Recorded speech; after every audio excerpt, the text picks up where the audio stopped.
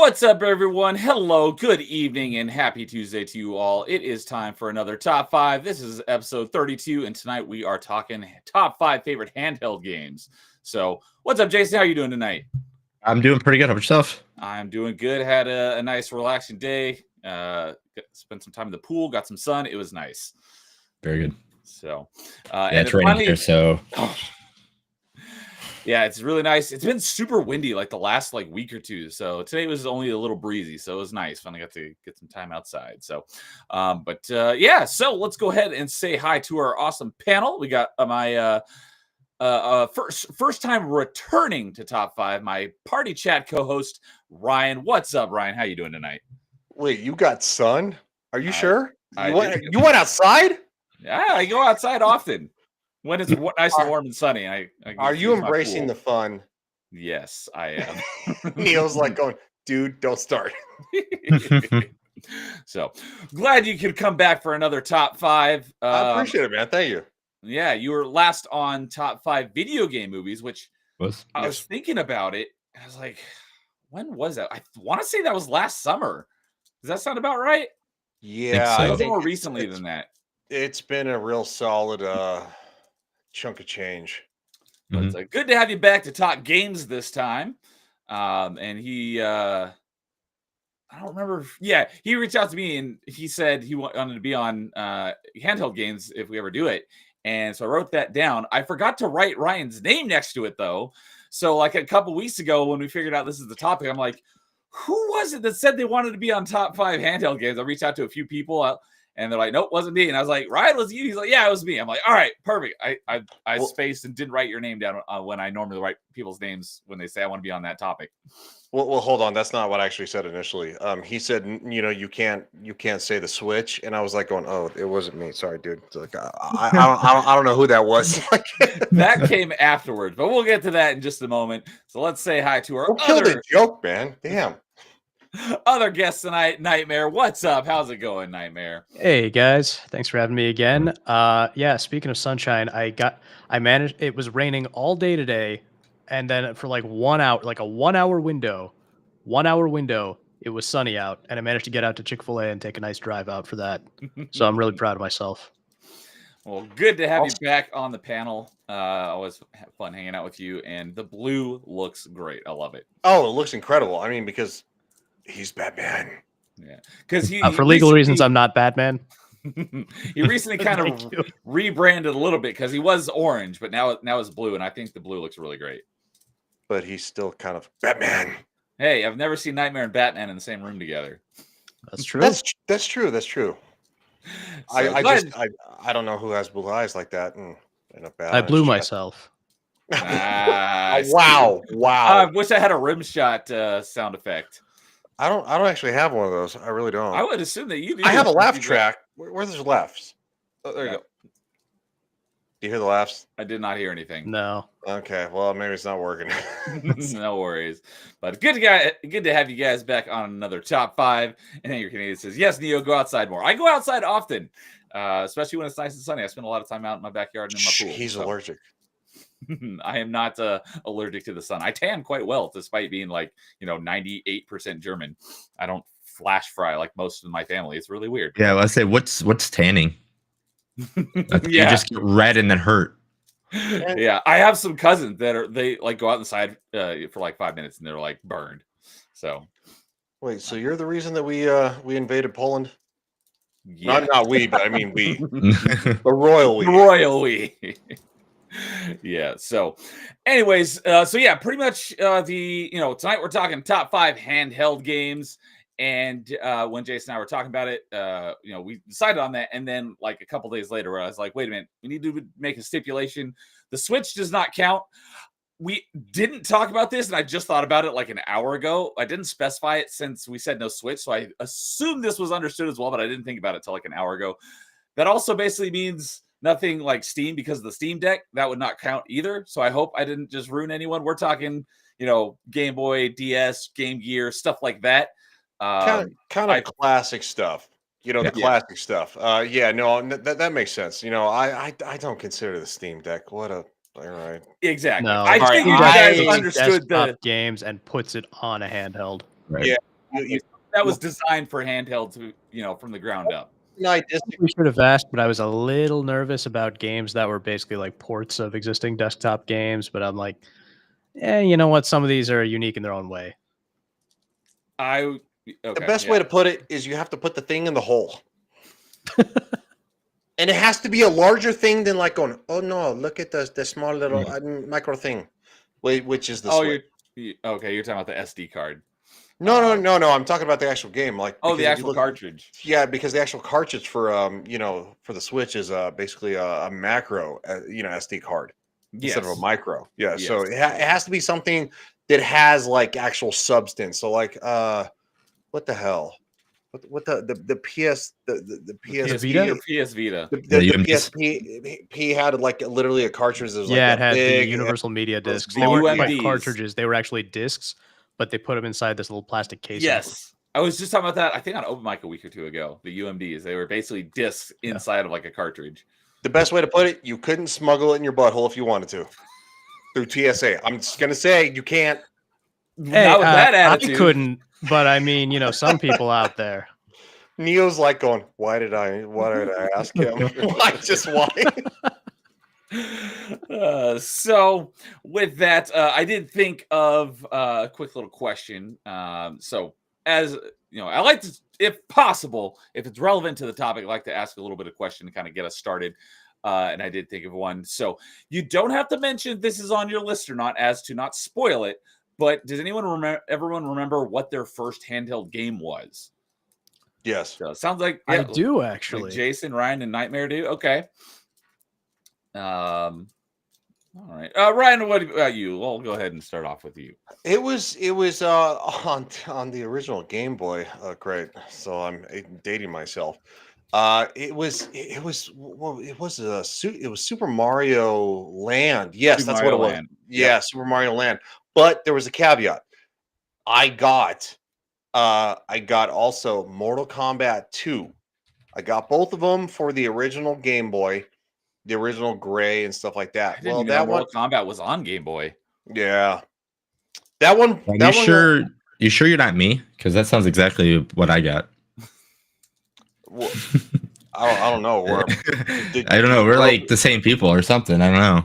Did you grow up on the western slope of Colorado at the time? I don't know. Because maybe I've been a Midwest boy pretty much my entire life. So you sure you haven't like got shipped over here for a little bit, then over there or something? I don't know, maybe. But yeah, so it was literally Super Mario Land, and I could bring up. It's such a great looking box and stuff like that. But on the original gray Game Boy Standard Edition, and then of course I got Mortal Kombat 2. And that was for Christmas.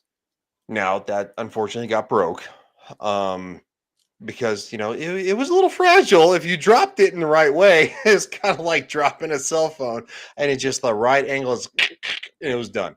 So the following Christmas, or like 2 Christmases, I got the same Game Boy, but it was the clear version. You could literally see through it. You could see all those transparent ones. And that one should still be alive somewhere in a box at my parents' house. So fingers crossed. But yeah, Super Mario Land.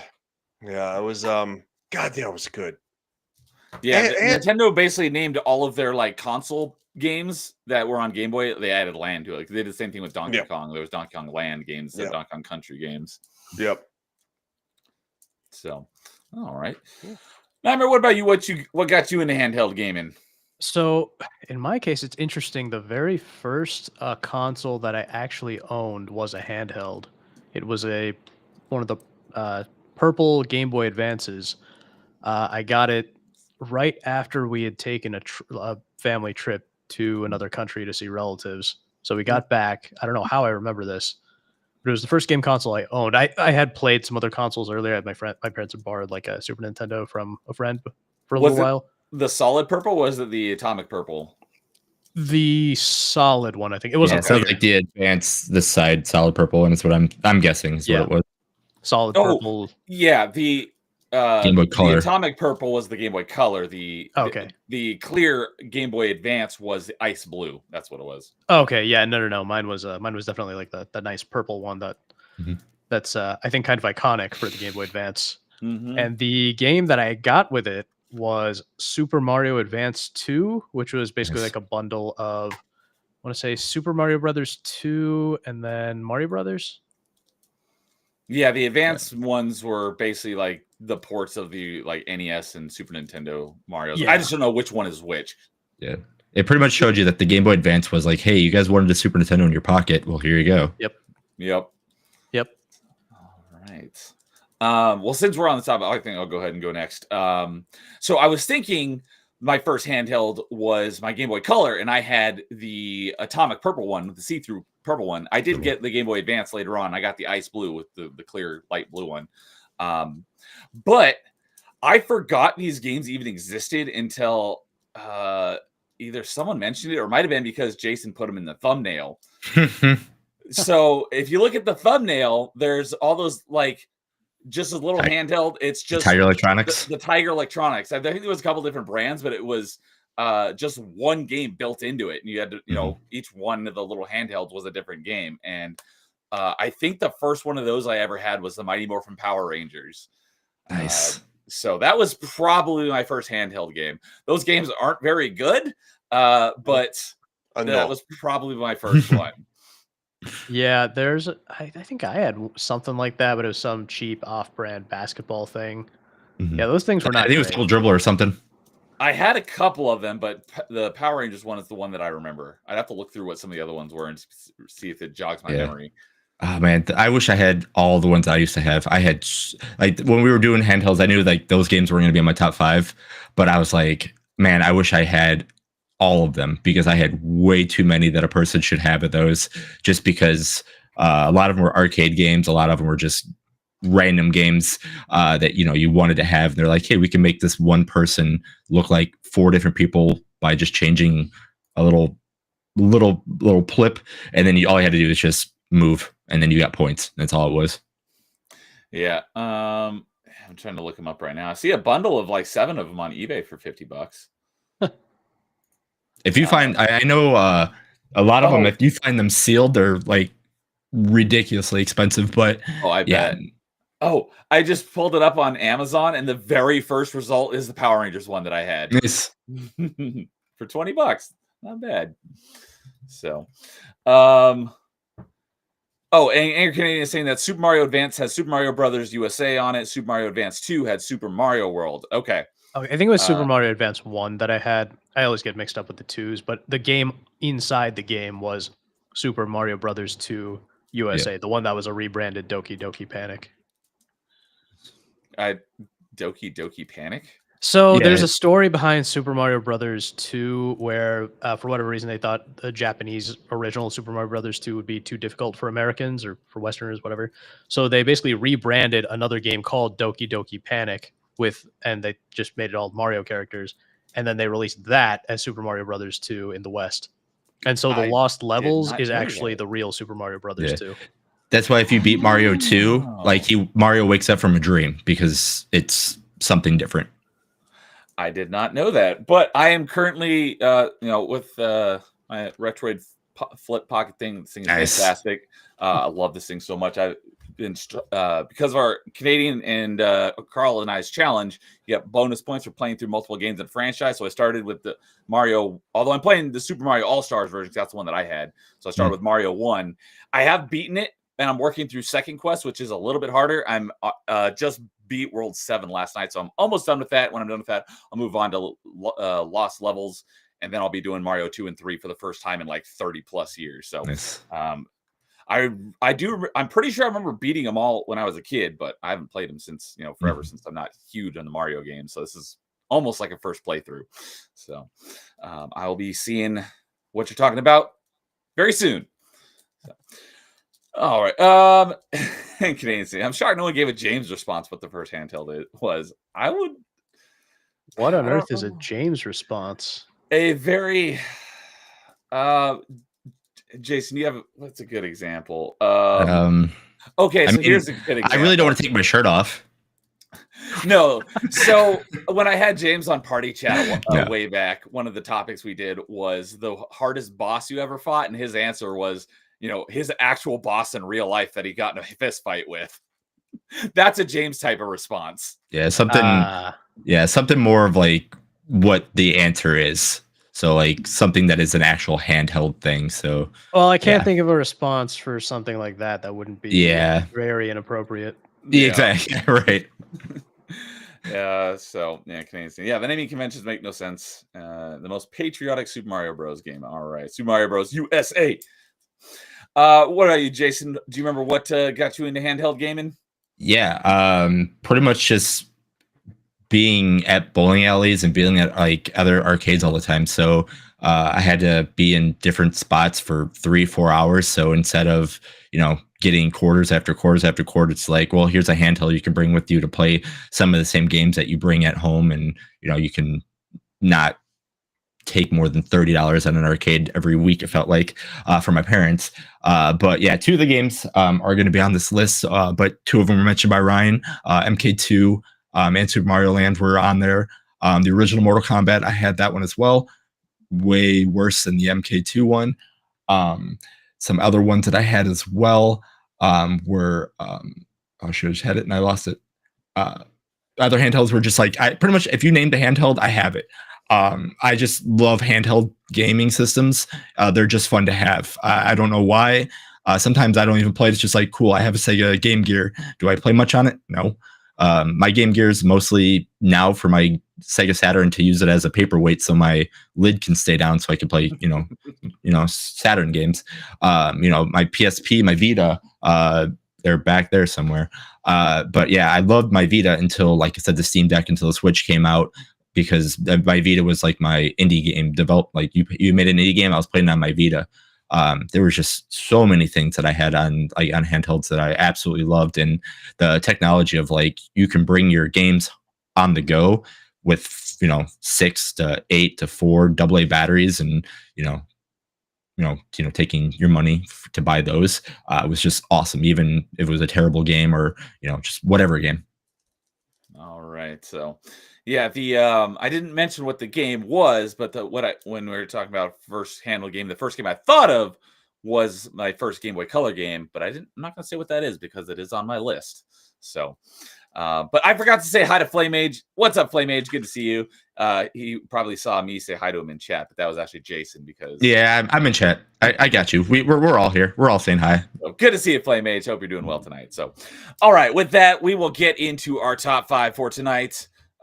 So we start with our number 5 and work our way to number 1 with our honorable mentions after number 2 before we get to number 1. But as is customary, Jason always kicks us off with starting off our number 5. So Jason, what do you got? So my number 5 is a game that I actually didn't own. My friends did. And I absolutely love the arcade version of it.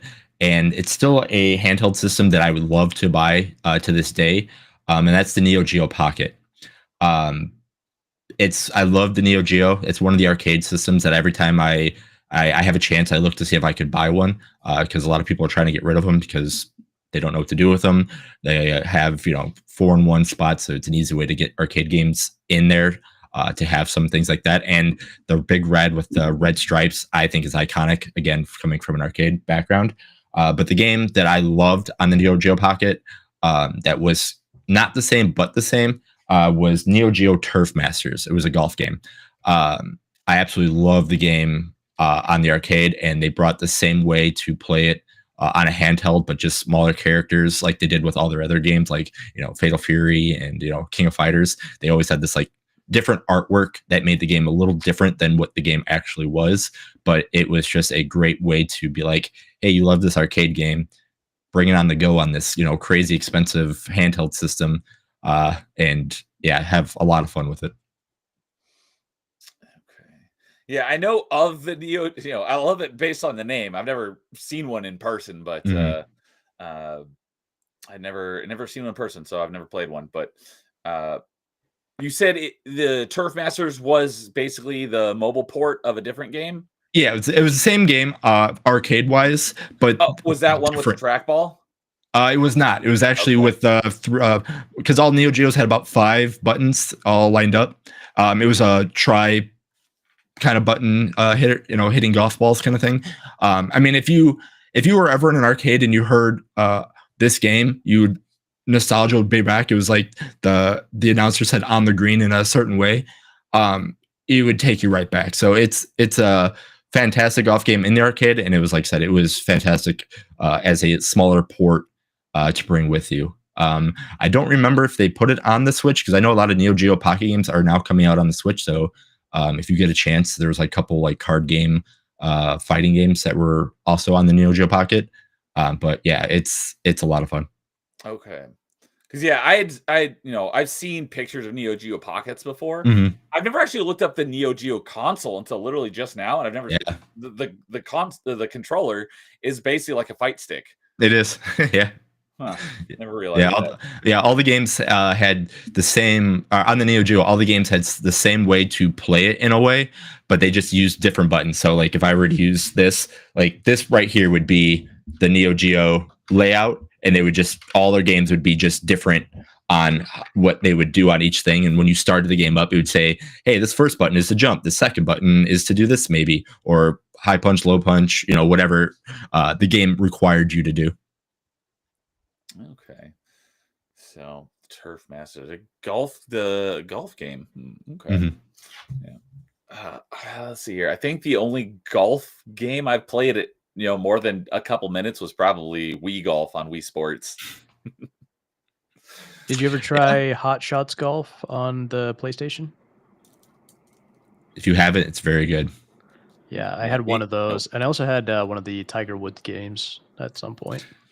Yeah, Tiger Woods 04 and 05, man. That took I was really, really good at those at one point. All right. I'm assuming no one else has played this game on the Neo Geo Pocket. I've never seen a No. Neo Geo in real life. Same here. Yeah, same. I figured. I mean, honestly, it's one of those that I would probably put up a little bit higher. But looking at the games that I have above it as well, I think they belong higher than it. Also, since I didn't own a Neo Geo Pocket, that's why I put it at my number 5. And again, it's kind of like an arcade port. Enough difference to be different in a way, but that's why I have it at 5. I had a feeling a lot of people might not know exactly what it is. But if you ever get a chance, definitely look it up. There's ROMs for it. I didn't say that out loud, but there are ROMs for it. Try it out. It's a lot of fun.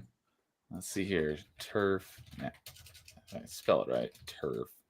You think Neo would have played a Neo Geo, considering he's named Neo? That's why I was like, I like it based on the name, but I had never actually seen one. Yeah. Turf Masters. Neo Turf Masters. Ooh, even better. I believe it's on the Switch too, actually. The arcade port's on the Switch. Neo Turf Masters has a retro achievement set. Oh man, you should definitely go for those. So, all right. Well, yeah, since none of us have played this game, not a whole lot that we can say about it. I figured. Let's see. All right. Ryan, what about you? What's your number 5? My number 5 is going to be the PSP Vita. And the reason I'm actually picking this one is because, as I've actually talked on this channel before, I'm a massive Silent Hill fan. I fucking hate horror. I hate horror. I don't like horror movies. I don't like horror games. But for some reason, Silent Hill is just something that I really enjoy. And Silent Hill Book of Memories, I was working at Best Buy, by the way. Oh, you mentioned that one before on Party Chat. Yeah. I was working at Best Buy, by the way. Is one of the reasons that the Sony PSP Vita would be number 5 for me. Is it going to be something that's absolutely incredible? No. I think the game was. I wish I still had the Well, I call it a console. The handheld and the game. No, because now you have to buy both for literally. I think like the PSP Vita is like $200, and the game itself is somewhere in the neighborhood of I don't know, $80, $90, $100. Jeez. Also, in price. Yeah, so it's literally a classic kind of thing. It's just you can't. What's up, Lois? Hey, Lois. Good evening, buddy. So yeah, I had to pick Silent Hill Book of Memories from the PS Vita. But I worked at Best Buy in 2008, so that should tell you guys something. That's how long ago that was. That's right. Because last time you mentioned, I went to go look it up on Retro Achievements. Like, wait, I can't find it. It's because PS Vita isn't supported on Retro Achievements. Only PSP is. Yep. Every time I think of Best Buy, Ryan, I just think of the commercial for the first Spider-Man game on like PS2 and all that. The first Tobey Maguire game. There's this hilarious Best Buy commercial with this weird black guy who's like, it's really hard to describe, but it is just the funniest thing ever. The guy's going. He's like, go ahead. "Hey, Spider-Man, what's cracking, baby?" 2000 and what? It was 2004, 2002. Yeah, it's a very different time. I do have a question. Raise your hand if you still have a Best Buy in the area you live. No, I remember. Wow, everybody does. I remember when our Circuit City went out of business about a decade ago. But yeah, we still got our Best Buy. I don't know how much longer it's going to be around, but I bought my current TV from Best Buy. My town has one Best Buy left. One. Well, I mean, you really only need one per we had metro area. Yeah, well, it's very true. I was very sad when our Fry's Electronics went out of business because they were way better than Best Buy. I don't know. Yeah, that's sad. That is, dude. Fry's being gone hurts me too. Because Best Buy, you can go. Is that an extension of Fry's Groceries?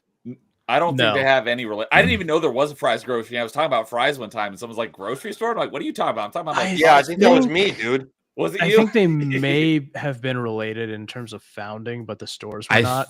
Right, I think so too, because they're what you call it? Their how is it spelled? Font was the same way. F-R-Y-S. And they're saying their font looks apostrophe S. Yes, that's a Fry's. Yes, Fry's grocery stores was the cemented thing. So if you had an electronics store, that was an offshoot. There were Fry's everywhere. I never even heard of it before. The grocery store. I had family that in Phoenix, Arizona. There were Fry's everywhere. It was kind of like and this might be a blast from the past too. It was kind of like seeing a Safeway everywhere. Does everybody know what Safeway is? Yeah, I still got a Safeway nearby. Yeah, everybody's like, "Oh yeah, we got one left." Whatever. Yeah. Actually, we have a few Safeways. I get it mixed up with Rayleigh's. That's one we don't really see anymore. I don't know what that is. Yeah, Fry's closed down, but I am very lucky to have Micro Center like 15 That's all we have left. Oh, we don't have one of those. Yeah. But yeah, Fry's also, you can go and buy like components like motherboards and processors. You could buy a lot of stuff at Fry's. You couldn't do that at Best Buy. You go in and buy a PC already pre-built, but you couldn't build a PC from Best Buy. Albertsons? Yeah. Anybody know Albertsons? Albertsons? I know it, but I've yes, that's we don't have those anymore. Albertsons and I could literally drive to the one now and sit in the parking lot. Is where my parents used to rent our video games for the original Nintendo and the 64 starting out. Yeah, it was, wow. Yeah, that where our Albertsons used to be, it was it became a gym for a long time, and now I think it's a grocery outlet. I don't know what ours is. I drive by it, but I don't pay attention. But it used to be our video game store that I used to go to all the time to became a gym. But shoot, I know the Albertsons. Fork and Round is here. What's up, Fork and Round? Good to see you, buddy.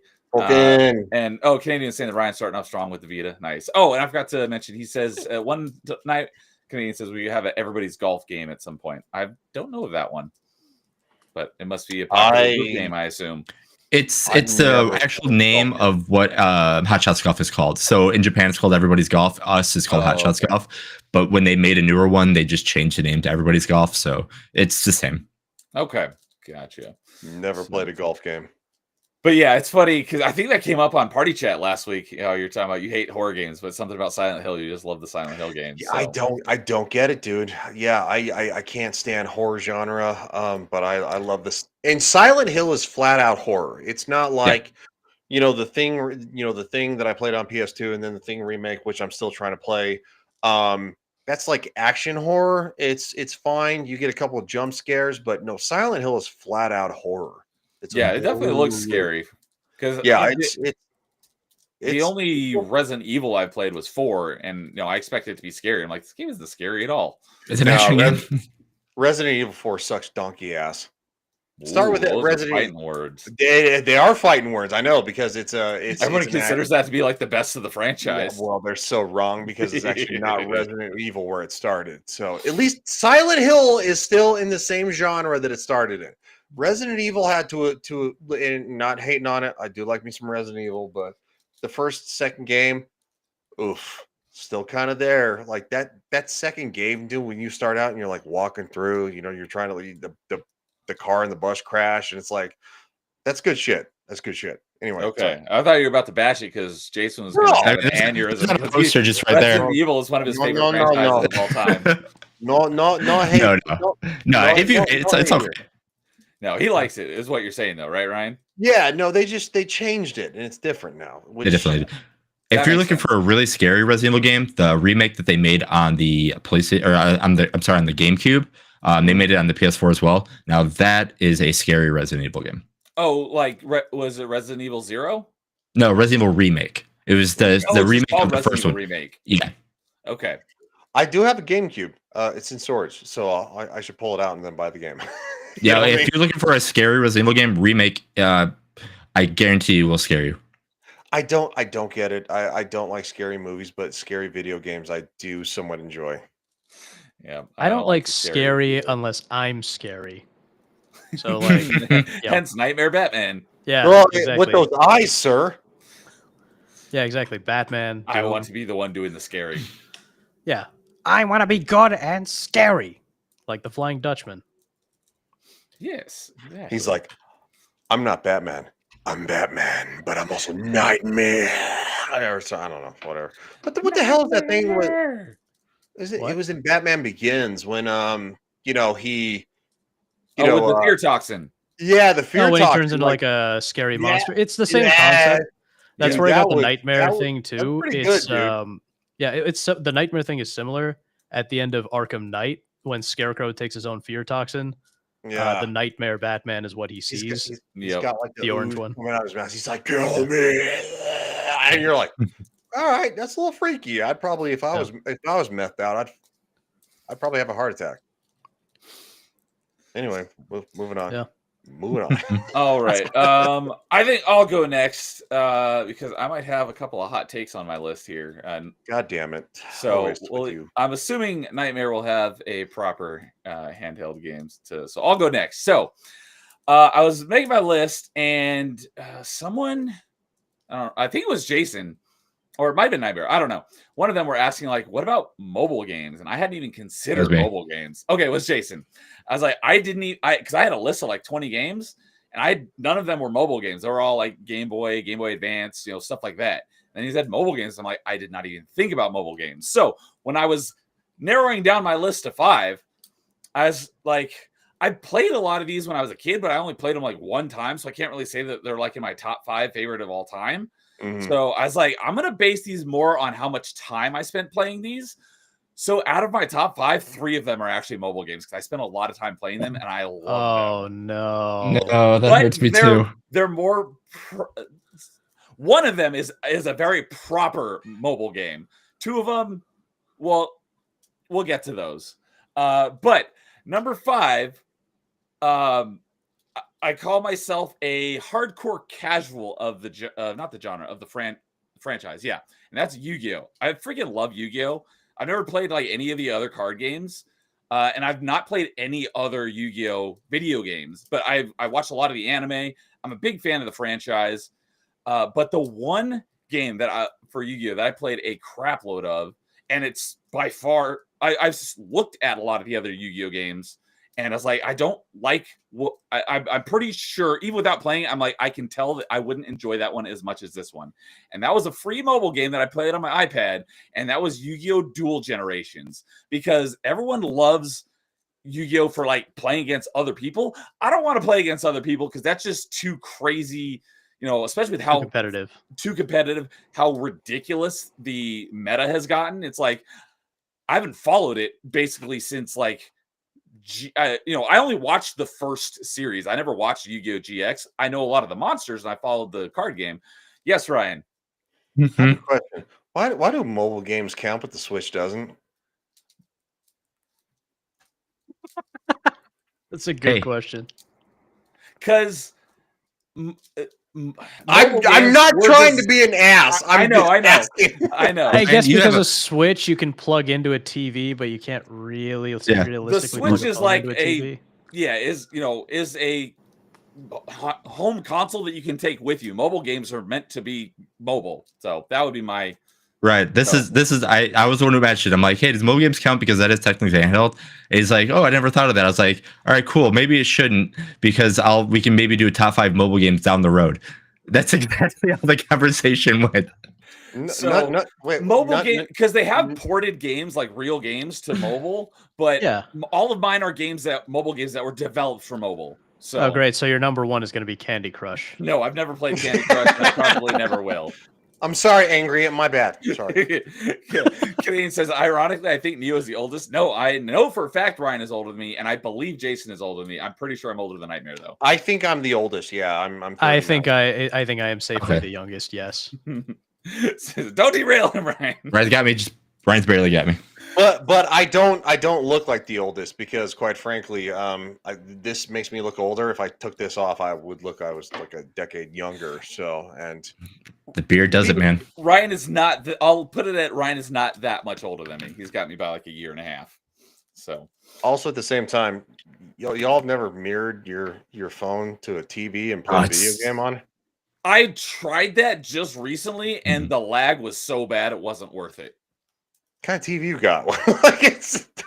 I'm kidding. I got it probably about 3 or 4 years ago, so it's not an old one. But I'm not derailing you, sir. Back to the mobile games. Anyways, so I'm a big fan of the Yu-Gi-Oh franchise. I'm a hardcore casual. I did actually compete in a local tournament one time, and I think I got second. I did really well, but that was back while the original series was going. So Yugi was still the main character. GX wasn't even out yet. But I love the franchise. I love the card game. It's just there's no way I'm gonna go online and play all these sweaties who will first turn kill you with their crazy decks. I just like playing it for fun. And so I've never played Yu-Gi-Oh online. I just want to play against, the AI characters who have specific decks. What, you're telling me you're not going to spend hours looking for every piece of Exodia, the Forbidden One? I do have a deck for that in Yu-Gi-Oh! Dual Generations. It's not a legal deck, but it works. But that's probably from what I've looked into, Carl would probably know a lot more about it since he was way bigger into the the TCG of he was sponsored for Pokemon. I know he played Yu-Gi-Oh as well, but wow, he's way more knowledgeable on Yu-Gi-Oh than I am. Like I said, I consider myself a hardcore casual, so I like it. And what I loved about Dual Generations is it had basically every generation and all the characters in them. So your first generation, you play as Yugi, and you go against like Joey and Taya, and was Tristan Kaiba? one of them? Kaiba was definitely one of them. And then the second generation is GX. So actually, you don't really play as anyone because Yugi is actually the final boss of the first generation. Then you got like two set. It's basically almost like a world map in like Mario. You got to make your way through each level essentially, and that's each duelist. And there's 2 of those per generation, and there's probably like 10 in each one. So you probably have to beat like 20 people to get to the next generation, which is GX. And so Jaden is one of the bosses, as so they do that for all the generations. So you've got 5 or 6 generations of all the characters, and they have each of the levels essentially. They have 2 character decks. They have their more lower level one, and then once you beat them 3 times, you unlock their higher level deck. And then once you beat that one 3 times, then you can pick between which one you want to duel against. So each character that you fight has 2 decks that are kind of specific to their character. And it was just a great campaign. So I've not seen any other Yu-Gi-Oh game that has a campaign that that's like exactly like right up my alley, because I've played a good chunk of Master Duel, but not, like I said, I've never played it against anybody. But like the campaign is pretty trash. You don't have like characters, and everything is here's a pre-built deck, and you have to use this deck to get through this series, or not even this series, every single duel, it gives you a pre-built deck. You can't even build your own, and they're called gates, and there's like 6 or 7 duels in them. It's not really, because that game is designed for like online playing against other people, and that's why I'm not a huge fan of it. But Dual Generations, you could go and play online, but I had no interest in that. I just wanted to play the campaign against the bots and use all these different decks that I built. So I have all these fun, these decks that I built would no way ever compete in like a real tournament. But that's not what I'm playing Yu-Gi-Oh for. I'm playing against these different AI, and I want to see how it works against their character decks. And so I had a ton of fun playing that. And the thing though was it was built on microtransactions. Given it's a mobile game, which is understandable. You could get a decent amount of cards through the like in-game currency, but there was a lot of cards that you literally could not get without paying real life currency. That is one thing that Master Duel has, is that in Master Duel, I believe you can unlock everything with in-game currency. You don't have to buy anything with real money, with premium currency. Dual Generations, though, you did. However, my iPad was jailbroken, so after they stopped supporting it because they moved on to Dual Links, I was able to figure out how to unlock all the cards in the game. It banned me from online play, which I didn't care about anyway. So I was able to then build all the decks I wanted with all the cards that were in that game. Unfortunately, they stopped supporting it, so some of the newer cards that I wanted to play with weren't in it. But I still had a lot of fun building my decks and just playing through the campaign against all these, AI character decks. Boo me if you want, but I had a lot of fun playing Yu-Gi-Oh! Dual Generations on my iPad for many years. So, and I had a lot of time in that game. The thing though was because the jailbreaking in order to unlock all of the cards, I lost all of my data a couple times and I had to redo it a couple times. So I did have to start from the beginning like a couple of times. I lost all my progress, but I had a lot of fun playing it. So it wasn't really that big of a deal to me. I don't know if I ever actually made it all the way through and beat the final generation, but either way, I had a lot of fun playing that game. So that is my number 5. So, hey, what's up, Rocker Dudes here? Yo, I haven't seen you in a while. Hope you're doing well. I just want to let everybody know that I'm a discotheque or a rave. So Mhm. I don't know. I'm messing with stuff like on the remote. It's like a seizure. I was liking the blue, Ryan. Yeah, the blue looked really good. Yeah, no, the blue's my favorite. It's just I was messing with everything, and I was like, "What the hell, dude?" So I'll leave it on the blue.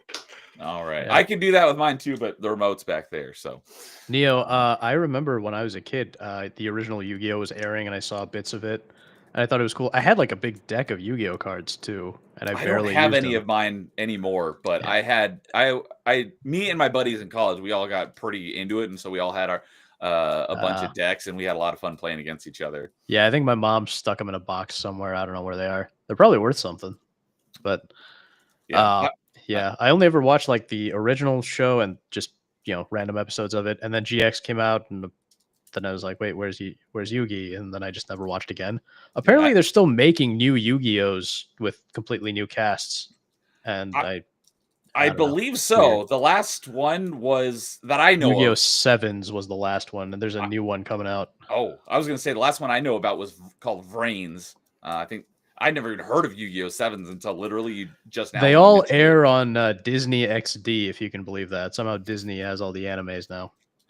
That's funny. But yeah, I watched a lot of the original and the Battle City with Merrick and all the Egyptian gods. That was great. I love that stuff. Yeah, the original seemed really cool. It's a shame that it was so heavily censored. But there was all that like mystical stuff. Yeah, 4Kids who did the dub, they censored a ton of stuff. Like from the Japanese? Original Japanese, yeah. Oh, I did not know that. Yeah, but yeah, the original had like that very cool, mystical Egyptian aesthetic to it. I think that's part of what drew me in.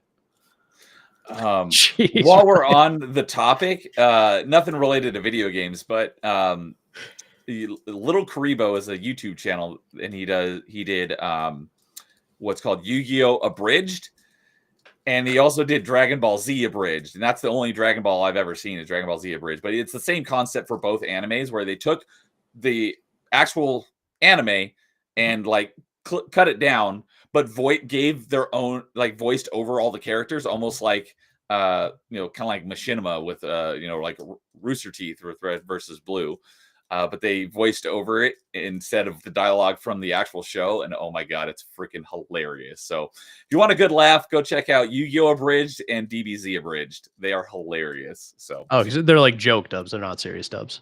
yeah, it's complete comedy. It's hilarious. Team 4-Star DBZ Abridged is probably my favorite way to watch Dragon Ball Z.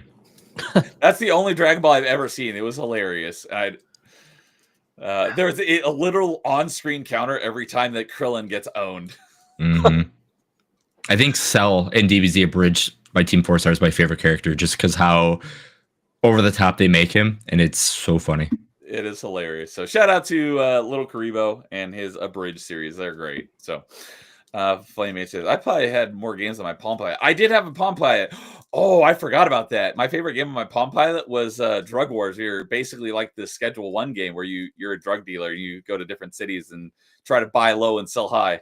One of my friends, he got on my Palm Pilot one time and he thought I was an actual drug dealer and I was actually selling drugs like over the internet. And I'm like, no, dude, it's just a game.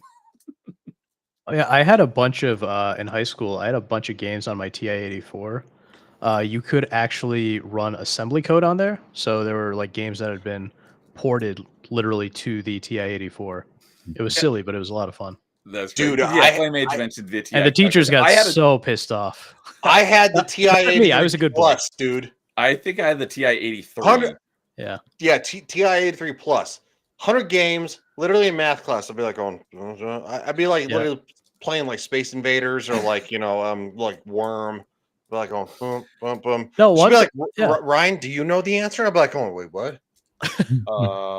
Well, that never happened to me, thankfully. But one of the less well-behaved kids in class, I remember, he was literally doing that, and this was the math class taught by a teacher who had was known for having a very, very short temper, and he just got yelled at for like 5 minutes. Fun fact: that same teacher in recent years went to jail for pedophilia. Oh snap! So guy or girl? Yeah.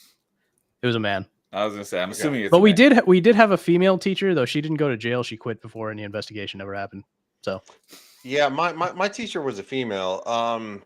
She got grumpy with me because I was so I could get math, right? So algebra 1, algebra 2, trigonometry, calculus. I understand it, but it would take me literally 87 days longer than everybody else to figure it out.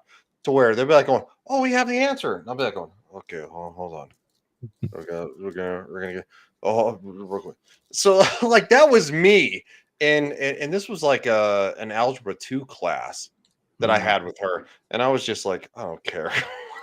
My calculator. It's early in the morning. Half the class, I was like literally, because it was my first class of the day. I was half asleep with my head on the desk, and then she'd be like, "Ryan," I'm like, "What? Wait, what happened? Where we going?" And then the other half of the class, I'd be like, "Going, all right, going, I almost got it. Let's start over." Yeah. So it was just, yeah. I knew that some of those could run games, but I never played one on a calculator. She was a lovely lady. I remember you had to like transfer it with like a headphone cord. Yeah. It was one of those things. And it was like this long. In my case, I know literally it was a this USB long. cord, but what was that, Nightmare? In my case, it was a USB cord, but it was like those micro USB cords. Okay. I had a TI-84, so that might have been a little different. Yeah. It must have been an updated TI-84 because the TI-84 was actually before the 83 plus. Really? Yeah, it was. Yeah, it was like the 84 silver, something like that.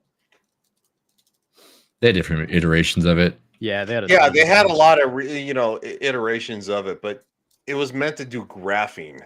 That was what it was meant to do. It was a scientific graphing calculator. Okay, what I had was the TI-84 plus silver edition. Okay.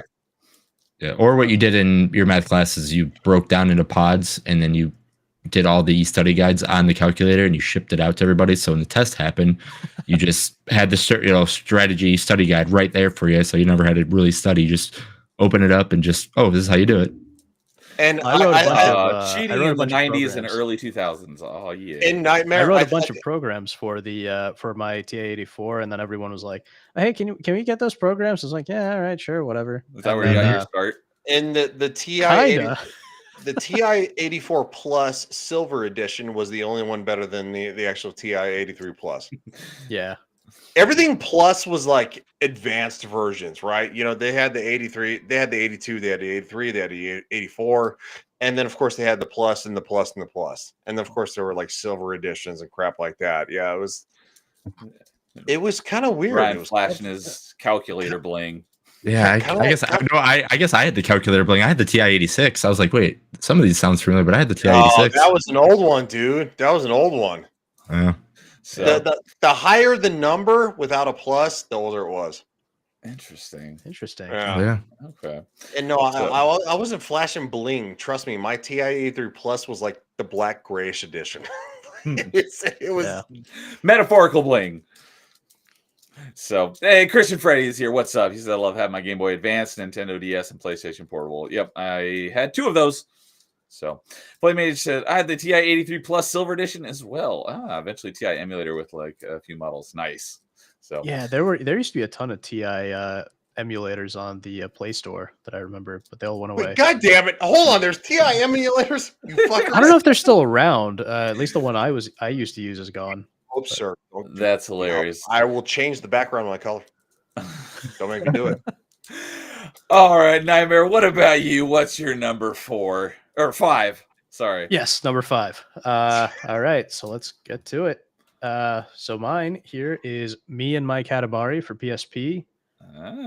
So a lot of mine are going to be like very nostalgia based, but the reason I picked this one is it's such a good it's such a fitting game for a mobile for a handheld console, because it's just a nice relaxing game you can play on the go. It's literally Katamari Damacy, but in your hands. You roll a big ball, right? Yep, you roll a big ball and pick stuff up. I hate your background because you have like overlays with like You have fire and visual stuff like aids. that. Yeah, it's you make me sad at life. I'm just kidding, dude. Hey, I'm just a kid who likes playing on the computer. Call yourself a kid, Jesus. Bunch of old Well, I'm men younger around than all here. of you. Well, I think I'm How old younger are than you? all of you. How old are you? Early 30s. Okay. Well, Not that trust- much younger, but Yeah, we're all in Yeah. our 30s. pretty much. Yeah. But but yeah, so it's literally just Katamari Damacy on a PSP. The one big problem I have with it is the controls. And this is a problem I have with the PSP in general. I don't know what Sony were thinking when Those they nubs, only man. gave the PSP one analog stick. The PSP needed 2 analog sticks. So the problem with this game is that it still uses tank controls, like the console the what do you call it? Big console versions? I don't know. Yeah, console version. TV console versions. Yeah. Yeah, but handhelds are also technically consoles, which makes it confusing. But yeah, like the normal big console versions. The problem that you run into is that because this game only has, or because the PSP only has the one analog stick, it actually uses the face pad, the face It's buttons, D-pad. square, The D-pad. not D-pad, the face buttons, the Oh, X, like the- square, I think it was triangle, square circle. and circle, right? Oh, Yeah, wow. and so okay. you use those in place of an analog stick, so it makes it really hard to control.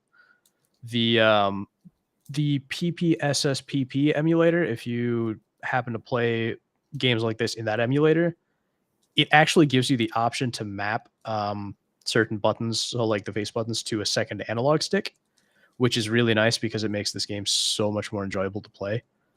But yeah, like as a in general, this is just a really, really fitting game for handheld, because you don't even need the volume, you don't need the music. It's nice to have on, but say you're in a car with your parents or something on a road trip, and they get annoyed when you turn the volume up. You don't feel like wearing headphones. You can just turn the volume off, just play. Yeah, just I never nice, had relaxing. headphones for my handheld games, so Yeah, and the PSP also had Leave that the volume weird headphone jack thing where they did like some it had like the weird proprietary port on it that you had to plug into. So Oh yeah, the extra. Yeah. Yeah, the extra I know dongle exactly what you're thing. talking about. Yep. Was the PSP, was that the one? It didn't technically have like an analog stick. It had that like little slider circle. Yeah. I mean, it The was an little analog small stick, circle but that it, was it was a like slider. flush. Yeah. Yeah, but I it remember. I functioned- actually functioned had as one. You could actually get replacements for the Yeah, cap. that's what I was thinking of. Yeah. Oh, there you go. You just got a. Jason's got one. Yeah. Like I said, I told you I am a huge fan of handhelds. So if you name a handheld, I probably have it somewhere. Nice. I actually had the original black PSP 1001. That would broke on me. Ooh, yeah. I know the later ones were better because they had some better stuff on there, hardware wise. But How do you But know yeah, it was original? Because What? it was black? How It do was you no, know? no, original as in like the original model. So the Yeah, that's what PSP I'm had saying. 3 iterations. Mine Yes. was Yeah. the 1001 model, which is the original Yeah. model. This is like the PSP Slim in a way, and then they had the PSP Go, which was the sliding one, which I always so wanted one of the those. Slim. No, think then I there had were- I still have the original one because it's black. It's the original PSP. It's probably the original. It might be. Yeah. But No, I there know were it is. actually 2 Slim models. There was a 2000 series and then a 3000 series. Okay. And then the PSP Go was its own thing separately. How big is your model? Your slim model? The Hold it Go up. still played regular PSP Because- games, right? It wasn't They all Because- played the same games. okay. Well, I know, Well, I know. Well, but- well, but oh, I'm- the Go. I'm not sure about the Go. I'm 6'4". I have like alien hands, and like the PSP that I have is like literally this size. I have alien Ah, size it might too. be. If you can Is it- put your fingers together, yeah, that no. Then I have the original. gigantic hands. Well, How far Jason, what I how would far do are is you? show how thick it is. What's that? Show how Show, thick it is. show that thick dick. Sorry. That might be. I don't know. This is the 2000 and 3000. I can't remember which one. Okay. So me and my Katamari does have a retro achievement set. Nice. Ryan, was your PSP like glossy on the front and then Yeah. This is a 3001. Okay. Glossy on the front. I mean, it was literally black and glossy on the front, and then of course the back, it was kind of like matte black Yeah, with matte rough plastic. Yeah. And was it a little heavy? Well, yeah, it was probably like this thick. Yeah, then you probably had the same one I did. Yeah, so no, it's in storage too. Fuck, everything's storage. Like, Yeah. I It's need to crazy start to me pulling though it out that of like storage. if you look at the video, you can see it's it's pretty blurry and pixelated. It's crazy to realize that the PSP's screen was only like I think 480 by 272. So it was Yeah. literally like a 240p screen, roughly speaking. Yeah, But no, it had it- the 240p. it had roughly the power of a PS2 overall processing wise. And then these days we're taking like 1080p screens everywhere. Yep. Yep. It's great. Yeah. Technology. Which Yeah. is also why I don't understand the hate for the Switch. No, I'm kidding. It doesn't. It No. doesn't We don't- play. We It don't doesn't hate play the at Switch. 1080p. I'm just fucking with you, dude. But, No, we also already did a top 5 Switch games, so that was Yeah. another reason why we didn't. No, I think he's talking about like people like that, like say like, oh, the technology in the Switch is so bad. Oh, I mean- gotcha. Yeah, I mean, I personally, I've never had a problem with my Switch, like graphics wise. Like, I don't if think anything, Nintendo is what it is. I don't think anyone's going to a Nintendo Switch expecting, top tier graphics quality. Nintendo's never been known for graphics, to be No, honest. it hasn't. But it's also been known for the longest, pretty much the best longevity in history. Well, Angry Canadian says Ryan language. Sorry. Yeah, well, I remember. You guys remember the UI for the PSP and the PS3? It had that like cross media bar. Yeah. So this was when I was in like middle school, high school, summertime. I had a ton of free time on my hands. I had both a PS3 and a PSP. I spent a ton of time making custom skins for the PS3 and PSP menus. I don't think I still have them, Nice. but You yeah, were they were in like middle custom school and high Spider-Man school. themes and all that stuff. That's awesome. Yeah. I bought my first PSP when I was in the military after high school. I'll see. This is why you're making me feel like a kid. So I have to say, oh, I'm just a kid. I'll change the background. I'll make it red. Dude. Don't. And then we got Angry Canadian with the Zoomer speak. That Switch 2, though, finna to be fire. It's probably gonna be fire. I'm Yeah, just it's going gonna to be say, fire when you play something heavy and then it burns itself Burst out. into flames. I'm just gonna say this, and look, I know there's a lot of people who might be grumpy about this. The Switch is the highest selling video game console since the PlayStation 2. Yep. And the Nintendo 64 is still revered as probably one of the best gaming consoles of all time, ahead of the PS1. Did the Switch ever beat the PS2? No. No, it No. didn't. No, it didn't. No. Okay. It got pretty It's close, close. though. Yeah. It got close.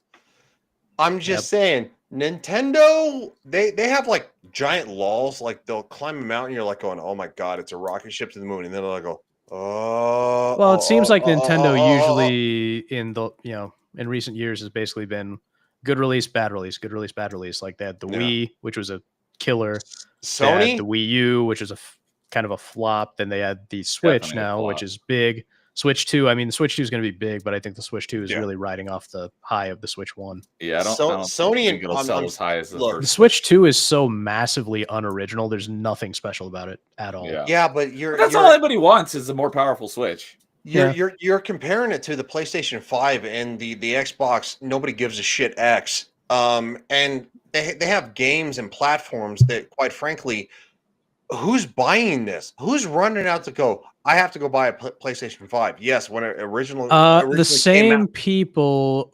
Well, for PlayStation, it's probably the same people that rush out to buy the latest iPhone. Yes, exactly. And like, where are the PS5 and again, I don't know what the new Xbox is called. Nobody cares. Series Xbox, Series X. yeah, Series X. Does anybody care?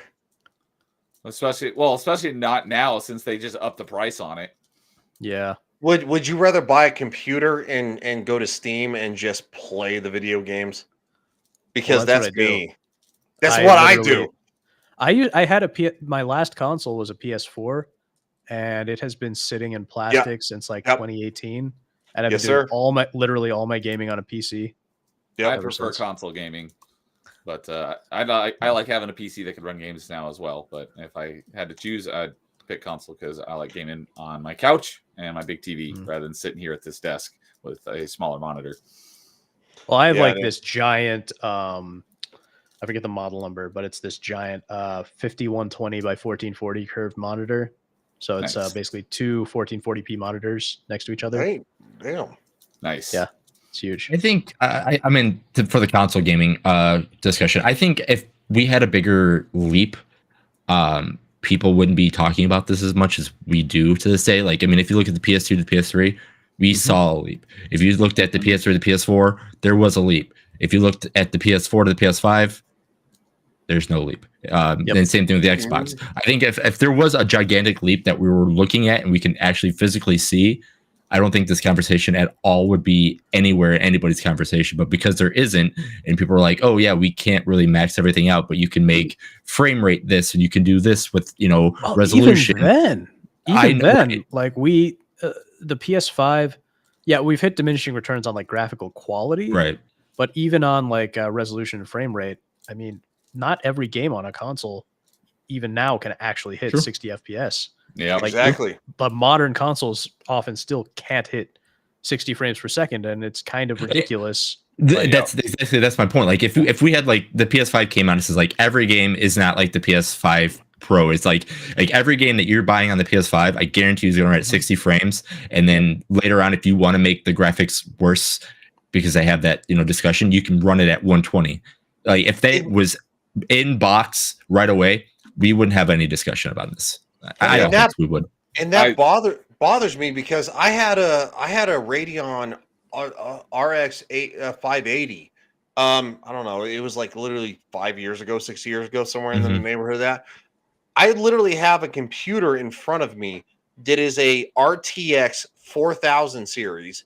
Yep. And it smokes the out of that. And that's what the PS equivalent is a Radeon RX 580. It was great at the time, 6 years ago. Right.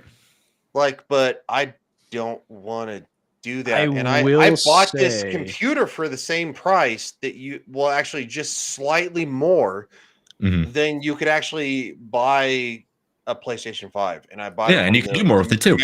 Yeah, Yeah. the manufacturer. Yes, I replied to Mhm. I liked the tweet recently, and it was generational jumps, in console gaming when I was a kid, and it showed like Yep. Link to the Past and then Ocarina of Time, and then it said generational jumps now, and it was basically 2 pictures from Tears of the Kingdom. Yeah. Yeah, no, and the thing is that with a PC, you're basically, even if you're paying a lot of money, you're basically buying every console in existence, so to speak, Mhm. plus a productivity machine. So like I have a 4090, and that probably will be, as far as I can tell, that will probably be the final good NVIDIA card because of NVIDIA dropping physics, which Yeah. means that older games are going to run like crap on newer I've heard cards. about that. Yeah, I So have a yeah, 4070, so yeah. I think it's 4070. Yeah, like I don't get it. Like you look at these console prices, and used to be a massive PlayStation fan because of Fallout and all that kind of stuff, the Elder Scrolls, and it's like now, But I mean, let's face it, even those games are better on uh, PC because yes, yes, they are. you can fix them, unlike because Todd refuses to. And then the mods. Yeah, Bug Yeah, Festa. You can exactly. mod The on only PC. the only difference, the only thing I'm gonna actually gripe about where I say a console is better, where I'd rather play my PlayStation 3, is that Fallout 3 plays. I can put it in and it just starts. On It Steam, just works. it just works. On Steam, It no. does. For the RTX, it doesn't work. I can't figure out how to make it work. I've asked for a refund from Steam. They're like going, no, we're not going to do that because the game is so much years old. It's not even that old. So the best way I've heard to play Fallout 3 now is to put it inside Fallout New Vegas and use the Tale of Two Wastelands mod. So basically, it runs Fallout 3 in the New Vegas engine, which fixes a ton of issues. Which is So I you thought they weird were on the because same engine. they're on the same engine, but New They're on Vegas, the same engine, but but New basically Vegas was Bethesda and tweaked. so It on. was updated. Yeah, so each game they update the engine significantly, which is why, like, even though it's all Gamebryo underneath, the Fallout 4 version of the engine was named the Creation Engine, and then I think Starfield they called it Creation Engine 2, even though it's all the same crappy engine underneath, Yeah. because they just make a lot of big changes to the engine over time. Also, as somebody who loves Fallout, an unofficial Fallout game, Fallout London is 10 times better a game than actual Fallout 4. Fallout 4, I fucking hate to the moon and back. That game sucks a lot of donkey ass, and quite frankly, Fallout London as We're a talking about that on Party Chat. mod, which is the size of a game, a mod. Fallout London is better story than Fallout 4. Go play that. I played all of GOG. Fallout 4. Shut up. I enjoyed it enough. Yeah, GOG is the best. Yeah. It was all right. Yeah, but you have to fix it with mods. You just have to. Yeah. But yeah, I will say that the plug and play experience of a console is nice. It's Mhm. just that, especially for me, I like to mod the heck out of everything. So PC is kind of the natural choice for me. Yeah. I like to mod certain things, like because when I first played Fallout 4 on the PlayStation 4, I did basically your companion has unlimited ammo because I was coming off playing Fallout New Vegas, where your companion has unlimited ammo, to where when Piper or whatever, like she has like limited ammo. I was like, all right, whatever. It was stupid. So that's kind of the neighborhood I went in. But I think mods are great. You can get a little carried away, but Well, I Fallout mean, look, 4 one of the was so grumpy. essential types of mods you have to install in any Fallout game is a mod to make the female NPCs look human. Because Look human. because they're also hideous looking by default. I don't think Piper was hideous. She wasn't great. I mean, I don't know. Fallout has never been known for like romance quests until Fallout 4 is my first experience. So yeah, but I mean, it's nice to be running around. I also for any game like Fallout or anything. Did you like give her big boobs?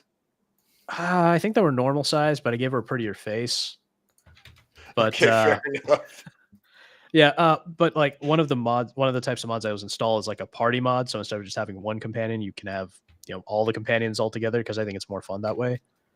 Well, that's another thing about Fallout 4. What you could have one human companion and one animal, to where in the previous ones you could have two 2 human companions, and then you could interchange.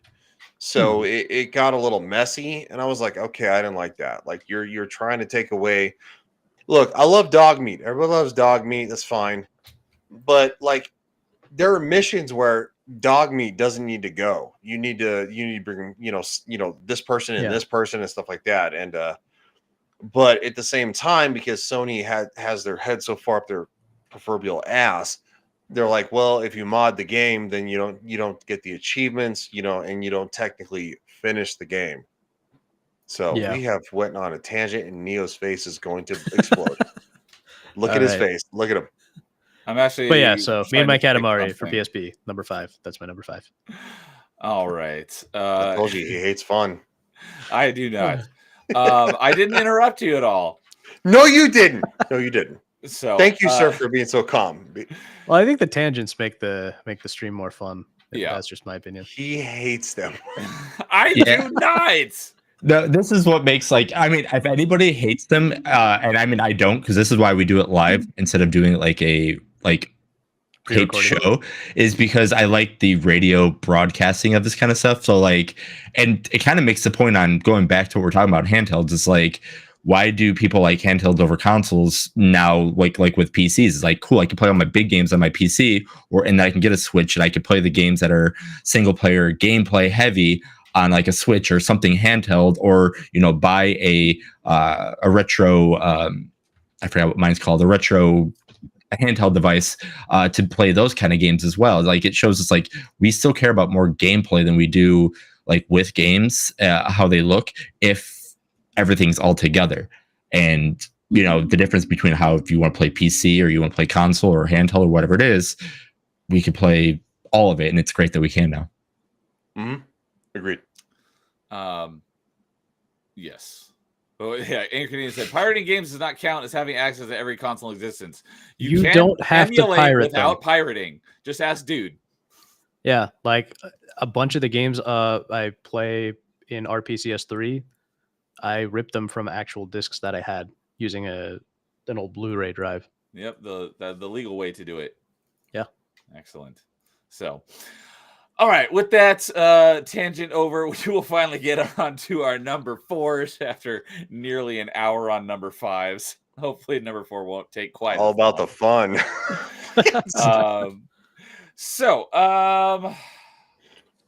I think I'll go ahead and start off number 4s and get another one out of the way.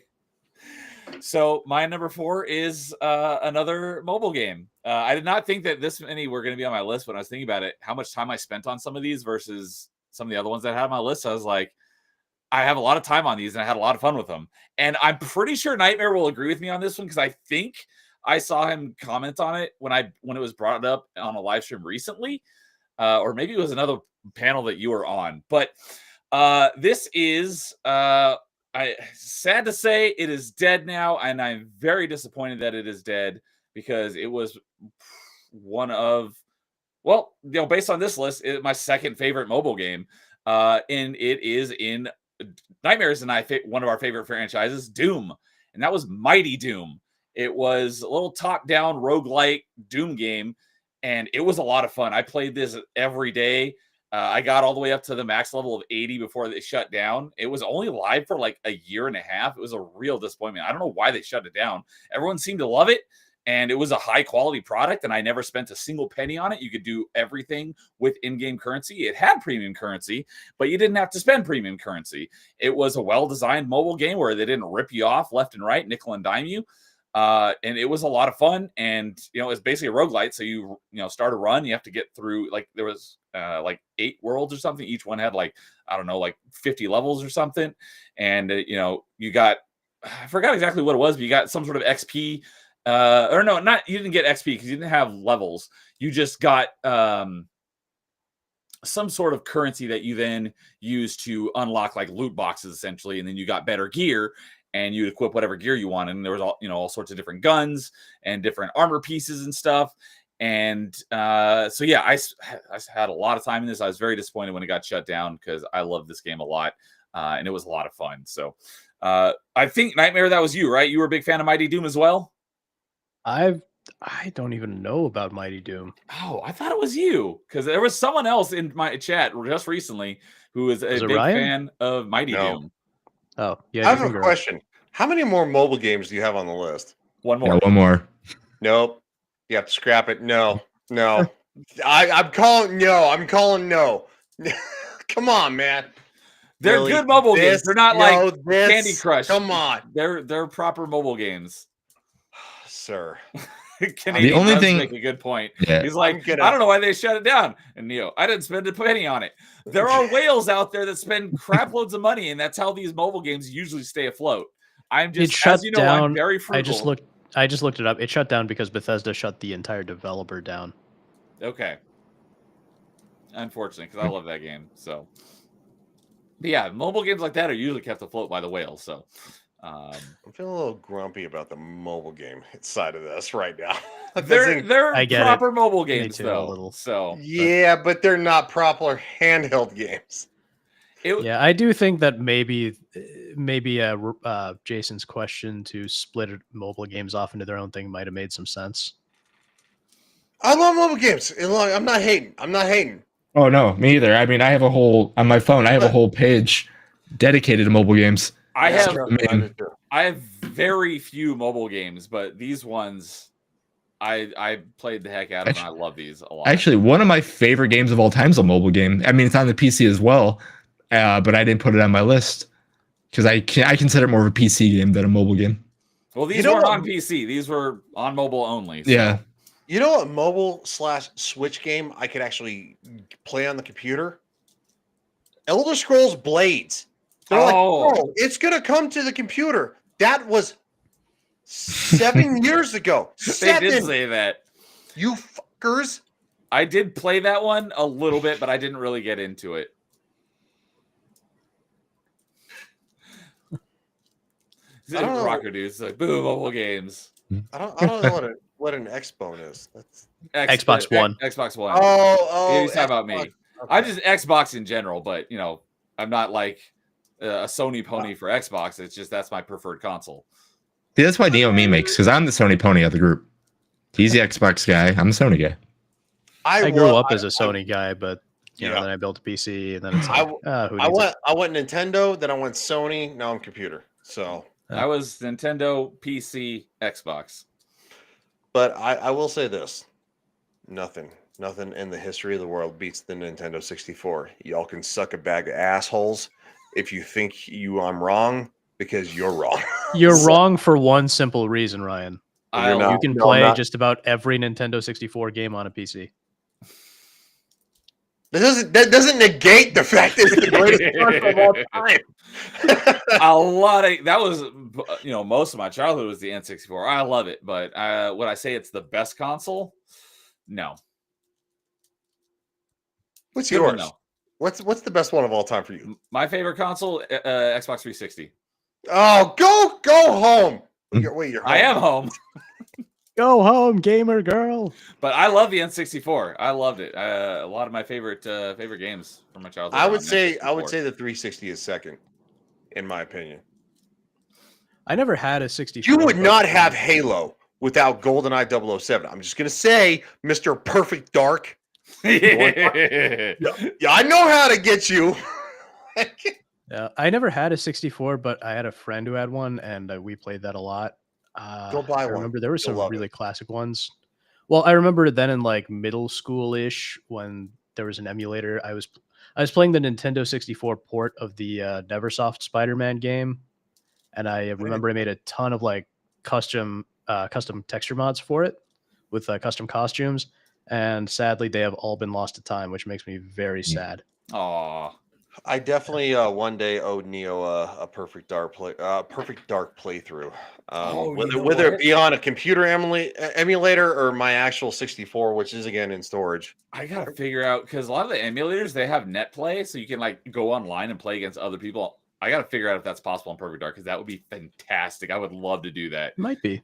Well, yeah, for you, I would suck ass. So I haven't played it since I was a kid, but you'd still be no, better that's than me. not true. I'd suck ass.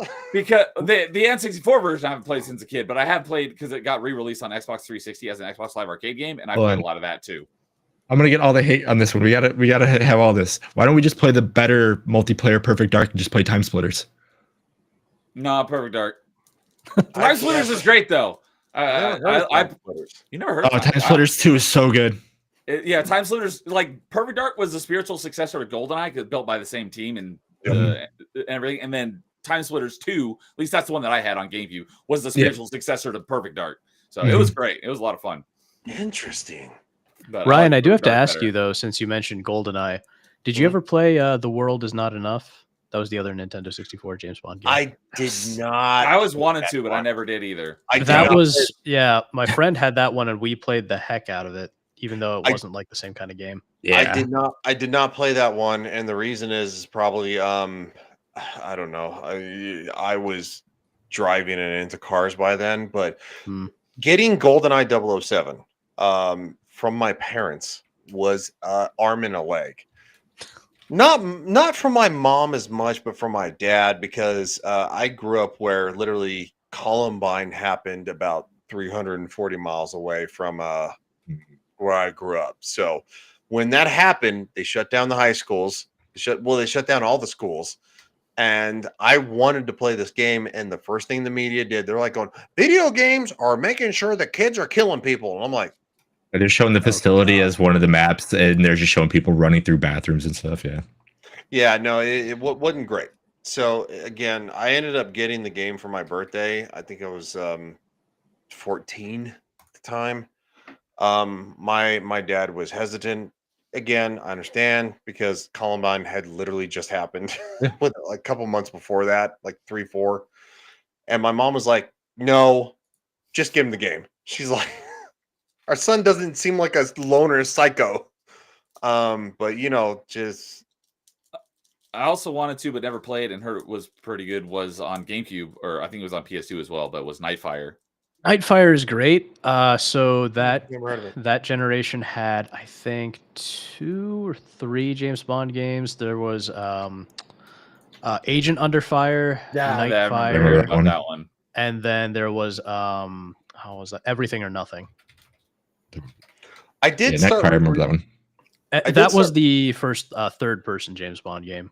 Yeah, I did start replaying back in like 2018. That GoldenEye kind of like remaster with Daniel Craig or whatever. It was kind of like GoldenEye. Which version? Wii or PS3? It was the PS3. Okay. I think I got through like the facility, and then I kind of fell off because something else. I think Fallout 76 came out at that time. Fallout 76. Yeah. So you bought that? I beta tested it, motherfucker. I saw all the bugs all the way from the front. So I didn't have as many problems. I think Fallout 76 is better than Fallout 4. I'm gonna say. Shoot. Wrong with the chat? Similar thing. There was a spam bot, and then I'm assuming Neo or some mod. I got rid of it.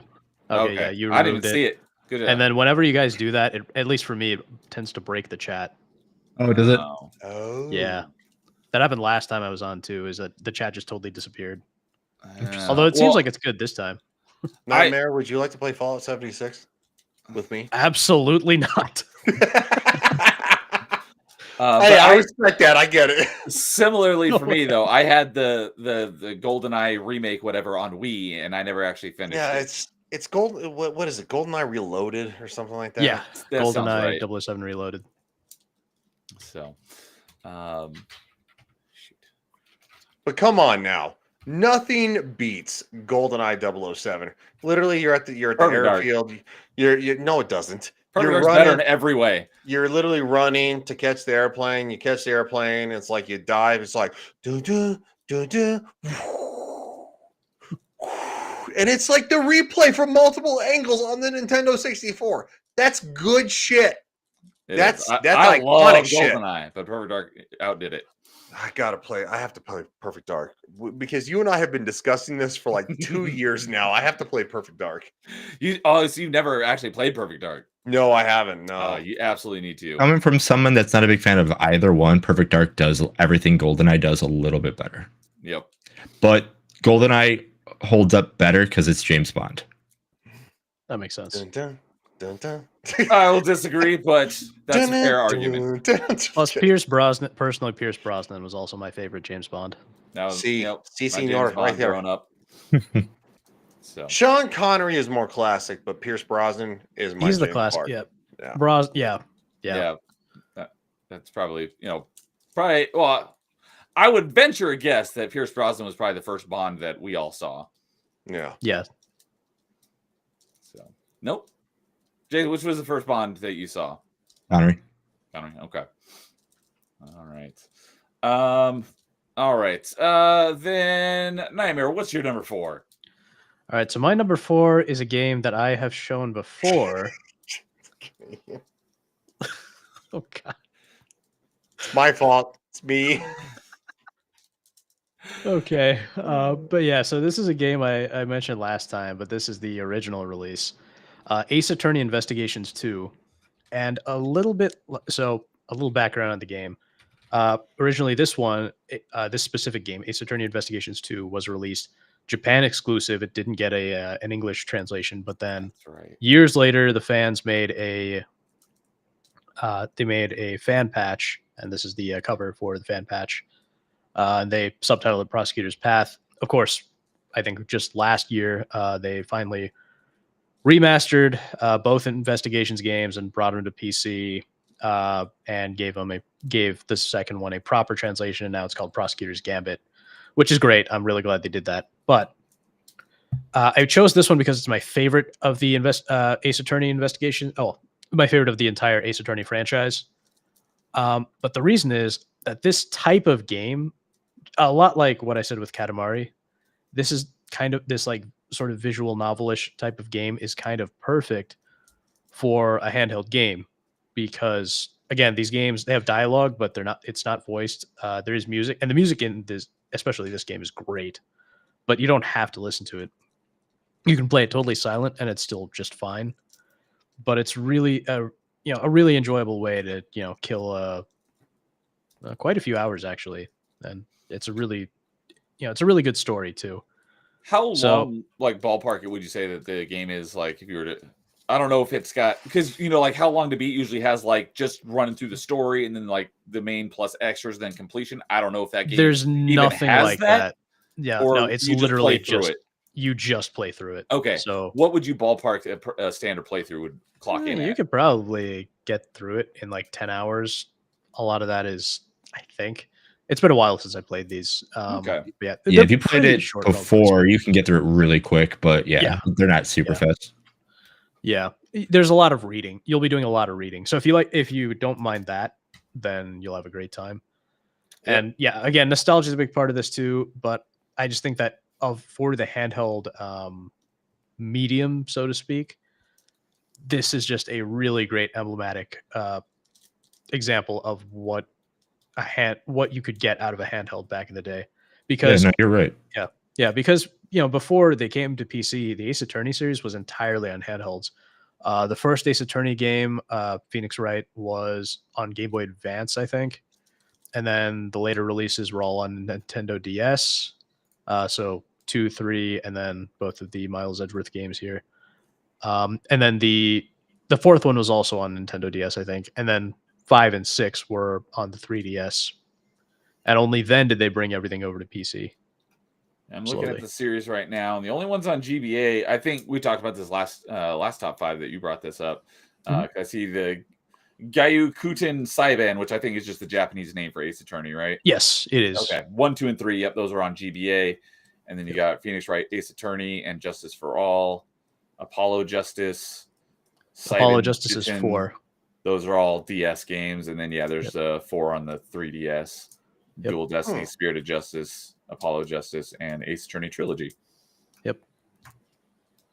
And most of those have retro achievement sets. Cool. But yeah. So this is like I said, it's just emblematic of what you could do on a handheld and the type of game that absolutely fits right at home on a handheld, because you can take it anywhere. Enjoy a nice story. You can get interrupted a little bit, and it's fine. You're not going to be like, "Oh, Mom, you broke my combat streak." It's like, you broke my combo. It's like, not a very action-packed game, so it makes for great. Yeah. You can interrupt it, play it in small bits. Yeah, it's a nice and peaceful. It's split into chapters, all sorts of stuff. But you're not gonna want to put it down if you get into it because it's that good. So, yeah, that's my number 4. Okay. So yeah, the as mentioned last time, both the investigation games have retro achievement sets.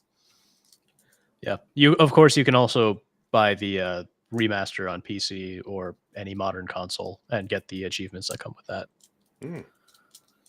So, yeah, basically everything I've learned about Ace Attorney, because I know of the franchise that it exists, but I knew like basically nothing about it. Basically everything I've learned about this franchise has been from Nightmare. He's a big fan of it. Yeah, it's really fun if you enjoy like that visual novel style of game. You enjoy like kind of reading and basically almost like watching something, and then like some investigation puzzles and courtroom battles. You'll enjoy it. It's a really good time. So stop me if it's on your list, but what do you feel about the Danganronpa series? I really enjoyed them, although I was a little sad when they kept killing all the cute anime girls. I was disappointed with the third game, just in the sense that it doesn't really complete the story of. I mean, it does kind of complete the story of 1 and 2, but not really. Yeah. I can't really go into detail without getting into spoilers, but yeah, they're fun. It's a similar style of game, although it's much more. It's not the kind of game I would say you can give to like a 12-year-old. No. It's there's much similarity, but difference. A big difference in tone and story. Yeah, similar gameplay, but yeah, very, very much darker story than Ace Attorney. All right. What about you, Ryan? What's your number 4? My number 4 is going to be something that is very iconic and classic, kind of like the original Game Boy, the Sega Game Gear with Sonic the Hedgehog. If it was not for the Sega Game Gear and Sonic the Hedgehog, 1 or 2? The first. Okay. The first. If it was not for that, I don't think we would have the advancements in handheld gaming that we look. I love the Nintendo Game Boy, and in my opinion, I'm just gonna say it now, it's number 1 for a very specific reason. But I think that the Sega Game Gear did it better. It was in color. I mean, it was the size of a freaking 2 bricks put together. Yeah, it was brick. No, it was color 2 bricks and backlit, right? Yeah. That's why it burns through so many batteries. God, that was good stuff. That was good stuff. I think Sonic the Hedgehog. I'm not sure if it was 1 or 2. I think that's the only Game Gear game I ever played. Over my friend had one. Yeah, 2 is my favorite, but I agree with all the statements he's making right now with what 1 did. The big thing that again, I don't mean to take your time, Ryan. The big thing that I don't think people talk about. 2's my favorite, but number 1, I a lot of people that I don't think talk about it on the Game Gear is it had the speed as well. Where if you play some Game Boy games, obviously we're looking at a screen about yay big. We're looking at something about yay big on Game Gear, and the speed was still there. It wasn't like Genesis fast, but it was like, oh wow, I don't feel like frame rate. It had the frame rate. Yeah. So no, I 100% agree with everything you said, and that's one of the reasons that I picked it for number 4, because it is massively iconic. It deserved to be on the list, and would I rate it higher? Probably no, because I think it kind of like, unfortunately, the Sega Genesis. I love the Sega Genesis, but it fell off. And I've watched the documentary, the most recent one from 2019, 2020, of Nintendo versus Sega. Have you seen that one, Jason? I did. Okay. I'm trying to remember. We've seen so many Nintendo versus Sega, like Sega documentaries are so good. It was the most recent one that was actually sponsored and actually endorsed by both companies to actually talk about. So it was like the official one. I think it was on Netflix, if I remember correctly. But I think you're right. That's what I'm thinking of. Yeah. So I think Sega did something that was so iconic that, quite frankly, it tried to take down the Goliath of Nintendo, because Nintendo was first, right? The Atari, whatever. My mom played that. Boop, boop. Like you had you had fucking ET. You're like going. Oh, the ET game on Atari. Yeah, One of yeah, the most God. notoriously bad games of all time. The rated the most notorious game of all time. So anyway, Nintendo did something awesome. It took literally gaming and put it in the home. Sega took it to the next level because you went from 8-bit to 16-bit, which was a huge deal. It's a massive deal. So that's why I think the Sega Game Gear needs to be number 4. It's just not the top of the line for me because it did fall off kind of like the Sega Genesis. And that makes me sad in my soul. I never had a Sega Genesis. My parents couldn't afford one. It was either Nintendo or Sega. We had a Nintendo. Do you still have your Game Gear? No, it was a friend's Game Gear. He had a Ah, Sega and he had a Sega Game Gear. My parents bought us an NES and then bought the Nintendo. We had one of the first Nintendo 64s in town, and I live in the town that I grew up in. One of the first Nintendo 64s in town. okay. So So when you said he had Sega and Sega Game Gear, I'm assuming you mean Sega Genesis and Game Gear. Is that yeah, right? so my friend and I, we were best friends. Our families were like best friends. So we played So you played Nintendo, all on his. Nintendo at my house, and we played Sega at his house. I had a And then, similar thing. My best yeah, friend at the time, he had the Sega stuff, the Game Gear, and the Genesis, and I had yep. Super Nintendo. Although he got an N64 before I did. Yeah, Yep. if we wanted to Again. blast each other, yes. If we wanted to blast each other in the face, we came to my house. We had the big CRT TV, so basically a big screen TV. But I am really I trying am. not to comment on the blast each other in the face part. What's wrong with you? What happened? Like you and your friends do something different? Y'all, what this? I'm just You kidding. think I didn't have that many friends? Oh, that sucks, man. Yeah. Yeah, most of my gaming was done on my own, so Well, that Yep. sucks. A lot of mine too, just because I was a way bigger nerd than all of my friends. yeah, exactly. Everyone else wanted to like go outside and play basketball, and I'm like, I don't want to play basketball. I want to play Spider-Man. Yeah, I had kind of like the yin and yang of friends. Like they wanted to play sports and football. I never played football. I played soccer. I grew up in a soccer family, so but we also love to play video games. So, but yeah, Hybrid no, family is what I call it. That's what I was. yeah, What is it that you call it?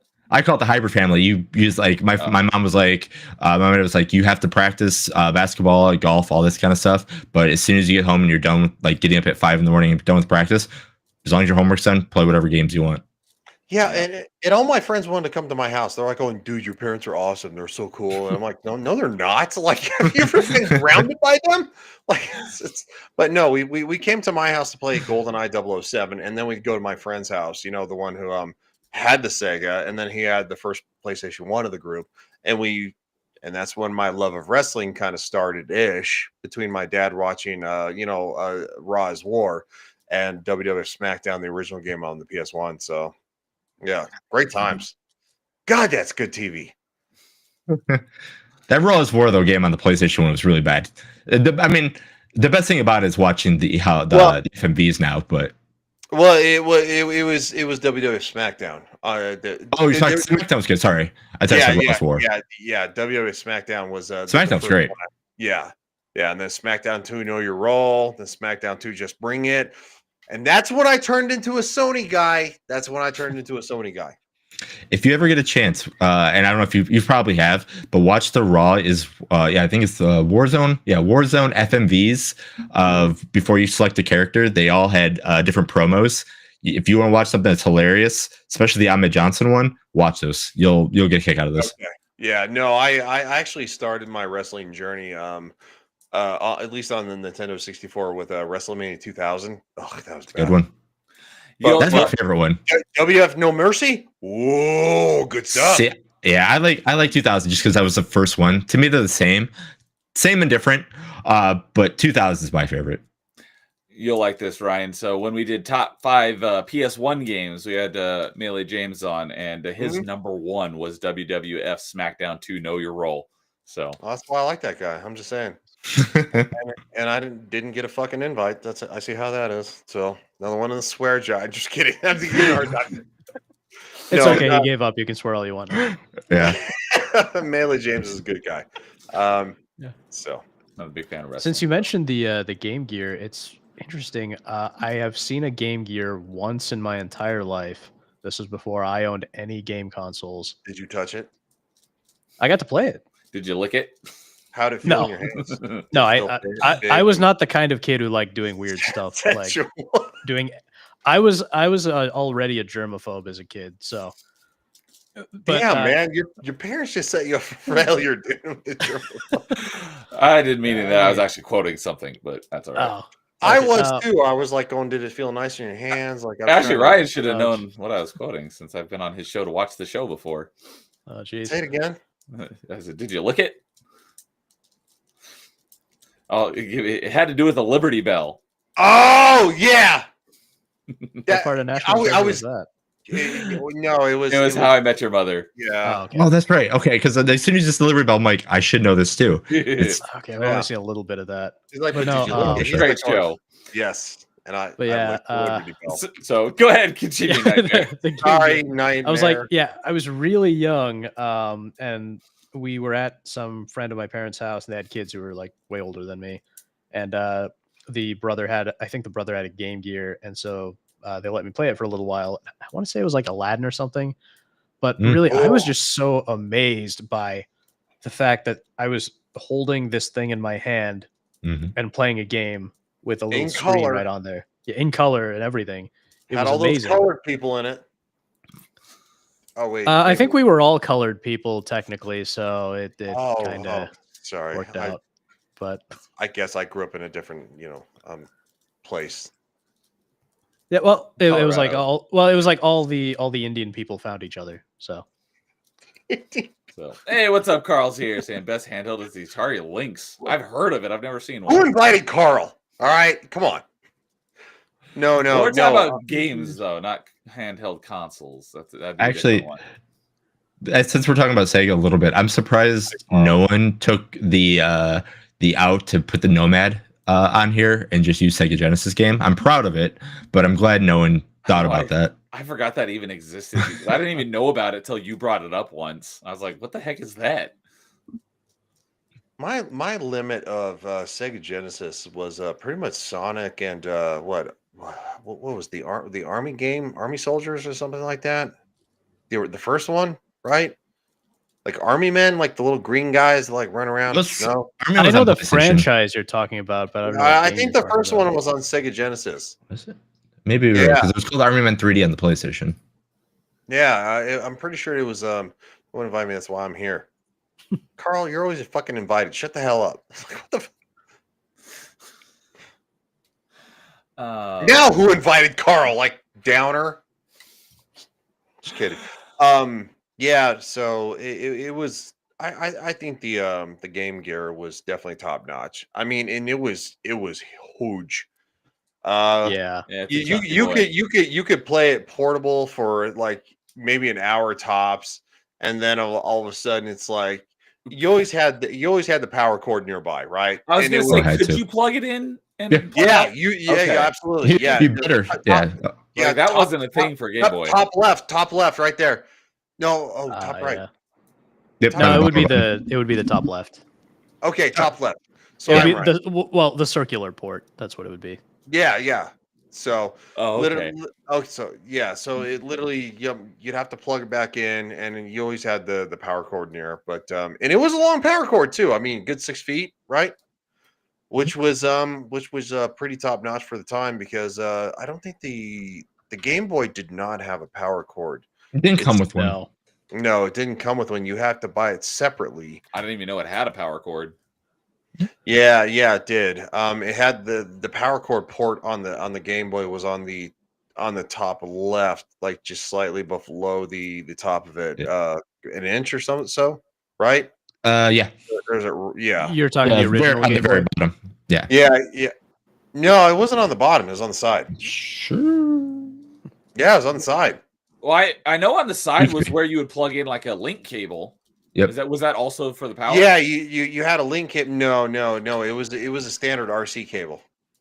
RC what 9.1 or 9.2 volt? Maybe I'm thinking of the Headset adapter is on the very bottom. Yes, Phone yes, adapter on the very bottom. yeah. The headset adapter, what plug-in was on the bottom. God, That's we're what I'm getting thinking of. weeds over here. Jesus. I mean, it's fun talking about old Oh, it is. technology like that. So that's my number Nostalgia. 4. Moving on. Neil's So, like, God, we're gonna go for 3 hours again. Like, only 3 hours? So, what about you, Jason? What is your number 4? So my number 4, this is a hot take. I actually like the remake on the Switch a little bit better than the original, but I love the original. But mine is my favorite Zelda game is Zelda Link's Awakening. Shout out to Angry Canadian. He's a big fan of that game too. It's the Not best. really. He hates it. Really quick, I just looked it up, and the Game Boy's DC jack was on the left. yes. Oh, the muscles. So, Jason, Oh, feel the muscles right now. All right, sorry. for Link's Awakening, are you talking classic Game Boy or the DX version on Game Boy Color? I'm talking about the one that I played the most, and that's the original Game Boy version. Okay. I have a question. Whose chat is Carl in? I don't see him on Neo's chat. Oh, it must He might be in on mine. Jason's then. I'm under live chat, top chat. I'm not seeing it. Some comments. So I was like, where the fuck is It Carl? could be on Jason's, or it could be on Nightmares. I think Nightmares doing it on his channel as Oh, well. I'm not streaming shit on my channel. I didn't know where. I usually That's ask awesome. before I do that. So For us, you're more than welcome. you fucking jerks, you didn't I ask. asked Neo a long time ago, and I only do it because I asked Neo like the first time I came on, and he said it was all right. That's the Dude, only reason I do it. Dude, I'm kidding. I'm not trying to make you feel bad. I know. I'm sorry. I'll go down here. No, but yeah, the original game. I'm MODOK. Nice. Yeah. Still better than the movie. Yeah. Wait, what movie? He was in that last Ant-Man movie. Oh, Yeah. the Ant-Man. Yeah. Quantumania, MODOK. Quantumania. Yeah, he was Yeah. in that. Which, yeah. Yeah, Ryan's quite the wild stallion tonight. I'm Wild tired. stallion. I didn't even do Top Gun Tuesday because I was so tired. I was like, I'm just gonna save my Oh. energy for the stream. Yeah. So All right. So, but yeah, Link's Awakening on the original version on Mhm. Game Boy.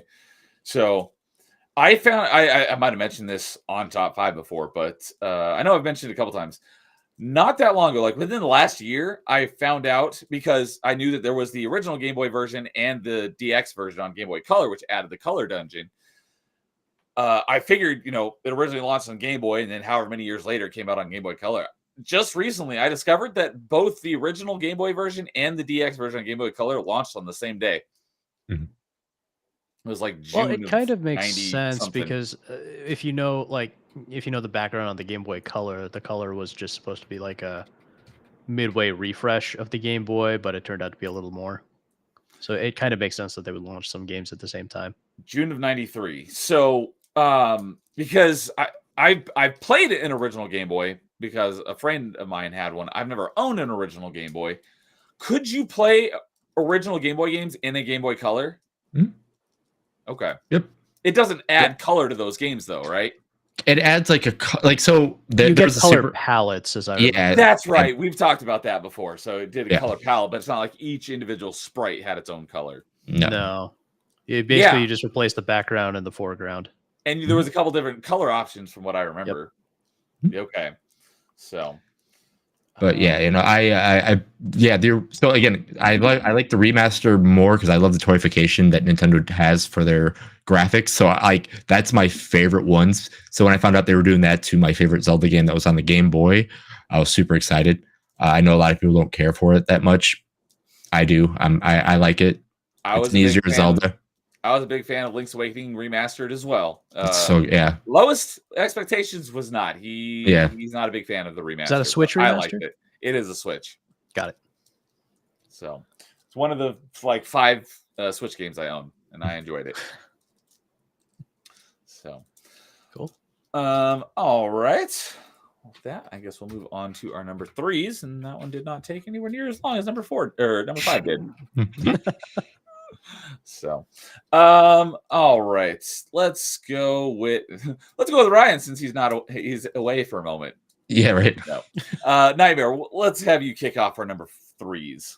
All right, this is going to be one that I think a lot of people are going to agree with me on. So my number 3 is Pokemon Emerald. I'm not a Pokemon fan, so I couldn't say, but I know Carl is Pokemon. So back in the day when I guess just had a lot more tolerance for slower games, I loved this specific Pokemon game because it just felt like it had everything that I was looking for. It had all these different Pokemon. It had a fairly interesting plot. This is also back when Nintendo. This is also back when Nintendo still made these definitive versions of their game of Pokemon games. Just gonna ask about that because I've learned a lot about Pokemon from Carl because he's a big fan of it, and he's told me like there was like red and blue, and then there was like the definitive yellow, and they did that with each generation. I'm assuming Emerald is that for whatever Emerald is the definitive for Ruby and Sapphire, and of course each one is tied to a Pokemon, and the Pokemon you're seeing now are Kyogre, which was I think Kyogre's the blue one, water, that was Sapphire. Groudon is the red one, he was Ruby, and then Rayquaza, however you say his name, the green one, that is the Emerald mascot. So, and then Gen 3? 3 or 4, one of them. Okay. I think this was I don't want to say definitively, but this might have been the last set on GBA. But it was really special because they even took they actually updated the story to make the definitive version more special. So they took the story from Ruby and from Sapphire and sort of merged it together and added more in, which is really special. And also, this is as far as I know, the only Pokemon game where you have a dad. Oh, you mentioned that before. Yeah, it's always been so weird to me that your dad never shows up in any other Pokemon game, but this one he does, and I just thought that was really nice. So yeah, it's just a cool game. It's a really, in my opinion, one of the best Pokemon games that was ever made, and I'm really disappointed that Nintendo got greedy and didn't make a proper remake of Emerald. Have they made proper remakes of some of the other ones from? They made proper remakes of Ruby and Sapphire, but they never made an Emerald remake. They made like sort of a DLC or something for Emerald instead, and it's not anything like the original. So yeah, it's a real disappointment. But yeah, also this is like this is the Pokemon game I grew up playing. Nowadays I couldn't play any Pokemon games just because I can't sit through all the turns. It's turn based, and it's the worst kind of turn based where you just like pick a menu option and then you sit through like 20 minutes of animations. I just can't. And there's no way to speed it up. Yeah, exactly. Unless you're emulating it, then you can speed it up. That's true. But yeah, there was there's just so many great things about this one. I also like the Pokemon selection where there were a lot of like sets of Pokemon, and there was just something very satisfying about collecting like the trio for this generation. Then you could collect like the Reggies. It was like Reggie Ice, Reggie Rock, Reggie Steel. You could collect a bunch of the other like well-known legendary Pokemon. Deoxys is in it. Let's say there's like Jirachi and so on. So yeah, it's just an all-around great game, Pokemon wise. So yeah. Yeah.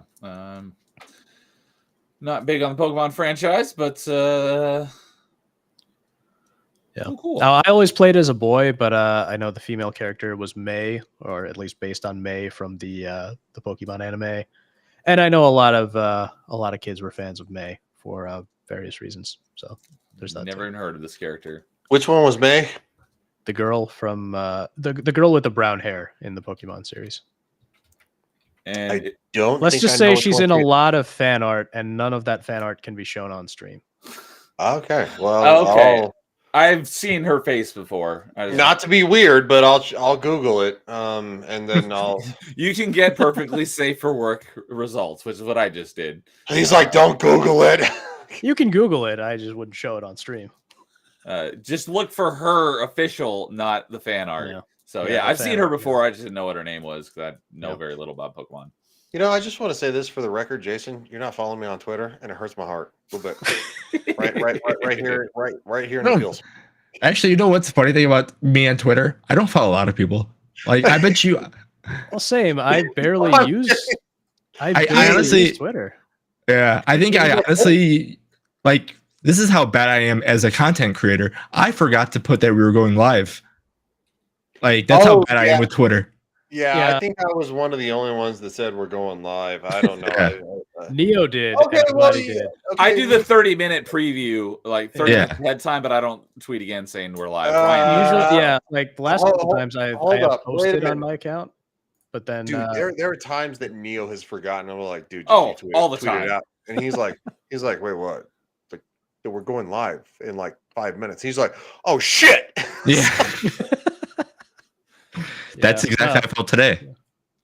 And then my microphone wasn't working, and Neo comes. He's like, I'm yelling, check. And he's like, I can hear you. I'm like, wait, what?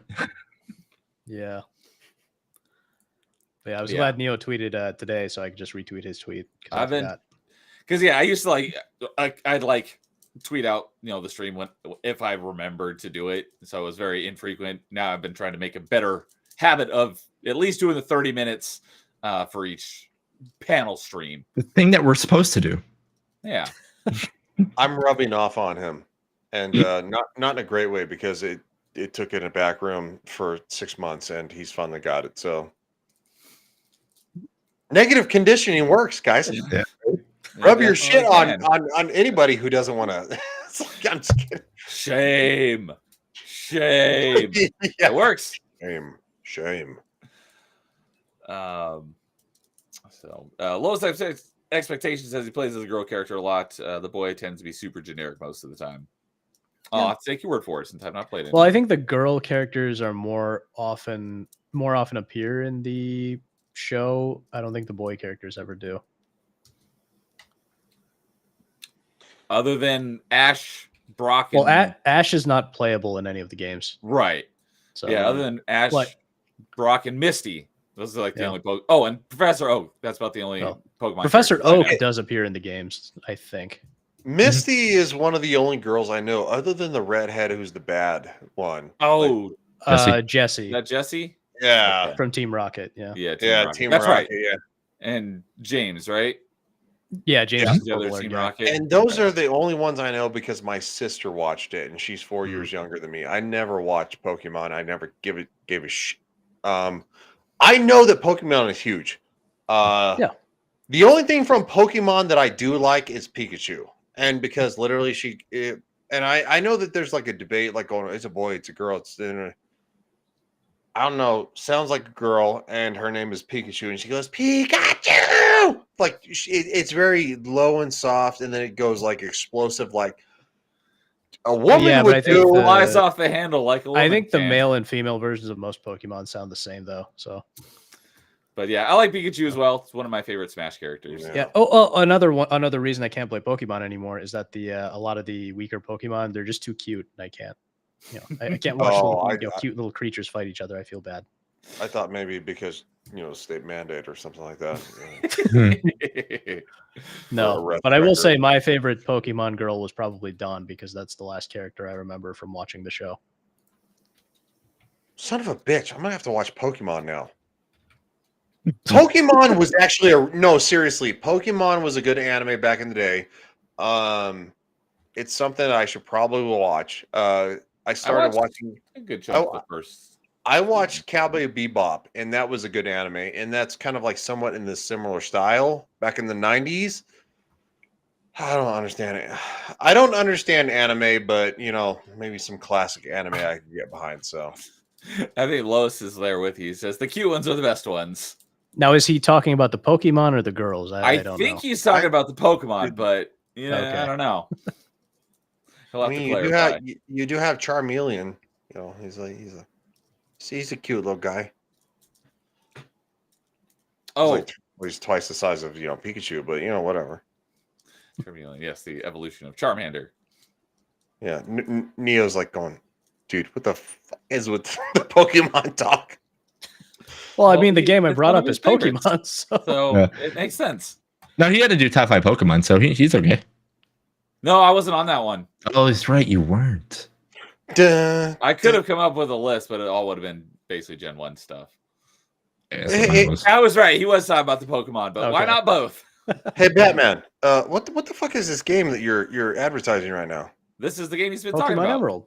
Yeah. Well, I didn't. I wasn't there. I had to go do something. Oh, that's right. He did. Oh yeah, That's, you yeah, ran that's off. why we're talking about Pokemon because that's his Wait, number wait, 4. Number wait. 3, What game? Wait, that's a Pokemon game? Mhm. Pokemon Emerald. That kind of looks like a Legend of Zelda a little bit. Well, yeah. I mean, it is an RPG after all. I kind of like it. The top down part is, but yeah, when you get into Very battles, you have 6-on-6 team battles, and it becomes turn based RPG. Yeah. So Well, it's a it's little one bit on kinda- one, but with like a roster of 6. Yeah. It's a little. It's kind of like Tactics, Final Fantasy Tactics. Without the grid. Okay, I wouldn't. I'd know. play the shit out of that. Oh, it's. I mean, they're all super fun. Yeah, there are tons of Pokemon games. You I could wanna go out play and buy one for Switch right Pokemon now now. if you wanted to. Oh, god damn it! But the like I fuck is said, wrong? in my opinion, the best one is Emerald. But yeah, there are tons of them. There are plenty on Game Boy Advance, DS, 3DS. There's some on Switch, but from what I've heard, the Switch ones are actually pretty bad. Yeah. Because the newer ones also started cutting out like the older Pokemon too. So Yeah, Again, sorry about the language, but I would play the snot out of that Pokemon game. thank you. Really awesome. So well, just be I'm just- prepared, Ryan. When you start the game, you have to answer a question: are you a boy or a girl? I'm non-binary. I'd like to tuck my wiener between my legs and pretend I'm a pretty little girl. Alrighty. Is that so weird? moving on, Jason. What's Thank you.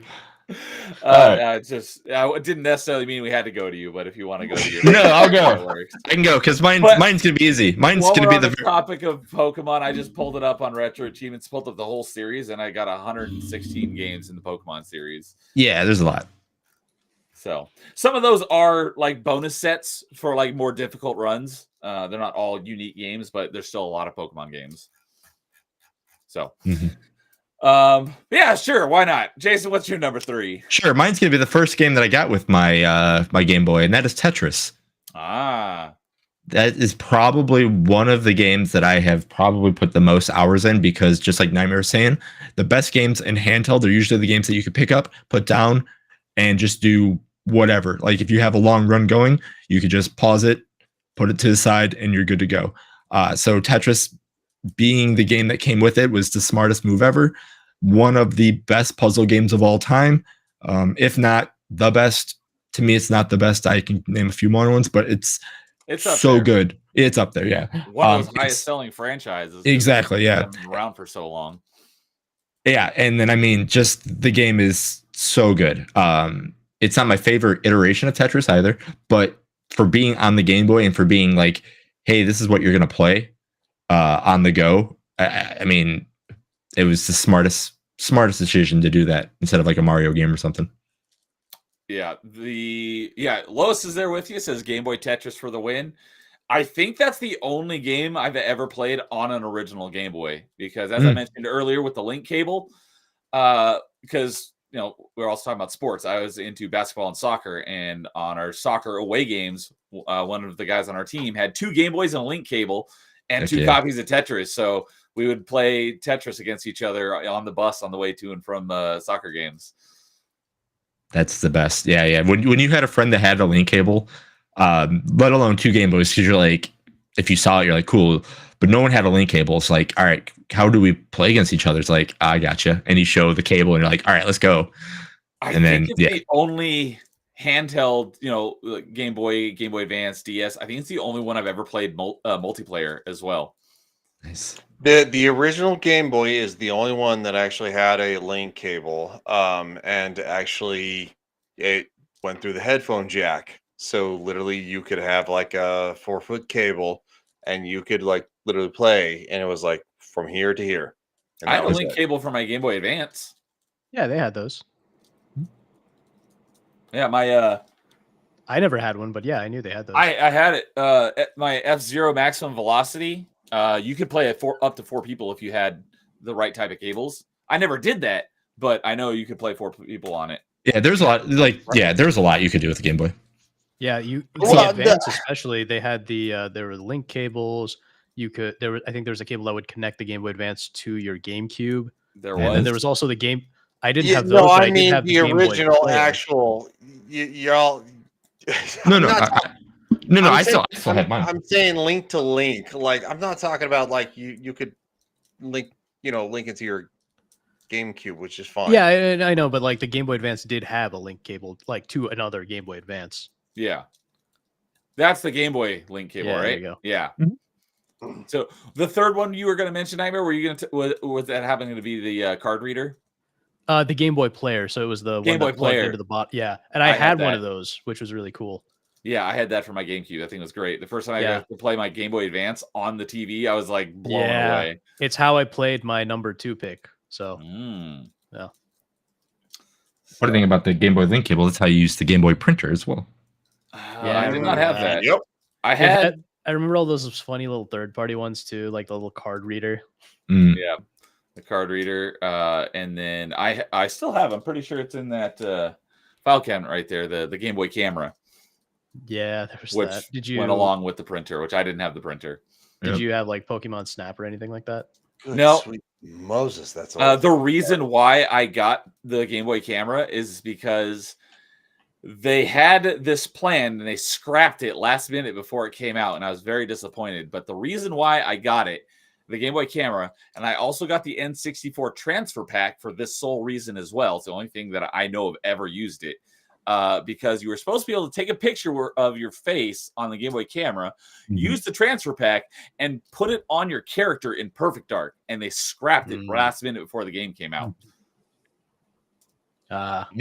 People taking a picture of their face and just like stretching it, doing stupid things, and taking oh yeah, printing it out. Yeah. Well, yeah, that was the one that actually went on top of it, right? It had like the giant the little eye. Yeah, and Nickelodeon actually, they gave it away. They're like going, "Oh, you can take photos," like, blah, blah. It's like, yes, that. Yeah, there we are. It had some fun mini games on it too, though. I'm not meaning to yell, but it's Neo, so like whatever. I kid. I just realized I should get out some of my games here because I'll be talking about these here in a few minutes. God, I really need to get my stuff out of storage. Like I have so many things in storage and they're just sitting there and they're well, in Florida they were collecting humidity, but here they're not. But Lois also says that Tetris was one of the first games he ever played. Nice. So I know I've asked this before, but since we're on the topic, and I don't remember what the answer is for everyone, but have you seen the recent Tetris movie from like a year or two ago with Taron Egerton? No. I haven't, but I know like a lot of the lore behind Tetris. It's very I didn't sad. see the Minecraft movie either. Well, that's very different because Minecraft is like about the game. The Tetris movie is basically about the development. It's of the a game. docudrama, basically. Exactly, and it's really good. I enjoyed it a lot. So yeah, I haven't seen that. I recommend it. Yeah. There's like a really sad story about Tetris. I think one of the creators killed himself. I'll have to give it a watch. Yeah, I recommend it. They Hollywoodized it a little bit, but it was. You shut the fuck up, Canadian. All right. Friends dignity. Good one, Canadian. That's funny. You gotta highlight that, man. Like, can you highlight comments yes, like that? I can. I just typically don't do it anymore. Come on, man. Come on. Why are you spurning the chat, Neo? Do you hate the chat? No, it's just because the amount of time it takes. If I want to go through all of them, it's the transfer time between each chat is kind of slow. So I usually he usually knows I'm in chat too, commenting as well. So I usually don't highlight a whole lot of stuff anymore, just because, especially when I'm trying to get through a lot of chats quickly. Oh, so you start it, so we'll be able to see it. Again, Neo's back on. Shut the hell up. We're out. Don't get on tangents. Kidding. All right. So yeah. So the Tetris movie with Taron Egerton was enjoyable. I recommend it. It was fun. So, but yeah, I was saying that they Hollywoodized it a little bit, so it's not 100% accurate to what actually happened, but it's close enough. So, all right. He was incredible in Eddie the Eagle. I've never even heard of that. Wait, you've never heard of Eddie the Eagle? Mm-mm. That's a Dude, movie? He was the British ski jumper that actually literally captured the world during the same time that the Jamaican bobsled team did. Oh, I've seen Cool Runnings You back when never, I was a kid. yeah. Watch the movie called Eddie the Eagle. Huh. He's in it. It's fucking incredible. And it was with It's Taron Egerton. yes, Okay. Egerton. Oh, it's a hard G, not a soft G. Yeah, as far as I understand, it's a hard G. Oh, I always thought it was Edgerton, but it's Egerton. Taron Egerton. Yeah, Taron he played Egerton. Eddie the Eagle. He Okay. played basically this person who I don't think he was clinically diagnosed as having like issues, but he seemed to have some physically issues, and he Oh, Hugh was Jackman's in it too. yes, it's such a fucking good movie. Huh. All right, I'll take. God, I want to check watch out. it now. I'll check it out. Watch that shit. Yeah, I just know him from Kingsman. He was really good in that. Yeah, no, he watched that movie and he plays such a dork so well. And this is a real life person This is too. a 10-year-old movie. I never even heard of it. Yeah. During the Winter Olympics, it was Eddie the Eagle and the Jamaican bobsled team that captured the world. Cool. All right. Yeah, I'll give that a look. So, all right. So I think I'll go next, so that you guys can pull up proper handheld games, because my number 3 is my last mobile game, but one that I've spent a crap load of time on, and the game is great. Due to company politics, it's not available anymore, which really sucks. And not only is it like most of the time when stuff gets delisted, you can still re-download it. This got wiped from the internet, so even though I bought it, I can no longer download it anymore. I should get a refund, but there, just as of the last week or two, it's possible that it might make a return, because I heard today that another game from them, which I don't care about, Fortnite, has made its return to iOS. So I responded to a tweet about it literally like an hour before we went live, because I don't give a crap about Fortnite, but I care about this one a whole lot, and I'm hoping that it means that we'll get a return, and that is the Infinity Blade games, specifically Infinity Blade 2. I had all 3 of them, but 2 was the one that I liked the most, and I played the crap out of, and it had a great loop, and you could always keep getting stronger over and over.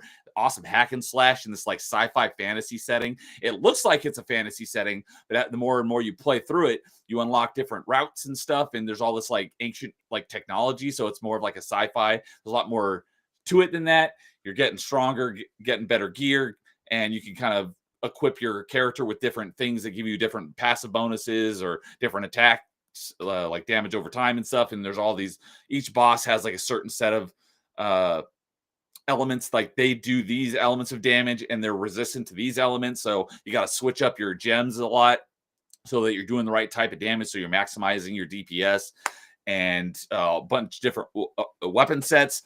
I'm mainly talking about 2 because that's the one I played the most of, because the first one was just sword and shield, if I remember correctly, but in the second one they added 2-handed weapons and dual wielding weapons, and it just had a great loop. And they added I saw a meme about this just yesterday, I think. Essentially, they're lightsabers. They were called solar trans, and you slot in gems, and it multiplies the power of that gem. If you were to put it on any other weapon, if you put on a solar trans weapon, it multiplies it by 10. And you can keep crafting them. It's basically a never-ending loop. As long as you get 3 of the same type, you can craft them into one stronger one. And you can, as you get more of those, you can keep crafting them into stronger and stronger ones. And eventually, if you get enough of the right elements of a tier 6, whatever, you can craft those into what I call the prism gem, which does all the elements of damage at the same time, or can protect you from all the elements at the same time. And throw those in the solar trans, they become uber powerful, and you just destroy everything, except for the bosses that have prism defense, and they're not immune, but they take very little damage from the effects of those. So that's when you have to switch to your standard weapons that actually do hit damage rather than damage over time. And it just had a great gameplay loop. Like I said, I can't even access it anymore, and I'm really bummed about that. I found out not that long ago, because I never deleted them, and I went to go play it, and they weren't on my iPad. I'm like, what the heck? Why are they on my iPad? And I went to download it, and it's you can't do it. I'm like, what the heck? What do you mean I can't? I bought these games and they're gone. I was like, let me go into my download history and re-download them. They're not there because of the whole epic Apple feud. But Fortnite's making a return, so I'm to the Apple's iOS store. So I'm really hoping that means we'll get the Infinity Blade games back and I'll be able to play them. Even though I have to start from scratch, I would like to have my game save back. I doubt it, but even if I have to start from scratch, I don't care. I just want to play them again because it's every time you beat it, it like increases like the loop count, and so my loop count was probably like 200 or 300 or something. Like the bosses were like super powerful. It was fun. So I just had so much fun playing the Infinity Blade games, specifically number 2. 3 was cool because they introduced, well, the character was already introduced, but it's split between, you can play between the main character that you've been playing as for the first 2 games, or you can play this other character. But the thing that really I disliked about it is that your XP isn't shared. So you have to level up the character separately, and it really slowed down the pace of progression. That was my main issue with 3. That's why I like 2, because you're playing as the same characters. You're always getting stronger and you're always getting more gems. And you can, like I said, you can craft them together to make stronger ones. Just had a great gameplay loop that literally could never end. It just goes on and on and on forever, as long as you can keep beating the bosses. I love these games and had so much fun. And I really, really hope we'll get a return of them on the Apple Store very soon. So yeah, I can't remember if it was the first or second one, but I remember that was like one of the biggest games that Apple was pushing, that you could be like, oh, look at these games that are on our iPads or iPhones or iPods, because if it was the first one, it would have been iPod at the time. And they were like saying like we're pushing the mobile gaming. You wouldn't have been able to play it on a standard iPod, but you would have been able to play it on the first iPod Touch. Yeah. Yeah.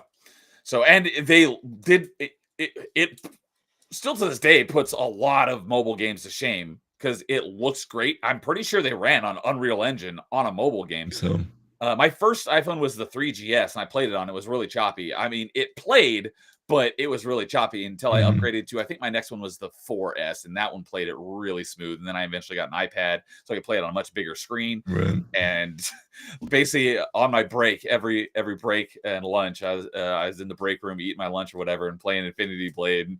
And people would come in and be like, "Oh, what's that game? That looks pretty cool." And I'd I'd rant to them about how much I love the Infinity Blade games, because it does not look or play like a mobile game. It's like a proper game, but it's made for mobile.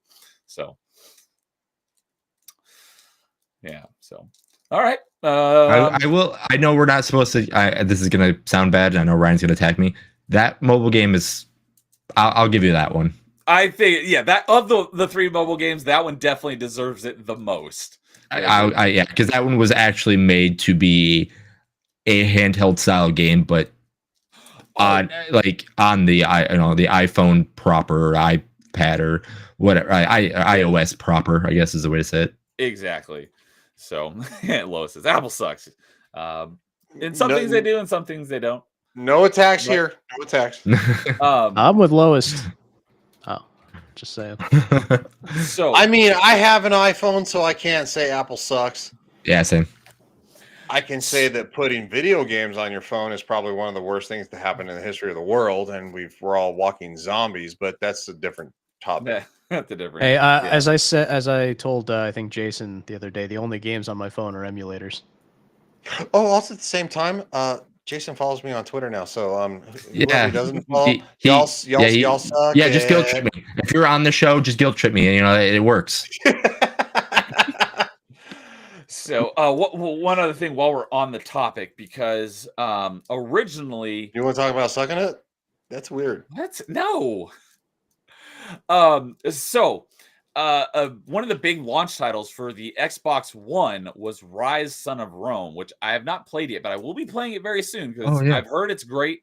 And I have 15 achievements from recovering that dive I've been working on for the last few years. So I'm literally days away from starting all these games I've been backlogging. Rise: Son of Rome being one of them. I'm surprised I played an Xbox game that you haven't played. That's crazy. I'm sure there's probably more than you would expect. I mean, that's kind of a big Xbox game. Like, that was when the Xbox One came out. That was like, that was like the launch title. Exactly. Yeah, it was that and Killer Instinct. Yeah. Anyways, I said it, guys. Gotta get that Killer Instinct in there because how much he loves it. Anyways, before Rise: Son of Rome became what it is known to be. It's basically a third-person hack and slash now.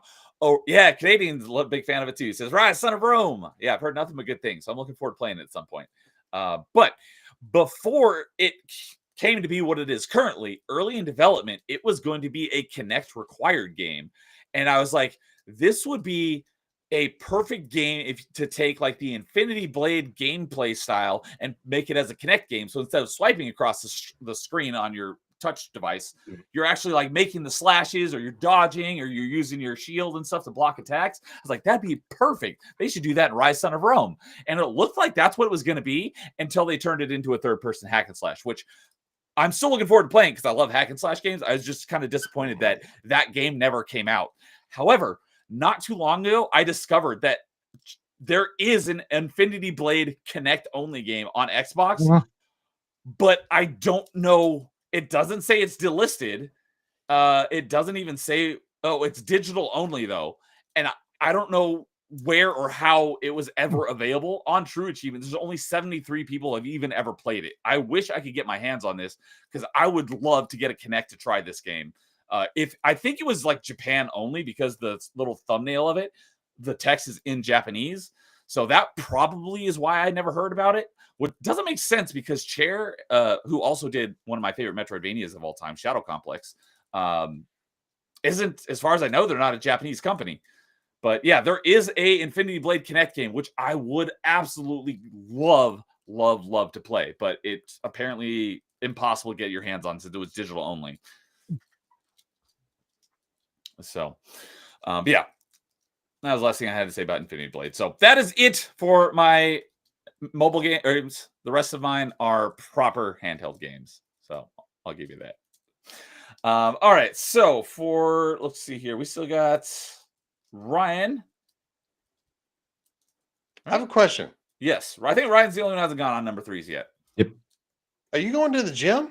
You got you got a little bit of like the shirt going on. You going to the gym? It was outside today, remember? Getting that sun. Not the gym, but I did just get a set of dumbbells and starting to lift some weights. So yes, that's going to the gym, man. Nice, dude. Doing I something. like it. That's what something. I do. The gym That's is too much awesome, work. man. Yeah. I just wanted to ask because I kind of noticed as you were talking, I was like, oh no, all right, I'm seeing a little bit of arms going on. So yeah, just in the last couple of weeks, I started lifting some weights for the first time in forever. Because dude, that's good. That's good. Seriously.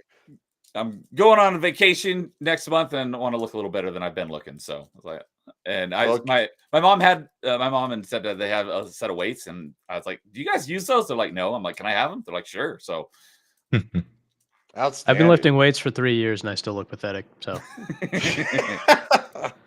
if in case you're wondering why I use an avatar. I doubt it because you're Batman. So mine is actually going to be we're on number 3, right? Yes, number 3. Okay. My number 3 is going to be the Sony PSP, the original Sony PSP.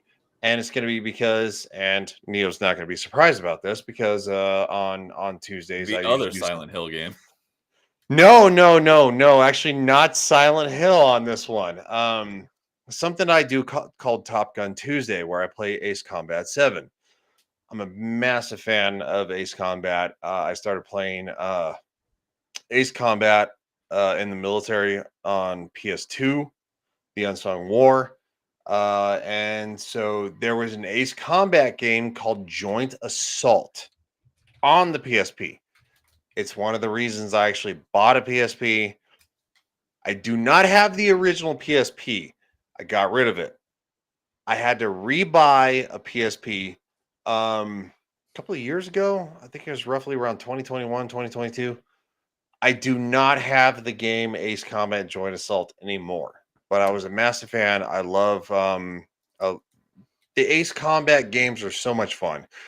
They take the realism of combat and stuff like that. They put a little arcade in it, and I just think, and also the replays at the same time too. If you fly in cockpit, first person, you fly in the plane. The replays are literally third-person views from all around the plane, and you see different sides. You see missiles like that you dodged that you never saw behind you, and it's a lot of fun. So I'm going with number 3, the Sony PSP. Nice. for Ace Combat Joint Assault, which not a lot of people have probably heard of that game. Not a lot of people have heard of the Ace Combat series, period. So, which is sad. Well, I think most people know of Ace Combat. The only one I played was 6, but I enjoyed it. The achievements sucked on it for the multiplayer, but the game itself was fun. And I love jets too. So Yeah, it's one of those franchises that should be more known than it actually is. It's kind of like where oh shoot, I just like Armored Core just kind of got released and everybody's like, oh, Armored Core, what was that? Like Armored Core and like Ace Combat are like two franchises that I think should be more known than what they actually are, in my opinion. agreed. Especially because Ace Combat 7 had a Top Gun Maverick package, which is literally what I'm playing. So I get to. So the very first mission, I flew the Tom Cruise's Mavericks FA-18E Hornet. The black, the blue, the silver one. All the missions from then, I literally flew the FA-18 Hornet. I'm sorry, the F-14A Tomcat from the movie. They added a little bit of flair that the one in the movie did not have, which would make more sense. But I have literally flown that plane the whole entire time, every single mission since. I wanted to play it tonight, but I was so tired. I was like, going, oh, I got to pick and choose. So anyway, long story short, it's a phenomenal game, and you can get it on Steam, and it plays on your computer seamlessly. No problems, no crashes, nothing. I've never had a single problem with that game. So go get it. Have a lot of fun. Fly planes. Yes, agreed. So Canadian is chastising me, saying I'm racist because it's not Japanese, it's Chinese. It's a tiny little square on my other monitor here, and it looks like Japanese. But he, as punishment, he sent me the Kotaku link about it. And apparently it was a China-only Kinect game, and that's why I never heard about it, which makes a lot of sense because I didn't look at the publisher. It's published by Tencent, which makes I thought he was talking about your tank top, and he was like going, this guy looks like he's racist from like backwoods Alabama. No, it's because the Infinity Blade, the Kinect game, Infinity Blade Saga is a Chinese-only Kinect game for Xbox, not Japanese. So I'm sorry I got that wrong. It looked like Japanese from this. It's a little box, too far away for me to really see it. So, but thank you for informing me of that, Canadian. That would explain a lot on why I never heard about it, because it was China only. I still would love to. I would love the heck out of playing that game though. So, Drew T is here. What's up, Drew T? Good evening, good friend. Glad to see you. And he's ranking his top 5 handheld games. Number 5, Mattel Electronic Football. Nice. Number 4, Sonic on the DS. Number 3, Final Fantasy Tactics. That one gets a lot of love. Number 2, Any Metroid. Motherfucker, don't steal my thunder for. We'll get to it.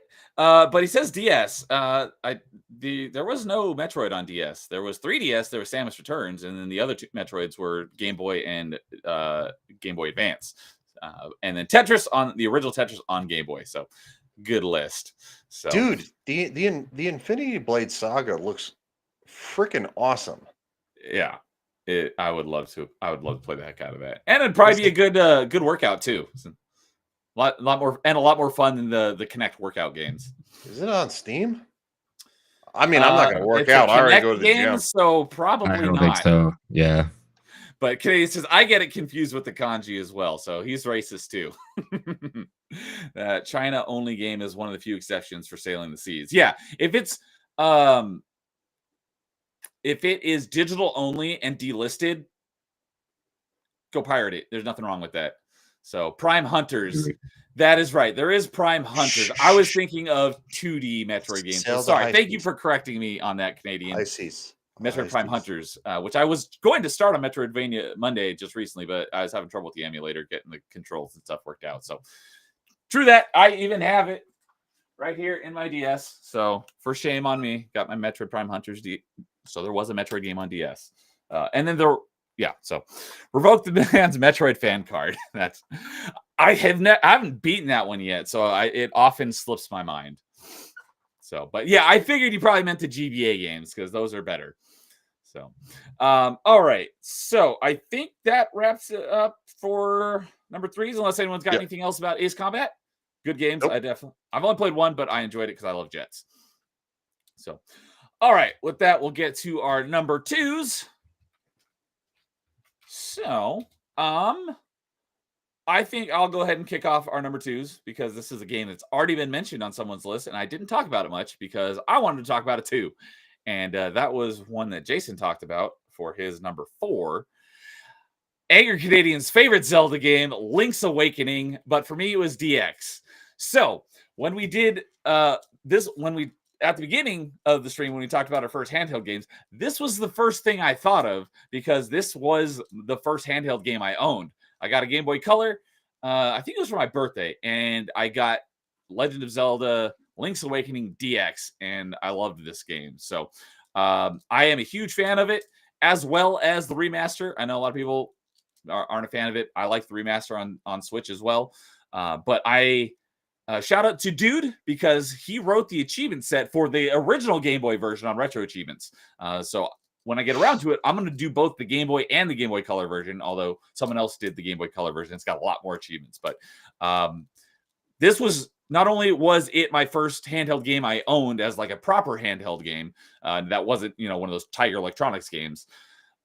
This was also my introduction to the Zelda franchise and why I became a big Zelda fan. So, which I've talked about that many times, but I haven't played Link's Awakening other than the remaster, which I played last year after I got my Switch. But the original DX version on Game Boy Color, I haven't played in a very long time. I'm very much looking forward to playing through it again here. I'm going to be playing it right on here so I can get retro achievements for it. But I've got a bunch of other Zelda games to play first so I get the series bonus. But Link's Awakening, I love it. Great game. And yeah, Canadian. My ears hurt. Good time for a bathroom. I was about to say he's getting on your case like now. He hates this game for some reason. I don't know why, but I like it. It was the game that got me into Zelda. It's a good game. It's fun. The one thing that like I could give you on not liking it is that spoilers for a 30-plus-year-old game. If anyone hasn't played it, it's all a dream. None of it actually happened. So I could give you that in that, it's all inconsequential. But a lot of the times I'm playing Zelda, for the gameplay. And I really enjoyed the gameplay. I didn't really care much about the story, especially when I was, 5 or 6, whatever, when I played this game. But yeah, I love Link's Awakening. It is my number 2. Specifically the DX version on Game Boy Color. And as I mentioned earlier, the Game Boy Color version, the DX version, because it had color built into it, they added a special hidden dungeon in the graveyard, in the color dungeon, and it uses red and blue, since you can actually see the difference in colors versus the original Game Boy version, use those as elements in solving puzzles. So, great game. I liked it a lot, and that is my number 2. So, yeah. See, Angry Canadian can have a bad take too. Thank you, Jason. We agree on that. This one. Yeah, I forgot what we were talking about. He was talking about something with Dino Crisis, and I'm like, yeah, I'm not the biggest fan of Dino Crisis because it could have been a really, really good game, but it was really. It did something that I wish it would have done better. I'm not saying like Dino Crisis is terrible, but I'm like, it had a great idea and it could have been better than what it was. And he said like I could have been the chosen one. He was upset that I said that. I'm like, well, see, you can have a bad take too on games that are really good that actually are really good. Yeah. So hey, Nerd Slaps in chat. What's up, Nerd Slaps? Saying hey guys, just popping in to say hi before bed. Have a great stream. Also, could the host please send me headshots at their convenience? All right. I will do that because he's working on more stuff behind the scenes. So hope you're doing well, Nerd Slap, and you have a great night. Thanks for stopping by to say hi. Plural? Yes, because we're the hosts on Top 5, Jason and I. Oh, okay. So thank God. I don't want to be a part of that. I mean, you're talking about colored people and shit like that. I was like, I don't know. Color Dungeon. Color Dungeons. Game Color color Dungeon for the like colored I was people. like, all right, here we go. Colored people and shit. I'm just kidding. So, yeah. Link's Awakening DX. I love the game. So I'm very much looking forward to playing it 2 times for retro achievements. All right. So I finally got a proper handheld game. How about that? And it's a good one. It's not helping. It took you 2 hours and 34 minutes. By the way, he's not a fan of it. So I don't think he agrees with any of my list. Lois says Link's Awakening story is not inconsequential at all. Also, Link's Awakening DX would be my number 2, probably. Yes, we got more on the Link's Awakening. Brain bandwagon, whatever you want to call it. Yeah. But Nerdslap saying actually all 3 of you, but that's because Ryan is my co-host on Party Chat. So I'm not anymore. I quit. I will not be here next Tuesday. Well, there won't be anything next Tuesday. So that's right. I forgot we're taking a little hiatus. So yes, next Party Chat will be 2 weeks from today, and then we'll have a top 5 the week after that. Yeah, and then I'll basically be on my summer break. But Nerd, if you need headshots, like maybe we'll use that. They're right there. I like that one. That's the one right there. This one right here. Yeah, they're right there. Contemplate. You're welcome to all the headshots of me that you want. I get to play any headshots. There you go. 2 minutes 30. Well, you're Batman, of course. 2 hours and 35 minutes. There's some headshots for Ryan. But yeah, so Angry Canadians basically agreeing with like what I'll give you is that it's nothing matters. But Lois disagrees. He says it's not inconsequential. So I think Canadian and Lois should get on stream and debate Link's Awakening. That'd be great. So, all right. So let's see here. Ryan, you want to give us your number 2? Yes, my number 2 is going to be something that Nerdy Neo is going to love so much. The Nintendo Game Boy Advance SP. The best handheld. That was my favorite. The Game Boy Advance SP. I love Fantasy Tactics. Oh, you went with the Final Fantasy game. Yeah, that's right, motherfucker. I censored myself. I do know that people do love that game. Oh, this is Tactics Advanced, though, not Tactics Final Fantasy. Advanced. It is Tactics Advanced because it is on the Game Boy Advance. That is the original game I played on the Game Boy Advanced. I don't know. I had a friend that was selling his Game Boy Advance. It was the black version. Because I don't know. Apparently, got beat up somewhere sometime, and nobody know why. Got charged with Anyway, the joke died. But anyway, no, it was the black version, which was really awesome, sleek looking. I never saw a black GBA. There's a black version. I have. Are you talking about the black GBA SP or the base GBA? No, SP. The SP. SP. Okay. I did see a black SP. I just never saw a black of the original GBA. Yeah. No, there's a Game Boy Advanced SP. I had the silver one. And Final Fantasy Tactics was sold with it, along with a couple other games. And but Final Fantasy Tactics, I was just like, what is this? This is different. I like this. And it was so much fun. That's my number 6 game. Yeah, and just Thundara and like Blizzara, and that's just Blizzaga was what it was. It's just like the spells, and of course you had different swords. The job system. Yeah, and it was just so much fun. And again, it's in storage. But I used to play it just every once in a while for 20 minutes, couple of fights, whatever, and just. The only thing I didn't like is that the rules were not 100% clear. You couldn't use this rule, and then you didn't realize that this rule pertained to this kind of magic, right? Thunder magic, which would be electricity.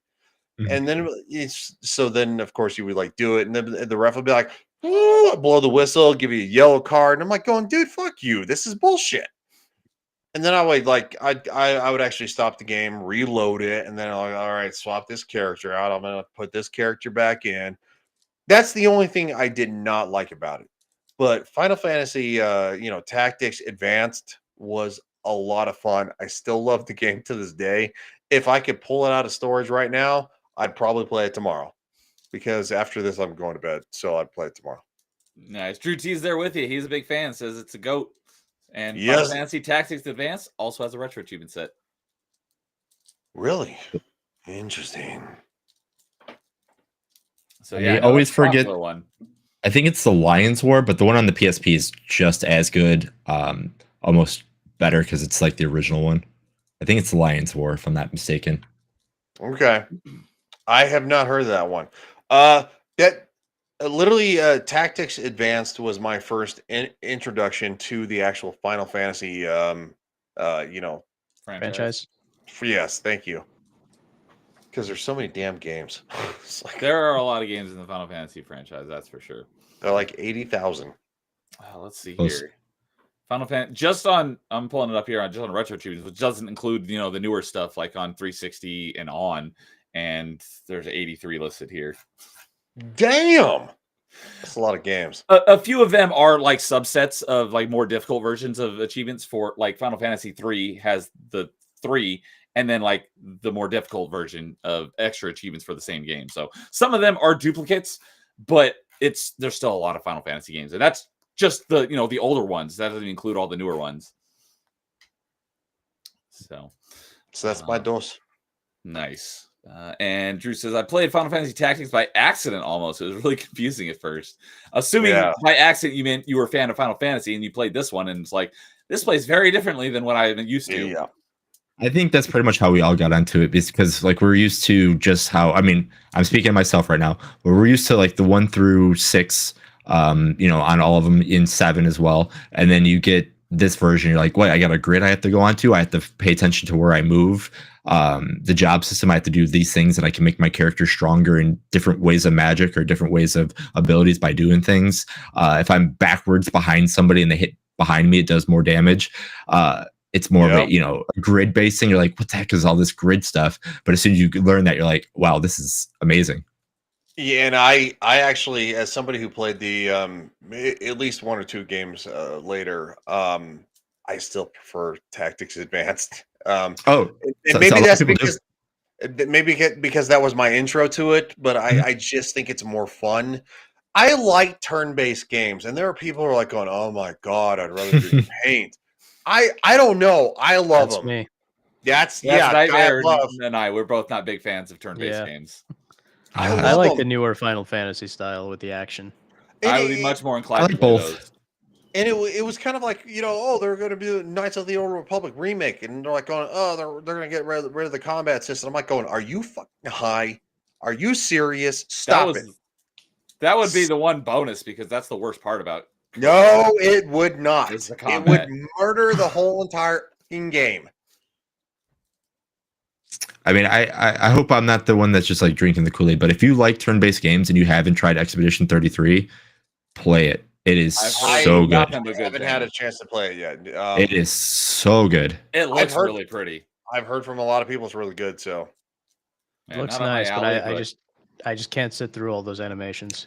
Also, the funny thing is, you don't have to sit through them. That's the best thing about the game, is if you don't like turn-based games, it will make you like this game. Also, if you like classic turn-based games, kind of like Fallout, the original Fallout 2, play the Wasteland series. It's just fun. I've heard about that. The Wasteland 1, late Wasteland 2, 3, they're just fun games. Yeah. Turn-based is fun, Neo. Why are you always fun? I would not say turn-based is fun, but if I was going to give one a shot, if I was going to give one a shot, it'd probably be Expedition 33. That's the one that's been like the most enticing looking turn-based RPG. You should really give it a shot, man. You really should. I think you would actually like it, and it might actually spark your interest in maybe playing a couple of previous ones. I'm not saying you're going to love them forever. It's not going to mean Metroidvania, but I think you'd be enticed. I've played turn-based games myself, and every time, even if I like the game, it's in spite of the combat. I've never enjoyed the turn-based combat. Makes sense. I mean, I know people are the same way, so like I completely understand where you're coming from. As I said earlier, I'm literally days away from finishing my dive that's been going on for 6 years now, and I'm gonna be starting a crap load of new games. I may throw this in there and play it since it's on Game Pass. We'll see. I know Carl would probably be proud of me. Dude, Canadian is ripping into you again. He doesn't like turn-based because he's been an Xbox slut for years. He's not wrong. I mean, that's true. He's out of line, but he's right. Yeah. I mean, and then again, line. Truth is not ever out of line. Right. Well, let's just quoting something.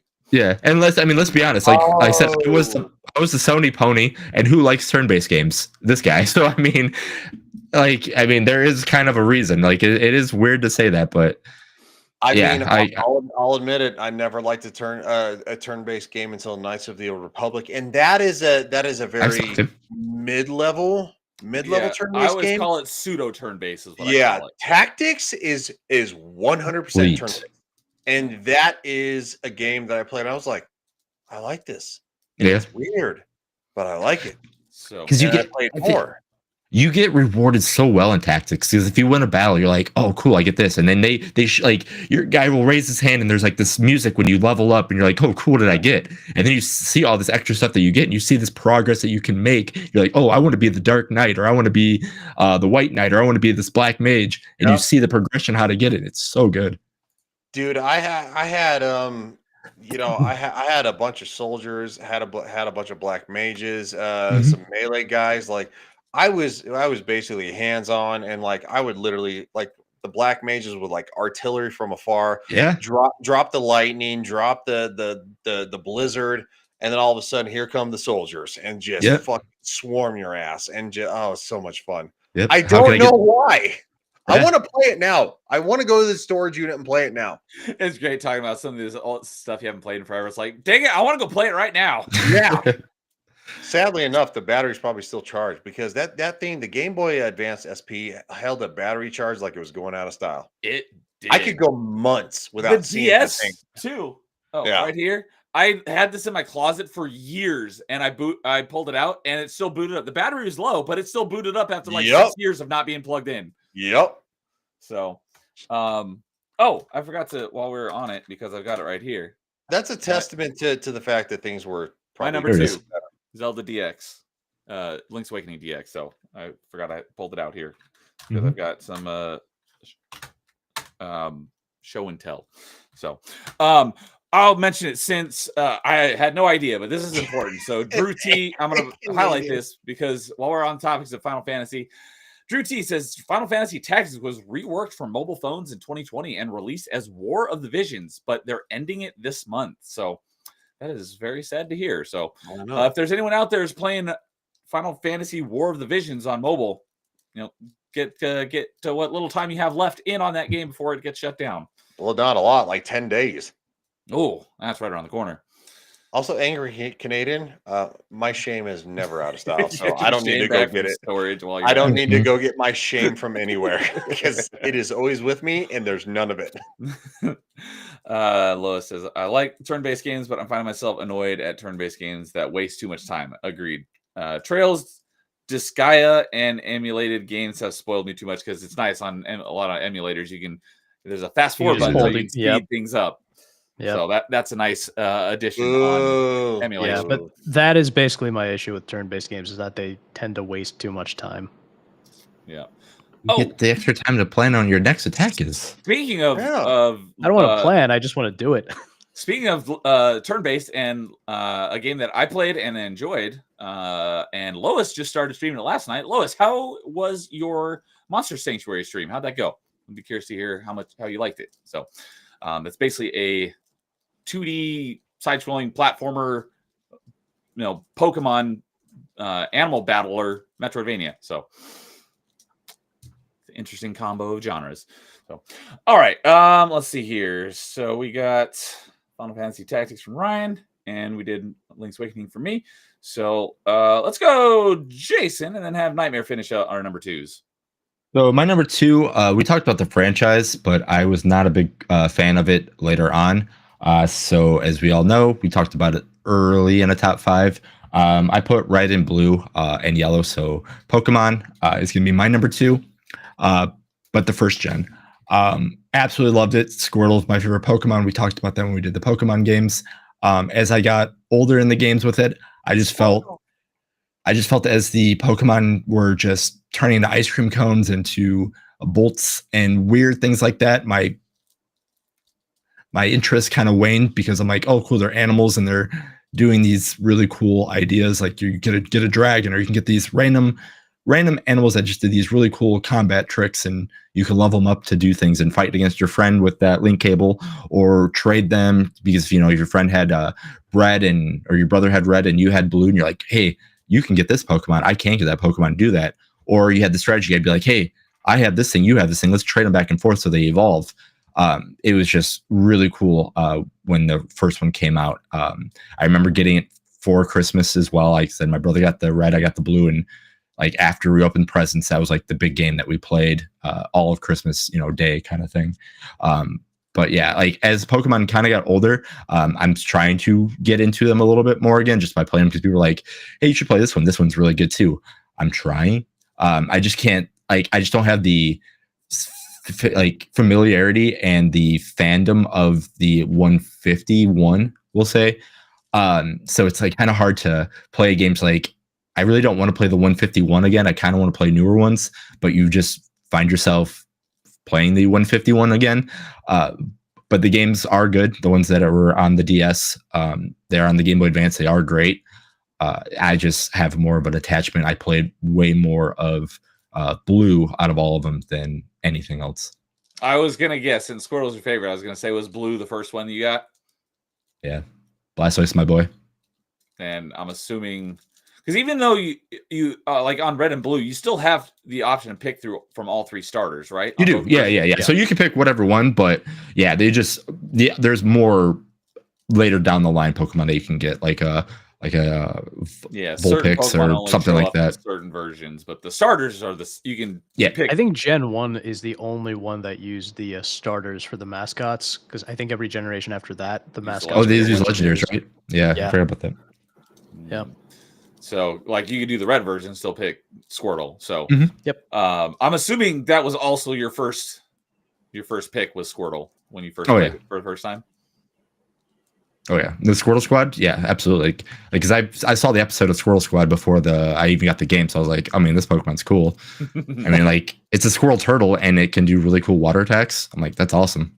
I like turtles. So, exactly. Someone who doesn't know a whole lot about Pokemon games. So basically, Blue was water animals, kind of like primarily, but you could get others. No. I'll let you guys take it. I know the answer to this. I have no idea. I just know they're Blue, basically the same game, just with slightly different Pokemon available in the game. So if you wanted to get all 151, you had to trade with people who had the other version. Okay. Because, like, in one spot, let's say, for example, in one spot in Red, a specific Pokemon would show up in that spot that wasn't in Blue, but in that same spot in Blue would be a different Pokemon that wasn't in Red, right? Oh, and then of course Yellow. So was. Yellow was like the TV show. Yellow, you can get a chance to have Pikachu and all three of the starters, but they treated that more like. I'd have been yellow as fuck, dude. A lot of people love Yellow. I mean, Yellow's good. Like I said, Yellow to me, Red and Blue are my favorites. Exactly, Yellow's the definitive. Where, like, if you like the TV show and you wanted just to be more powerful in the game, I guess you pick up Yellow and you can just do crazy stuff in Yellow. And you could get all of them without trading in Yellow, right? Or was there still unique Pokemon in that one? There was uniques still in. There was some uniques in Red and Blue that you couldn't get in Yellow. So, great question. If you had Yellow and you had a save file in that, and again, I don't know how it works. If you actually got the Blue cartridge and put it in, would your save file pop up from the Yellow? Or you had to link them together. No, because remember your save file is stored on the cartridge itself. I don't know when Pokemon actually started, so that's. It started with original Game the Boy. Original Game Boy. Was it the original, not the color? It was. So it was right before the color came out. So like Game Boy Pocket is what it launched on. Yeah, it launched on the Pocket. So like I got a Game Boy Color and Pokemon Blue on the same Christmas. Okay, but it wasn't unique. I thought it was the color because again, and it came out, it had the colors. You would think so, but yeah, it was colored people. It just like we were talking about earlier with the the original Game Boy version of Link's Awakening working on Game Boy Color. It just had the different palette swaps. It's not like it had like the different colors built into the game because it wasn't until the Game Boy Color came out that they could even do that. Okay, I weirdly want to play Pokemon now, fuckers. Like, what the hell, dude? Like, seriously. I mean, I would try it out. Like you said, it's slow at first, but again, if you like turn-based games and you like to, and you kind of like to think in the idea, because like I said, like Squirtle is a water-based Pokemon, right? So if you faced against the fire-based Pokemon, what do you think would happen? Do you think my Pokemon's going to be better or worse? Then it becomes like rock, paper, scissors. So like, because you're fire, I have water, I have a chance to critical your Pokemon more because you're a fire-based Pokemon. And then there's other ways you can kind of figure out fire things like strong that. Against grass and grass is strong against water. And Yep. it kind of makes sense that if you have like a electricity base against water, because There you Exactly. And if somebody is okay, if we're talking about maybe this is an honorable mention. I played Jurassic World Alive. I haven't played it a whole lot lately, but I played it religiously. Neo knows this, right? And it was based off literally Pokemon Go. It's Hmm. basically dinosaurs Is it from also by Jurassic. Niantic? I don't know what that means. That's the That's the company The that made company that developer. made Pokemon Go. Pokemon Go. The what, Lingo? The developer of Pokemon Go. I don't Niantic. think it is. No, it's no, I can't All remember who it is. That's okay. But It's anyway, the same type of style, though. Is it's the the same Pokemon Go. type of style. You take a dinosaur, you have hybrids of it. So basically, you take a singular Pokemon, and you could actually upgrade it. Again, this would be like you merge two dinosaurs together to make a hybrid. You have anyway. Long story short, you level them up and they battle, and it was a lot of fun. And I still play that game every once in a great while. Of course, you get whales that play it, and they just destroy everybody, and it makes you want to blow your face off. But anyway, long story short, it was based off Pokemon Go. And so, of course, Pokemon Go is based off of probably the original Pokemon game. So I've always thought that it'd be fun to maybe poke around with. Mhm. So Yeah, no. So the thing about Pokemon Go, you just catch the Pokemon really in there. I mean, I know you could do a little bit of stuff, but think about They don't without the battle? whales. No, I don't. You can in Pokemon Go, but it's kind of weird. It's not like in the regular Pokemon game. So kind of think about the job system in Tactics, right? Okay. Where the more they level up, they can learn different spells, learn different abilities, right? So you say you start with Squirtle. You start at level 5 Squirtle, right? So each level you go up, at level 7 or 8, you might learn another ability. At Yes. level 12, you might learn another ability, something like that. Yep. But as you're walking around, you have a chance to have these Pokeballs be like, oh, cool, there's just this caterpillar bug named Caterpie. Man, I don't have a bug type in my team. Maybe I want that in my team for now. I should try to catch it. So you do damage to catch it. And then you just go into gyms to earn badges. And your job is to beat the Elite Four after you defeat 8 gyms. And you just go from there. And as you're doing that, you catch these really strong Pokemon, legendary Pokemon that could do different battles. And you have a choice to be like, man, do I want my team to have this guy or this guy? And then as you level up your team, that's pretty much what the game is. Because your team consists of 6 Pokemon. But do you actually battle other players or computer? You can, if, like I said, if you on the newer ones, if you have the Wi-Fi, you can. But back then, you had to have this and 2 Game Boys, and then you could battle against your friends. Okay, so Or the new trade. ones. Or in trade. So the new ones actually you battle basically on a network, right? You battle people. Yep. And that's what Jurassic World Alive is. You battle people, or you can battle a computer, and there are like events that they put on and stuff like that where you battle the computer and stuff like that. You win, you get perks, you get upgrades and stuff like that. So the newer ones have that kind of stuff, but the older ones had these little trainers. So if I was walking through a forest, there might be 6 people just standing there. And if they see you, they'll run up to you and they're like, hey, you're walking in my forest. Why are you doing that? And then they'll battle you with bug type Pokemon. And then you just have to beat them. And if you beat them, you get more experience for beating gym or trainer battles than you do wild Pokemon. Yeah. Okay, and then of course, so to actually get new Pokemon, from red, green, or I don't know what's green. Anyway, green was the in Japanese Japan. version of blue. Japanese. Okay. Yeah. Okay.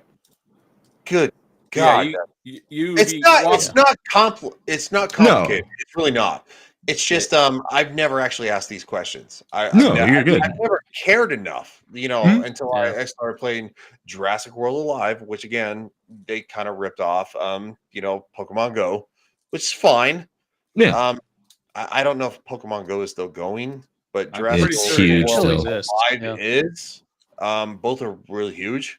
But anyway, so I always wondered, because again, I like that kind of upgrade turn-based, kind of okay, I'm gonna use this attack, you're gonna use this attack, my attack hit, yours missed, all of a sudden I'm gonna go for the critical, my critical missed because my it wasn't high enough, of course, you knocked me into next Tuesday. All of a sudden, I had a counterattack and I fucking killed your ass. Sorry, dude, Neo, with the language. I've done it all night. My bad, dude. Neo knows he's like going, if Ryan's on, we're gonna. So, okay. Yeah, no, Yeah. I might want to play a little bit of Pokemon in the future. I'll So- just say that. But yeah, so when you start out, you're given a choice of which Pokemon you want to start with, and then as you go out in the world, there's random encounters. Like you just walking through the grass, and all of a sudden you're in a battle with, a Pikachu. snake Pokemon or Pikachu or whatever. And when you get their health low, then you can try to capture them and then add them to your team and then level them up. Yeah, because And the then- lower their health is, the easier they're easy to catch. I mean, you can just throw a ball at them and hopefully you catch them, but like if they're tired or they're sleeping or they're paralyzed or whatever you can do to them, Their they're chances easier of to capturing catch are so low. in the wild. But if you throw it at like a trainer battle, the trainer will slap the ball away and be like, "What are you doing, man? This is my Pokemon. I'm not You trying can't to." steal my Pokemon. Yeah, exactly. Yeah. And so Okay, when you're out battling random enemies in the wild, you'll get a little bit of XP. But if you're doing like against trainers, you'll get better XP. If you're going against gym leaders, those are the harder ones. You'll get even more XP by beating them. And that's kind of like the progression of the game is beating all the 8 gyms in each of the games. Yep. Yeah. all right. I might give it a shot, gentlemen. You I I like what Lois you- says you've here still- about Emerald being a great starting point, because I think Emerald was my first Pokemon game. So it says, we'll go ahead and highlight. So Lois says because there's Pokemon Let's Go. That's another sub-series of Pokemon games. On Switch were made for those who've never played Pokemon before, or if you don't want something pathetically Wait, easy. on Switch? There's So see, I have a I'm Switch. that's Let's Go I'm- Pikachu and Let's Go Eevee, I believe, were the 2 versions. It is. So it's going to be a little, it's the same and different. So in the Let's Go games, like the idea in Let's Go is like, hey, you need to catch all 150 Pokemon. I'm actually a fan of the Let's Go games because after like the main game after the game is what's important is you try to actually catch all 150 Pokemon. And then you try to be the best trainer of all 150 Pokemon. Is the end game to Let's Go is I think one of the best, but it is an easier game than how I describe it. So if you like tactics or you like the strategy of the game, playing the Pokemon games on the Game Boy Advance or the Game Boy or anything like that is better. But if you're looking to play something like, oh, I have my Switch, I kind of want to just see what this is all about. The Let's Go games are great. Just to be like, oh, this is how you catch them. Oh, and then you could do this kind of stuff because there are trainer battles in that as well. But it's not Not not the same. They have different focus. Then it sounds like the traditional ones are more of beating the gym leaders and stuff. Where Yeah. Let's Go is more of just capturing all the Pokemon and is more of the goal. So okay, cool. But he also says I'd say Emerald is actually a great starting point and emulators for the win. So And that was my number 3. yeah, Emerald. So Also, at the same time, I need to literally again talk to all of you and Neo, who's the guy in Rumble? I need to dude? figure out. Yeah, dude, I need to figure out how to. I know. I'll be happy to help you out. Okay, all right. Can we do it soon, please? I'll set us an hour aside on Friday if you want to do it. Just tell me how to figure out to get an emulator to work because, quite frankly, I'm fucking retarded. I really am. Sorry. Yeah. Oh, we'll chat about it and I'll All right. get it set up. So, and Lois also says that Fire Red and Leaf Green are great starting points as well, since they're remakes of Gen 1. So, I don't know what those are on though. So, Yeah, Fire Red and Leaf Green are the Game Boy Advance versions of the games that I like. They're Game Boy Advance games. Okay, that's what I was Their wondering. Game Boy Advance games are my favorite games. So there's a little differences between them. But like I said, I like, I don't know, where I started from, I guess is the best way to put it. Okay. Oh, and shout out to you, Ryan. During that discussion, you gave me an idea for a topic for party chat at some point. So Okay, well, I'll tell you what it is later. But you gave me Roger an that. idea for a party chat topic. Well, I mean, a broken clock is right maybe once a year, especially in my case. So, All right.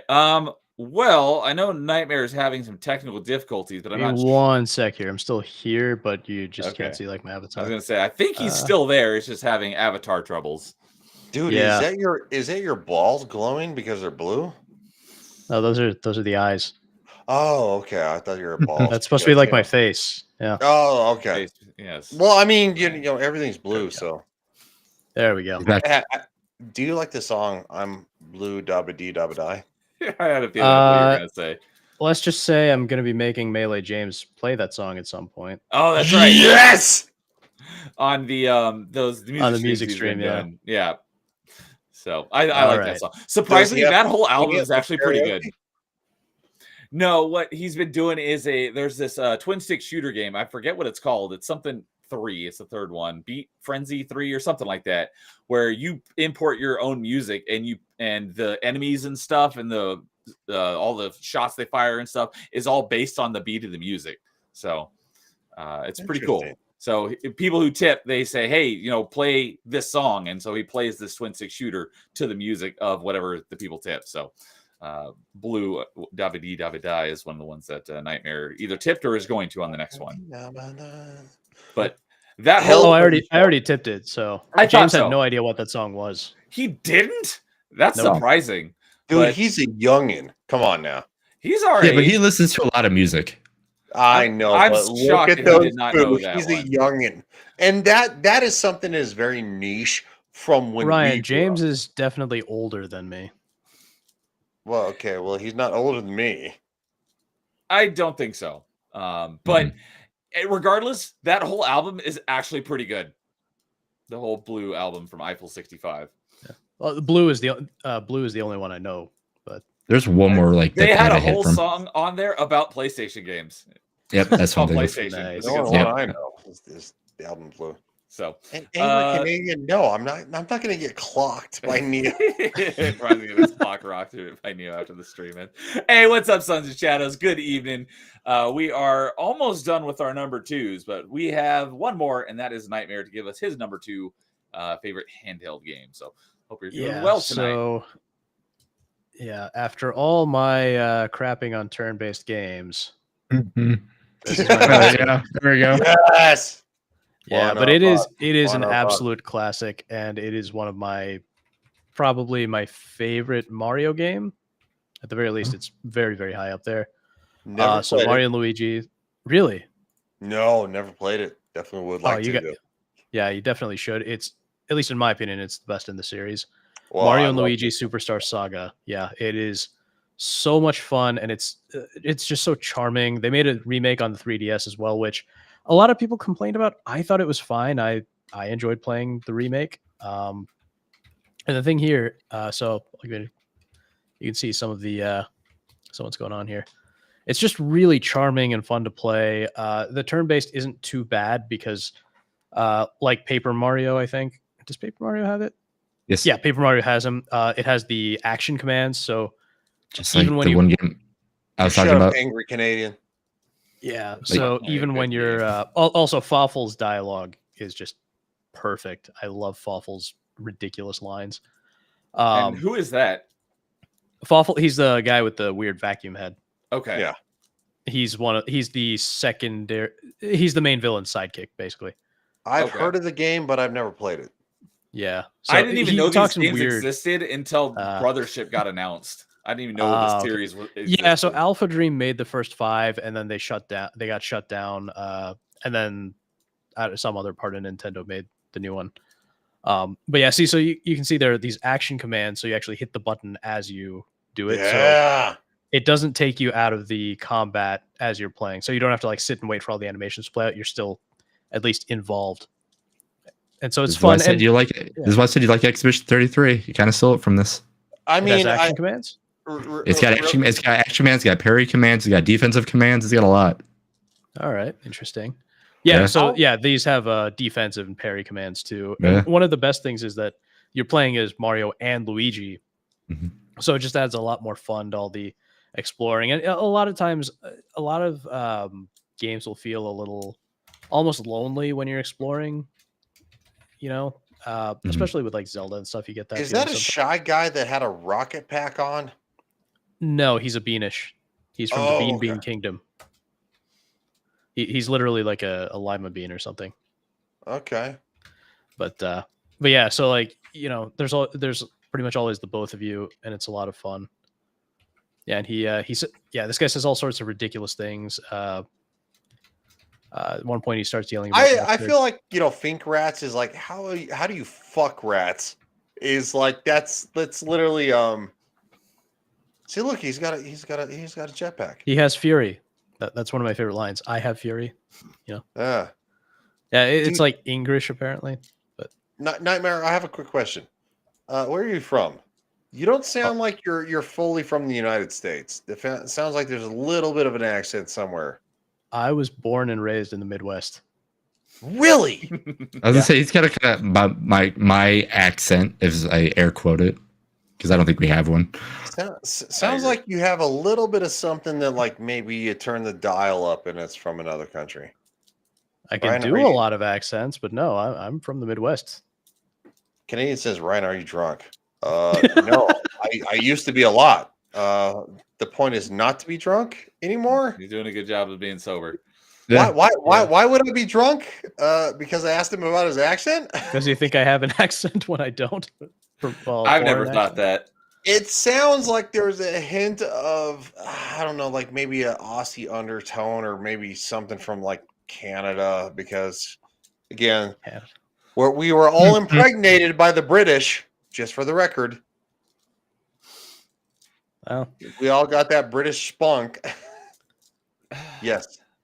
I mean, I don't know if I have any Brit in me, considering my family's from India and they're all Indians. I do. English, Irish, Blackfoot, Indian, and Dutch. So, but yeah, no, yeah, this is just a fun, silly game. It's very it's very charming, and you'll have a great time with it. I think there are some really fun parts in here. There's like an entire part where you go to like a weird Yoshi theater. Let me see if I can find it here. he says, I asked because of all the profanity. No, that's I just figured me, that's why he was asking. He didn't have dude. to. That's just me. I swear. Dude, I was in the army. Like, seriously? That's a second language, right? The F word is literally a pause. And instead of I say, you know what I'm saying? It's like, I don't know, guys, but instead of I'll be like going, I don't know, guys, but where are we going? Like, do we go this way? Yeah, it's a military thing, I swear, like a sailor. Even though I wasn't a sailor. Real quick, while we're on the topic of military, have you seen Warfare? I have not. It looks good. I'm looking forward to watching it at some point. It looked good to me. I have a friend that saw it, and he was like, it seemed kind of hokey. Okay. So I'm going to take that with a grain of salt. I want to watch it because, again, I was actually in the military, and he was not. But, he is a big movie kind of guy.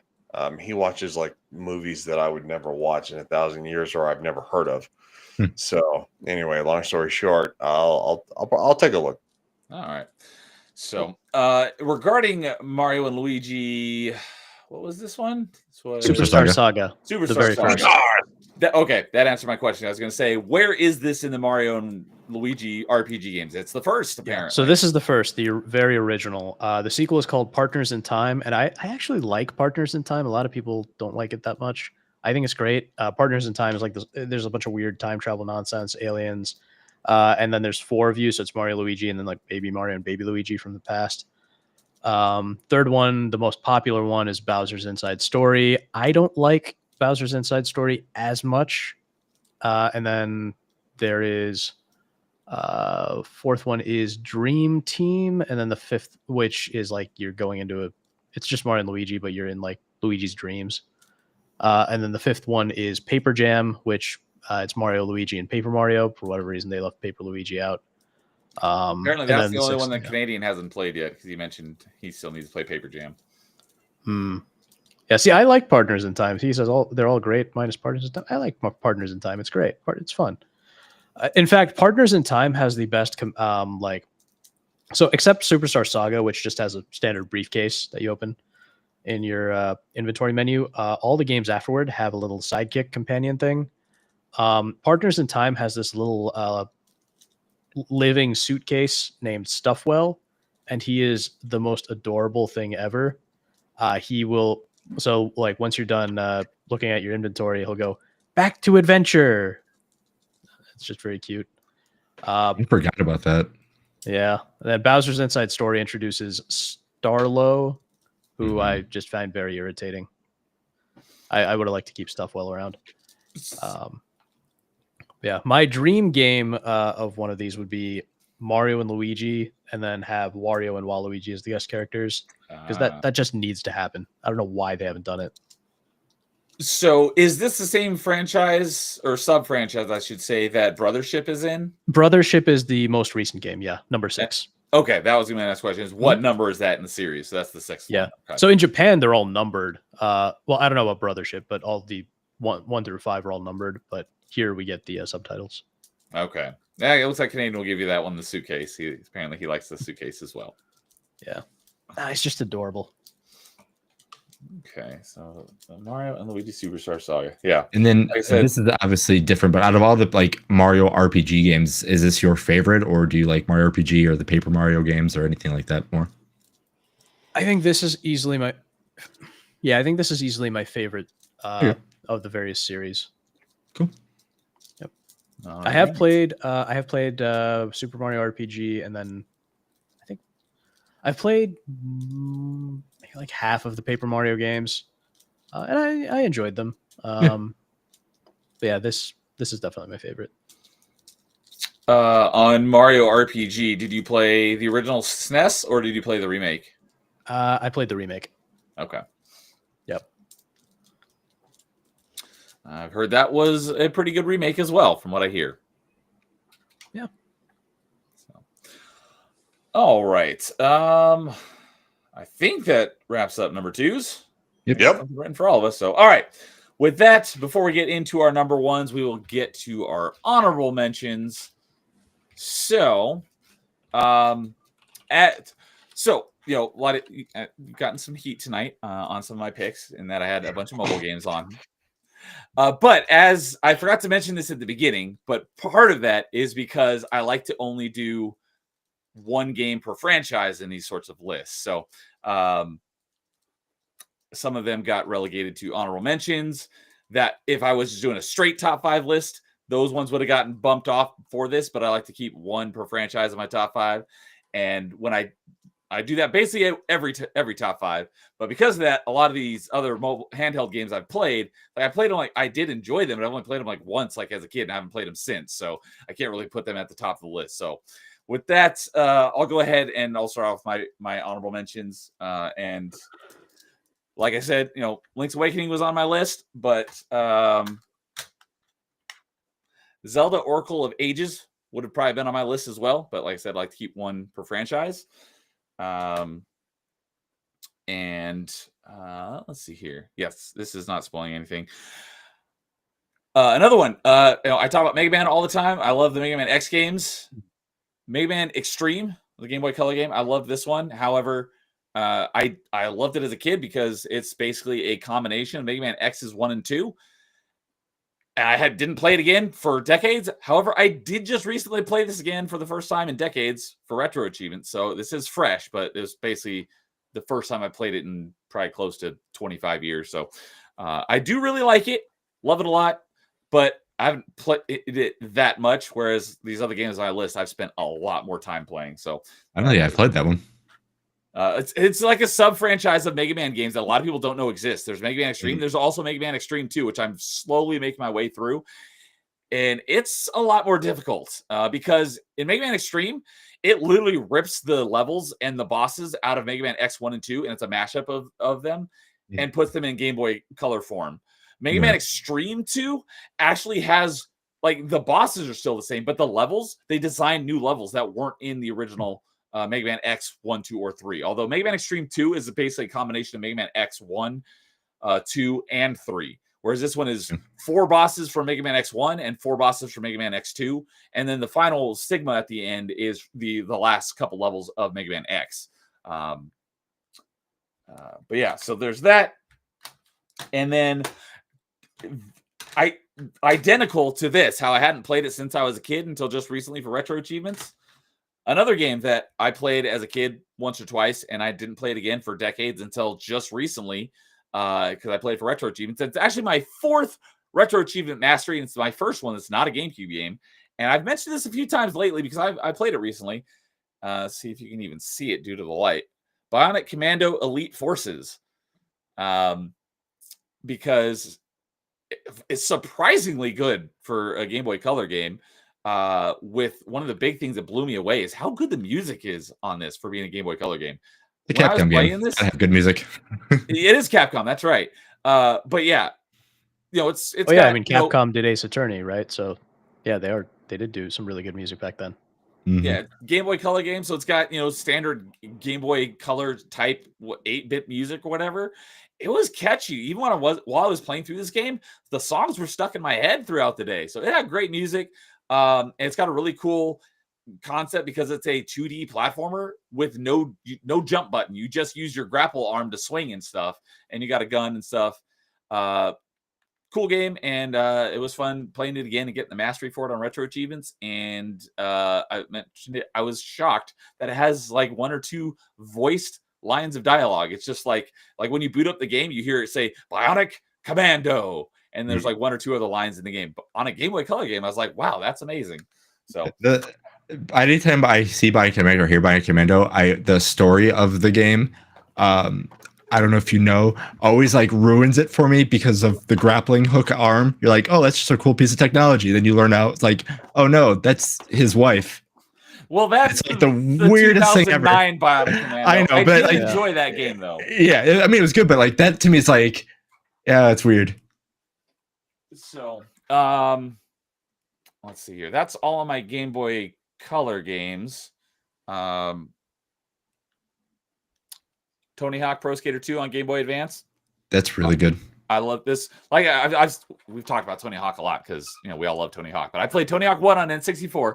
I played Tony Hawk 2 right here on GBA, and I never actually played like the full console version of Tony Hawk 2 until the 1+2 remake.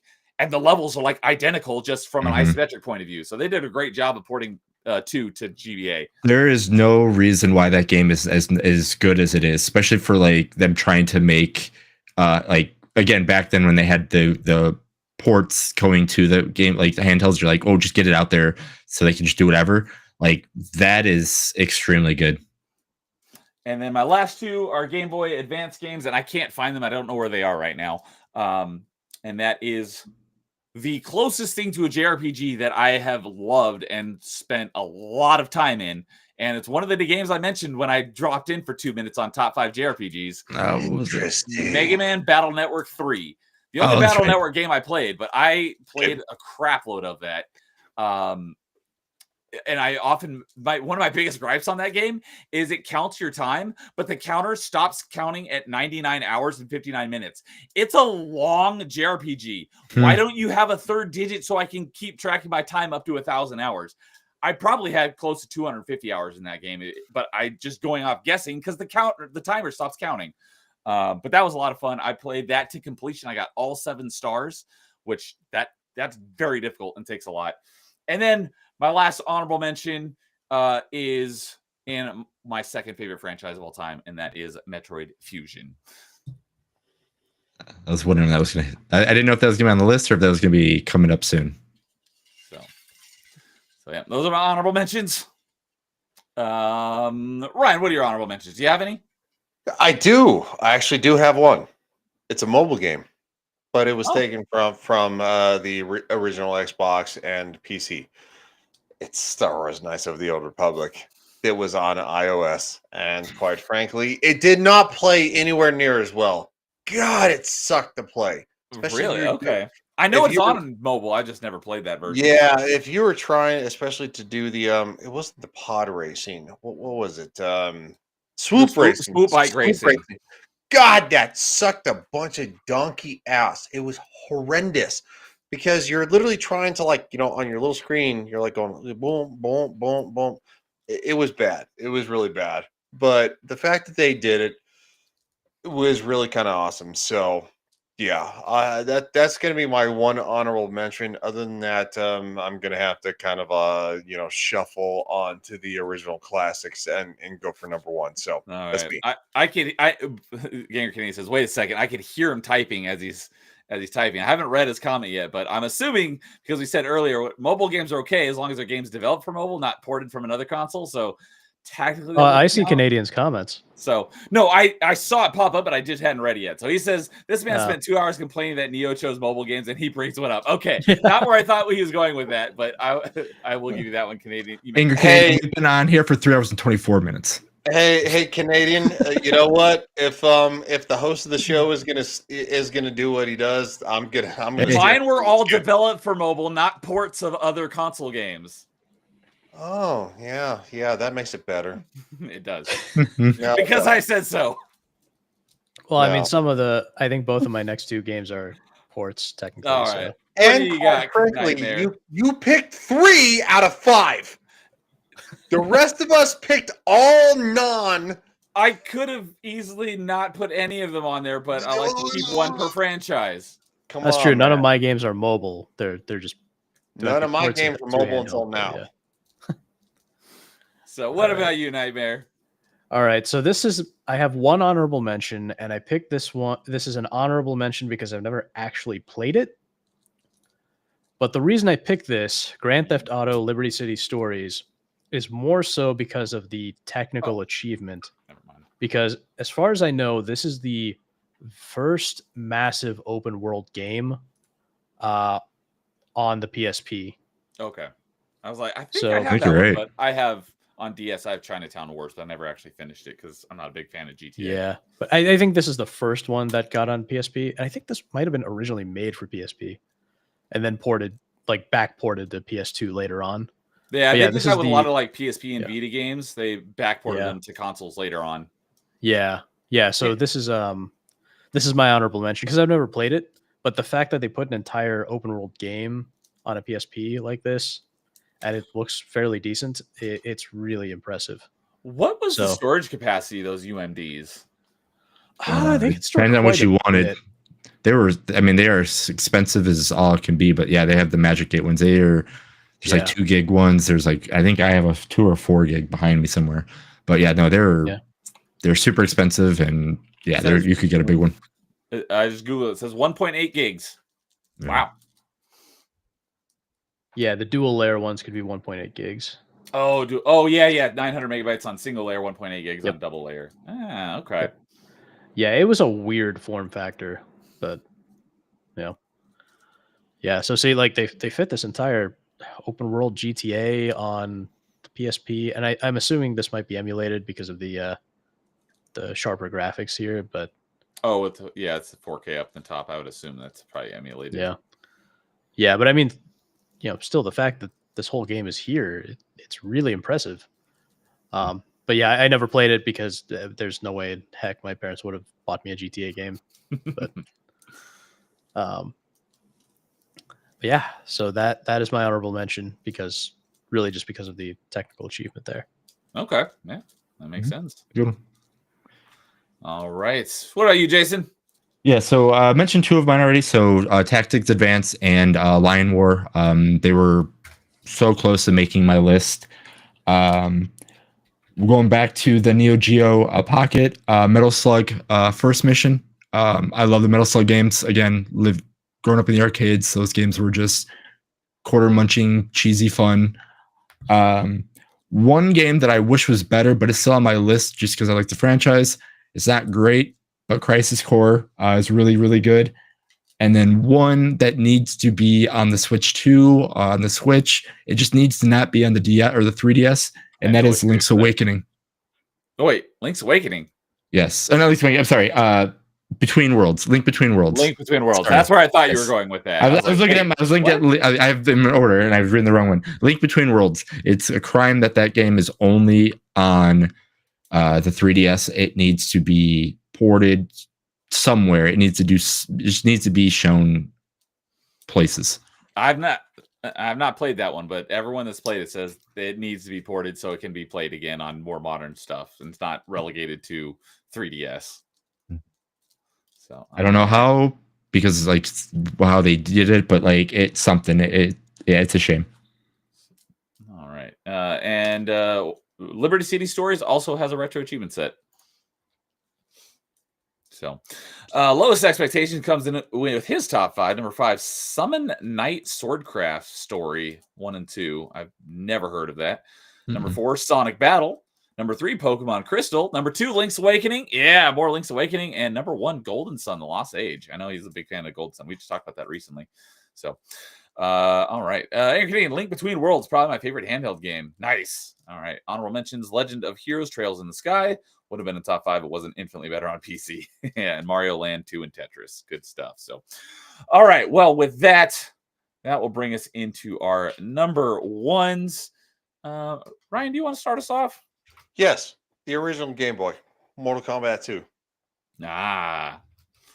It's something that no, you cannot compare it to anything. The original Game Boy broke ground. It literally was the epitome of handheld gaming, and it will be forever of all time.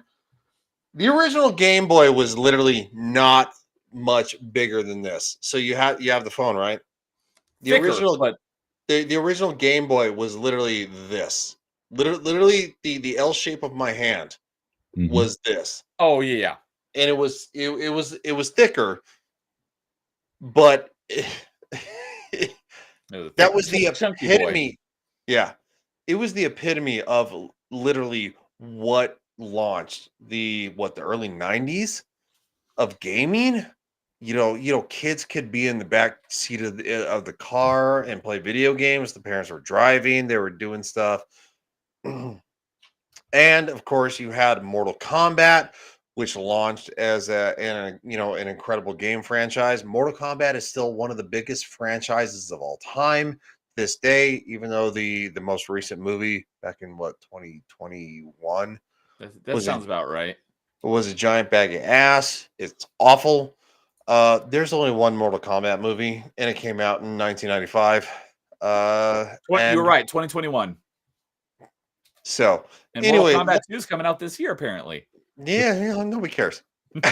Nobody cares. There's one Mortal Kombat movie. I'll die on this hill. Y'all can fight me to the death on this one. I will motherfucking smoke you all. It's like the meme from Family Guy with Peter. Oh my God, who the hell cares? Yeah, pretty much. So literally, long story short, Mortal Kombat 2 was an advancement on the original Game Boy. It was something that, just the way that it was set up, the way that you could do finishers and stuff like that. It was so much fun. And then, of course, at the end of the game, you came face to face with the big bad guy, Shao Kahn. And you had to defeat him. And a children rushing son of a... I almost cursed on our own show. Yeah. And I always played Scorpion. He was my favorite. And even though, yes, he was technically considered a bad guy, you could actually defeat the game and win it with him, and it was a lot of fun. So I got it pulled up here on Retro Achievements. It obviously has a Retro Achievement set. I did not know this until just now, but it makes sense that it's an M-rated Game Boy game. I didn't even know there was such a thing. Oh yeah, no. Because you still had finishers. You still had Scorpion would pull his mask off and just roast somebody. And the skeleton was so lame. Because it was like limp. It was like, ugh. They would crumble to the ground. But for a Game Boy game to have finishers that you saw in the arcade or on home ports, it still was really cool. Yeah, it was actually a massive thing. Because again, it was Nintendo, and Nintendo was a little squeamish about Mortal Kombat, unlike the Sega Genesis. Super Nintendo version is the one that doesn't have blood, right? Everyone wanted to play it on the Genesis because it had the blood. Yeah. There were no blood. Smartened up until the second one on the Super Nintendo. They smartened up and it was really good. Okay. So like I said, I've got Mortal Kombat 2 pulled up on Retro Achievements. There are 7 versions of this game: Genesis, Super Nintendo, PlayStation, Master System, Game Gear, 32X, and the arcade version. Dear Lord. Well, also at the same time too, a lot of people don't understand that when you would actually pick a character, pick your fighter, you actually went on a journey. It was basically literally Mortal Kombat, like the movie was before the movie came out. You had a hierarchy, and you had to climb the mountain. You had to climb up, and literally, it was the same mountain, like that little tower that like was in the movie that was actually CGI'd and actually dark and mysterious and that was in the game. That was in Mortal Kombat 2. So when the movie came out, the movie took from Mortal Kombat 2 and actually put it in the movie. And the hierarchy of climb. You have to climb to finally get to the tier to win. That was something that the movie actually took. And it was awesome to see because I was a massive Mortal Kombat fan. Massive. And when that movie came out, I still have the movie poster that my parents got from the video store, from the movie theater that the video store got it from. That's a good poster. Yes. All black with just the dragon. And God, that's Red Mortal Kombat. Yep. Yeah. It's a good poster. That's a good movie. That movie, a good movie from 1995. That's a good movie. There's no movie. I There's believe no that was video your number one on video game movies. Top Yes, 5. that is there. There is no video game movie in the history of the franchise of anything that is better than that movie. It is the top ranked ever. All right, I'm done. Canadians say, "Oh no, does Ryan know who he's streaming with here?" Because Jason is also a massive Mortal Kombat fan. Well, I don't know. It could be literally on all fronts. So I think it's because he's saying you didn't like the new Mortal Kombat movie, and it sounded like Jason awful. I mean, the new one was okay. It wasn't the best. Like I said, what Ryan's preaching about the first one being the best one, he's not wrong. It is by far the best one. So, all right, Mortal Kombat 2 on Game Boy, nice. So, all right, Nightmare, what about you? What is your number one? All right, so this might get some groans. There's a lot of nostalgia in this one. But Number one, I was early. My number one handheld game is Spider-Man 3 for PSP. Now, yes, there's a ton of nostalgia here. Why is that a groan? I don't feel like that's a groan. Because of Spider-Man 3, not Spider-Man 2. Yeah, well, I liked Spider-Man 3. More because I put it ahead of Grand Theft Auto. Oh, I completely understand that. No, I do too. Yeah, but this is in a similar vein to Grand Theft Auto. This is a really special game for a couple of reasons. It's Spider-Man. But yeah, well, a special Spider-Man game. So this is actually the very first Spider-Man game on a handheld to be truly open world. They crammed an entire open world New York into the PSP, and you could swing around and do everything as Spider-Man. Yep. Now, this game is really a somewhat cut down version of the PlayStation 2 version of the game. And this game is weird because it had so there was a version on the PS3 and Xbox 360 and PC that was like HD and, really looked really good and everything. And then there was a completely different version on the PS2, the Wii, and PSP that you're looking at now that didn't look as good and it didn't play quite as good, but it's still, I think, more than the Wii and PS2 versions, this is really special because of what I said, the whole open world Spider-Man, very first open world Spider-Man game on a handheld, because all of New York is just right there for you to swing around, and it's such a special game. There was a Spider-Man 2 on the PSP as well, but that one was actually totally unique. Not a port of anything. It was its own game, but it played like the first Spider-Man game on the PS2 did, where it was level-based and just like an action brawler type of game. But this one was special. And what also makes it kind of funny is that they released this game 6 months after the movie came out. Well, that's kind of a big gap. You'd think they'd have it ready in time to launch with the movie. Yeah, exactly. They released the other versions in time, but the PSP port, for some reason, just took them like 6 extra months. So I remember being like really, really wanting this, and then I finally got it, and it was pretty great. Was it? Go ahead. Nightmare, have you actually played the Marvel games? The Captain America game for what, PS3? Thor, Iron Man games. I have not played anything from the MCU except for Iron Man 1 and 2's PS3 games. Okay. It just kind of reminds me. I mean, it's rough. I get it. It's rough, but it Mhm. kind of reminds me of similar gameplay from those.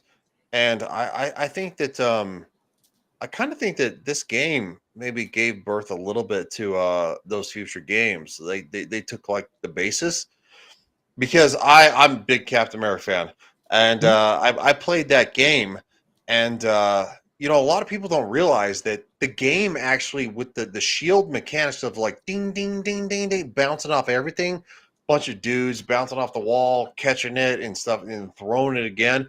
That was something that literally the game introduced to the MCU, that they put literally in Captain America Winter Soldier. That was not a thing before the video game.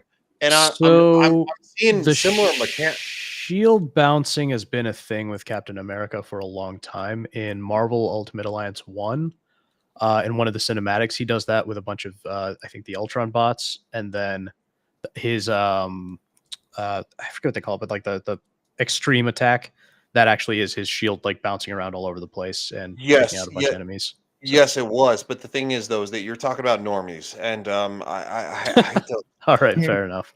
I hate to say that in a certain way. There are comic book fans, there are movie fans, there are video game fans, and then there's normies that meld in the middle.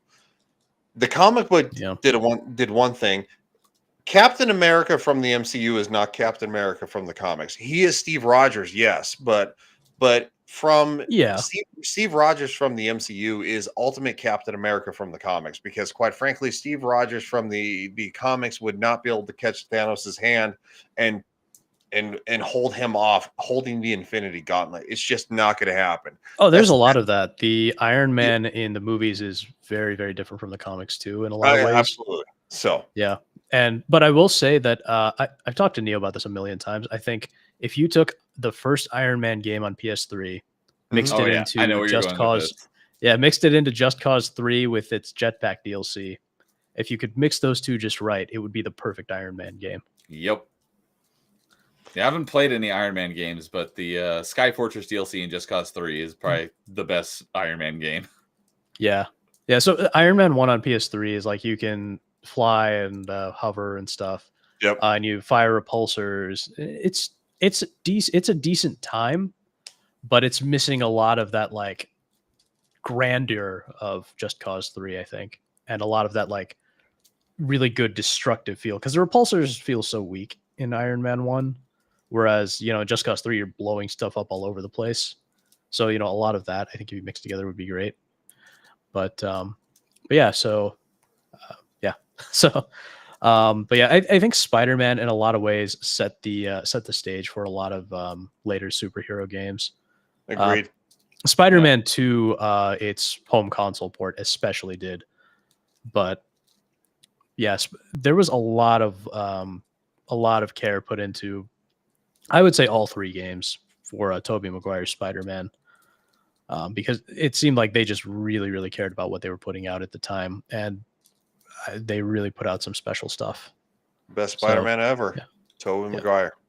Yeah, there you go. And that's being said with Andrew Garfield, who literally stole the show in No Way Home.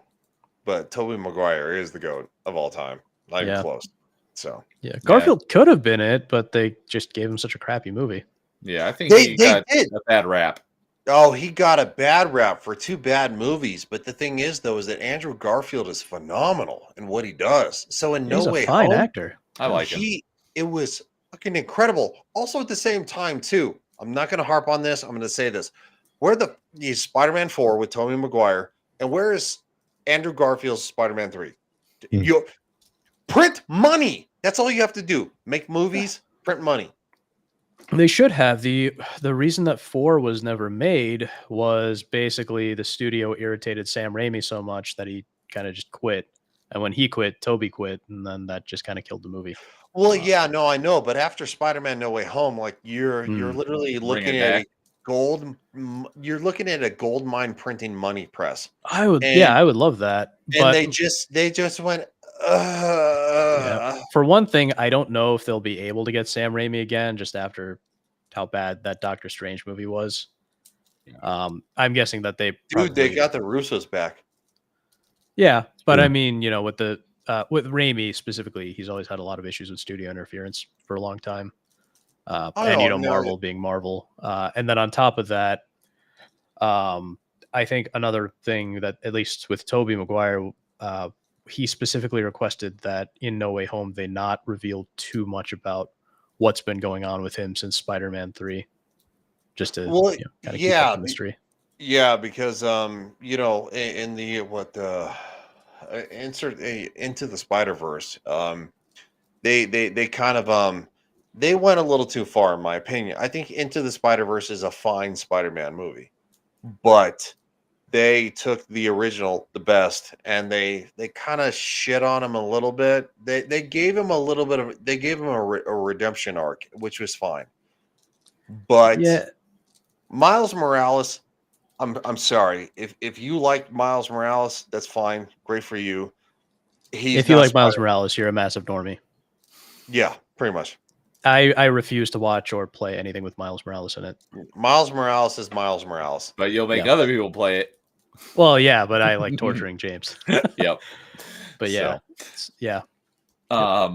When Spider-Man was in Dr. Connor's lab just a minute ago, what you were showing, was that Morbius on the table?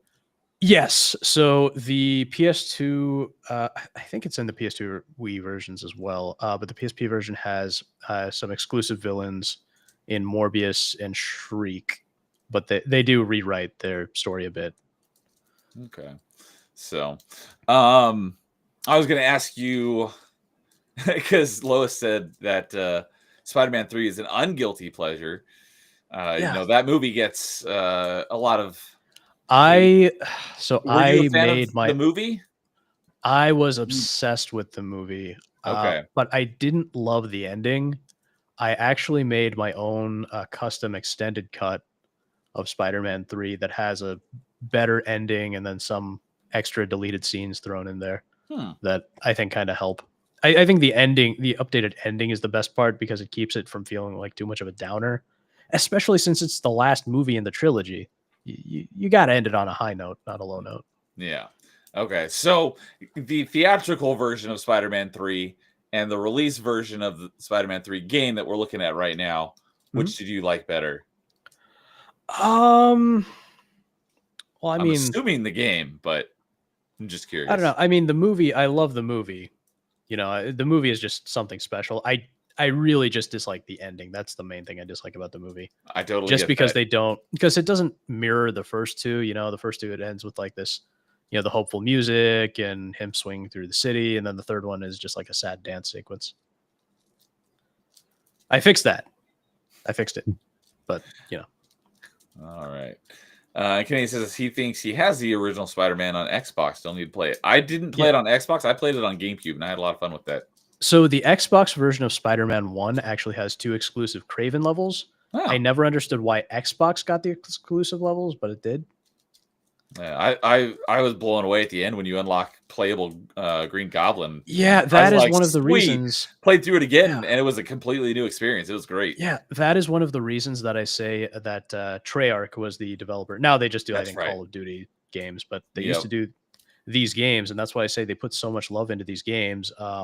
With the first one, I believe the story, I might have said this on open mic when you had me on, but I believe the story goes that they originally had Josh Keaton, whose voice is used for the Green Goblin, Harry Osborn lines.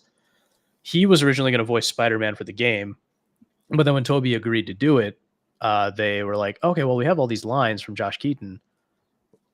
We don't just want to delete them. Why don't we make this entire secret Green Goblin mode where you can play as Harry? I think you did mention that. Yeah, and so then they took all those lines, probably had Keaton record a few new ones to fit, you know, the Green Goblin, and then just made that entire Green Goblin mode, which is why it has like no cutscenes or anything like that. It's just kind gameplay, of throwing it as an afterthought, but it was a lot of fun. Yeah, it was really, really special. So there's that, and then Spider-Man 2. I remember they're like, we want to make this a really special Spider-Man game, and people were saying, oh, it's going to be open world, it's going to be like Spider-Man with GTA. And then the game director came out, basically said, Well, it's an understandable comparison, but no, it's not even Spider-Man GTA. It's open world Spider-Man. It's not, that's not the comparison we're trying to make. We really want this to be its own thing. And so there was just a lot of love put into these games. So.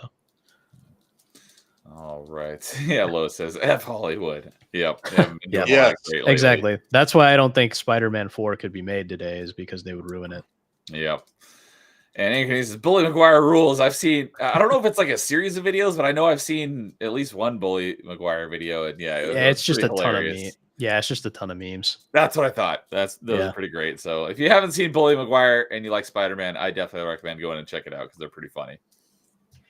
So, all right. So I think it just leaves Jason and I. I will go and let Jason finish off our stream tonight.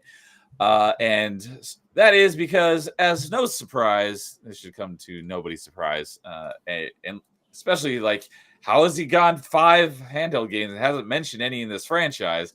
Like I said, I keep one per franchise. That's why one of them was in my honorable mentions, which was Metroid Fusion. My number 1 is Metroid Zero Mission, which is also my favorite 2D Metroid. My favorite Metroid is Metroid Prime. But I was thinking about it on one of the Metroidvania Mondays not too long ago.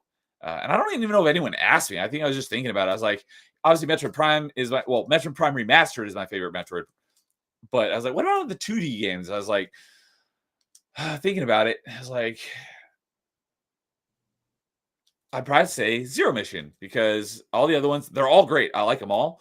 But they each have something that kind of like irks me about them. But Zero Mission has like literally nothing that irks me about it. So Zero Mission is my favorite 2D Metroid and definitely my favorite handheld game. And I just played it again, because another one that I hadn't played in a very long time until I started doing Metroidvania Monday. So I played it for the first time in a very long time, a couple months ago, as I was starting through Metroidvania Monday. I started doing with Metroid games. I just ended up playing through the whole franchise. So I started with Zero Mission. It was great playing through it again. My only real biggest complaint is the achievements that the community put in. Dude always is like, but that's because they made achievements for it, because that's what the developers put in the game, like special endings and stuff.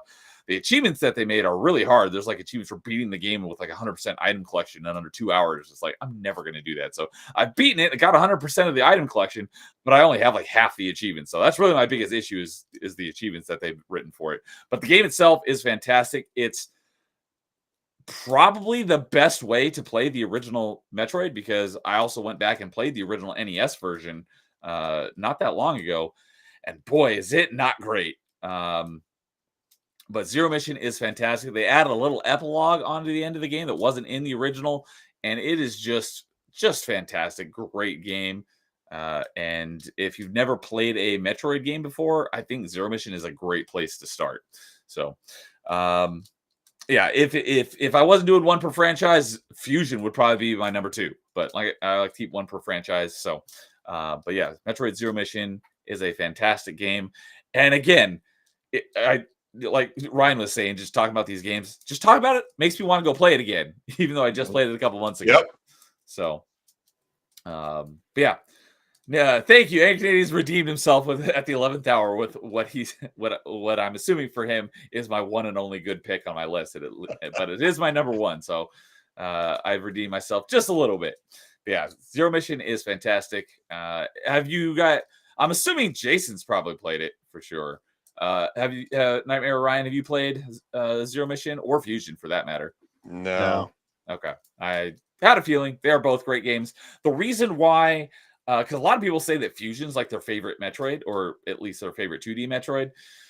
Not that it's really that bad of a thing, because Fusion's a great game as well. But my one thing that puts Zero Mission over Fusion is a little too handholdy, because it's always. You could basically never get lost in Fusion. There's not as much. I mean, there is still exploration in it. There's just not as much, because it's a lot more linear than the other Metroid games. Zero Mission, it's basically a better graphics version of the original Metroid. So it's a lot more open. There's a lot more exploration to it than Fusion is a lot more linear. So that's my my main reason why Zero Mission is over Fusion for me. They're both great games. I love them both, but yeah. So, all right. With that, I guess that'll bring us to Jason to bring us home. So yeah, with me, my number one. A lot of people, if they saw my top 5 favorite games of all time, they probably know what my handheld game would be because my top 5 game or my number one game was in my top 5 favorite games of all time. Mortal Kombat 2 on Game Boy. Yeah, right.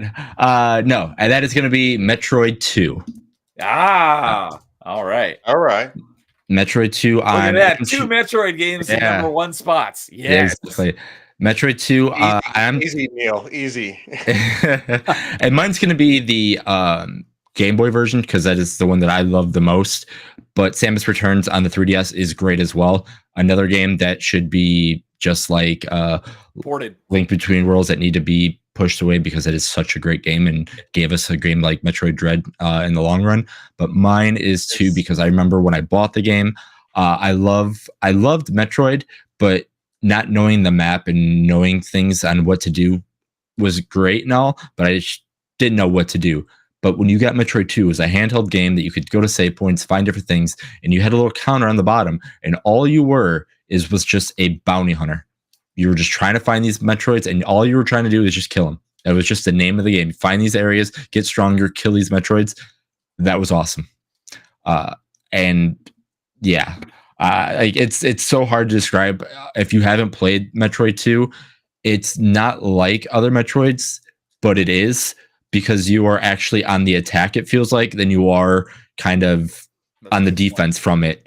Like usually on Metroid, you're like, oh, I got to try to get off this planet. No, this one's like, no, I have to go after these guys and then I can get off this planet. Like you are trying to save this planet in a way, let alone try to save yourself. It's hard to describe, but that's how I felt when I played it. But Metroid 2, I remember getting the game. That's one of the first games I ever bought with my own money. And I just remember just playing it every car ride, learning the game, learning where every item was, spider ball, extra jumps, freeze beam, everything like that. It was just my favorite. And again, if you played on 3DS, it's good. You get a little extra things, but if you played on the Game Boy, it's on the Switch as well. If you played on the Game Boy, the regular one, I personally think it's more fun because it's a little bit more dumbed down and simpler, and it's still doing the same exact thing that you're trying to do. You're just hunting Metroids. That's all you're doing. Yeah, if they ported Samus Returns to like Switch or something, I'd buy that in a heartbeat. But yeah, like I said, playing through the whole franchise, and I'd never played original NES Metroid or Metroid 2. I'd played other versions of it. So I was like, you know what? I got to play the original one. So I played original Metroid. It was painful. I played Metroid 2. I really, really enjoyed it. Now, had I not played original Metroid and have a lot of problems with that game, I don't know how much. I don't know if I would have liked Metroid 2 as much as I did. But either way, it's definitely a very good, competent Metroid game. And in my first run through it, I was able to get all but one achievement. The only achievement I didn't get was beat it in under 3 hours. So I'll definitely do that at some point and get the mastery on it. I was surprised that I beat it with 100% in like 4.5 hours. But yeah, I had a lot of fun. I was blown away by like going from the original one on NES to Metroid 2 on Game Boy. I figured it would be kind of a step down, and it was like a step up in literally every aspect. Yep. With the exception of obviously being Game Boy, so it didn't have color, whereas the original one had color. But in every aspect of game design, it is a far superior game to the original Metroid. And it's like, and again, if you're a fan of Super Metroid, it sets up Super Metroid. Like it's the ending of the game. Like it sets up, you're like, okay, what's next? And when you get Super Metroid, you're like, oh, cool. The Game Boy game that I played back then, or for me when I played it, man, it's wow. That actually, I need to go back and play a Game Boy game because again, we all thought Game Boy games were the smaller like lands, the smaller, cheaper knockoff versions of games. And no, Metroid 2 was like, if you didn't play this one, you missed out on a pretty big story beat. So you need to find a way to get it and beat it and play it because it's as good as you need to. And Super Metroid is, Super Metroid. So I'm pretty sure I've asked you this before. Have you played all 3 versions of Metroid 2? Mm-hmm. I thought so. And the original Game Boy version is still your favorite? Yeah, and I think just because it's like nostalgia, like if I had to take nostalgia goggles off, it would be the one on the 3DS Oh, by okay. far. Just because of all the extra things that they add, and you're like you feel like you're actually playing the game that they wanted to make. AM2R is great. I love what they did. I mean, it's fantastic. I've been trying to find ways to put it on my handheld pocket you know thing as well. Haven't found a way to do it yet, but man, yeah, like if I play the Game Boy one more than anyone out of all of them. Because I've played, I've now played Game Boy 2, the Game Boy version of Metroid 2, and I played AM2R. I haven't played Samus Returns, but I'd love to. But from a lot of people who have played all three of them, a lot of people say that AM2R is the best version. I mean, AM2R is great because it keeps everything original, but when you play Samus Returns and you play Dread, and you're like, it's kind of like the Super Metroid thing I was just kind of compared to. Is like, man, I just played this, game from like a handheld game, and then you play Dread, you're like, wait, a lot of the stuff in Dread was a little bit of mechanics that I just played in Super Metroid, I'm sorry, in Metroid Returns. Oh crap, why can't this again? That's why a lot of people want this game to get actually a big release, because it's like, again, that's why we got the games that we got afterwards, and it just did a great job. Because Samus Returns was also by Mercury Steam, right? What's it? Was also done by Mercury Steam, the developer? Yes, I believe so. Yes, I think so. So, Cool. So, Could be wrong, but isn't Mercury Steam the development company that did Castlevania Lords of Shadow? They are. All three. Lord of Shadow 1, 2, and Mirror of Fate. Nice. And I know that because I just played Lord of Shadow 2 and Mirror of Fate with this year. Nice. So, but yeah, and Canadians like, this is why Jason is best boy. Metroid 2. So, yeah, and Lois saying that you're basically glorified alien pest control. Yeah. Hunt down the Metroids and then beat the games. Oh, so I think I've mentioned to you that I think I mentioned this to you on the top 5 we did right after I played Metroid 2. Another thing, Metroid 2 was fairly easy game, but the final boss, that was quite a difficulty spike because I didn't die the entire game, but then I got to the final boss fight and it took me like 20 attempts to beat it. Yeah. It's like, oh cool, you're just doing this, and you're like, you get to the boss, you're like, oh cool, I'm strong enough to beat the final boss. You're like, oh no, this, like, again, it's like how Metroid was supposed to be like aliens. You're like, oh wow, the queen is actually a threat. And you get to the final boss, you're like, oh crap, this thing is pretty strong. The things that I learned from the game, I need to figure out how to do it and do it well. Yeah, I was like, how much health does this thing have? Mm-hmm. Shooting with so many missiles, you're like, okay, how many times is this thing gonna make the noise? Please die, please die, please die. I'm gonna run out of missiles here. Yep. And I had all of them. Because when I did AM2R, I'd have to go back and look because I did it on stream, but I think I beat it on my first try, or if not, it was like my second or third. It was not a whole lot of deaths, but the original version took me a lot of lives. So, but yeah, I'm definitely looking forward to playing through that again and hopefully getting that last achievement on being able to add that to my mastery collection. So, all right, well, that will finish up tonight's top 5. We got one last thing. I remembered again. I've been doing a good job of that lately. One last thing before we say goodnight is a group rank of where all of our picks lie. So before we say goodnight, where do our games lie on the group rank? All right. So I did a little bit of things for our top 2 games. But for number 3, we had a tie for 4 of them. We had Mortal Kombat 2 for the Game Boy. We had Spider-Man 3 for the PSP. Metroid Zero Mission, Game Boy Advance, and Metroid 2 for the Game Boy. For number 2, just because a lot of the games are similar but different, I put them together. I put Pokemon Blue and Emerald because if you pick up a Pokemon game, you're going to have a fun time with them no matter what. It doesn't matter where you start. I personally think you'll have a good time. So Pokemon in general will be number 2, but Blue and Emerald just because those are kind of the 2 that we talked about the most. And then number 1, Zelda Link's Awakening. Yeah. I don't think Canadians gonna be too happy about that, but that's fine. I'm okay with that because it's a great game. It's to be like I said, for when you look at handheld games in general, if that should be like that's usually on a lot of lists besides like I said Tetris and everything like that. I agree. Like I said, if this wasn't like one of those games that you just see on a random top 10 list that you're like, oh, this is number 1 or number 2 just because the name of it, it's actually that good. So, all right. Well, let's go around the horn here and let everyone plug their stuff while Ryan's still awake. Yeah, no, I'm sorry, guys. I've been You're up fine, dude. for like 20 hours now, so I'm not What sure. do you got going on? Apparently tomorrow I'm going to be on Ryan and Roger Othea's channel. We're going to be talking about. I have no idea what we're going to talk about. Anyway, yeah. So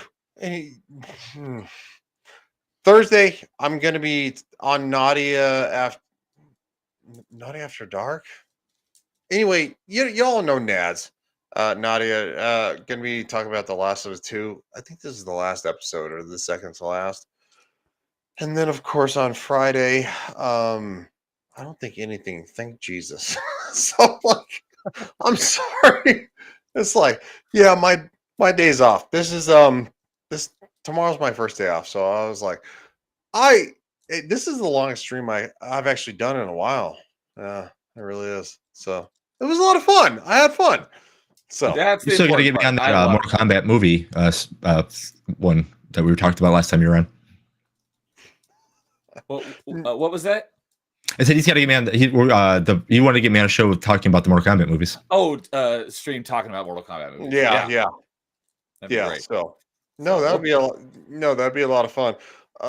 So anyway, long story short, Ryan Roger Thay tomorrow.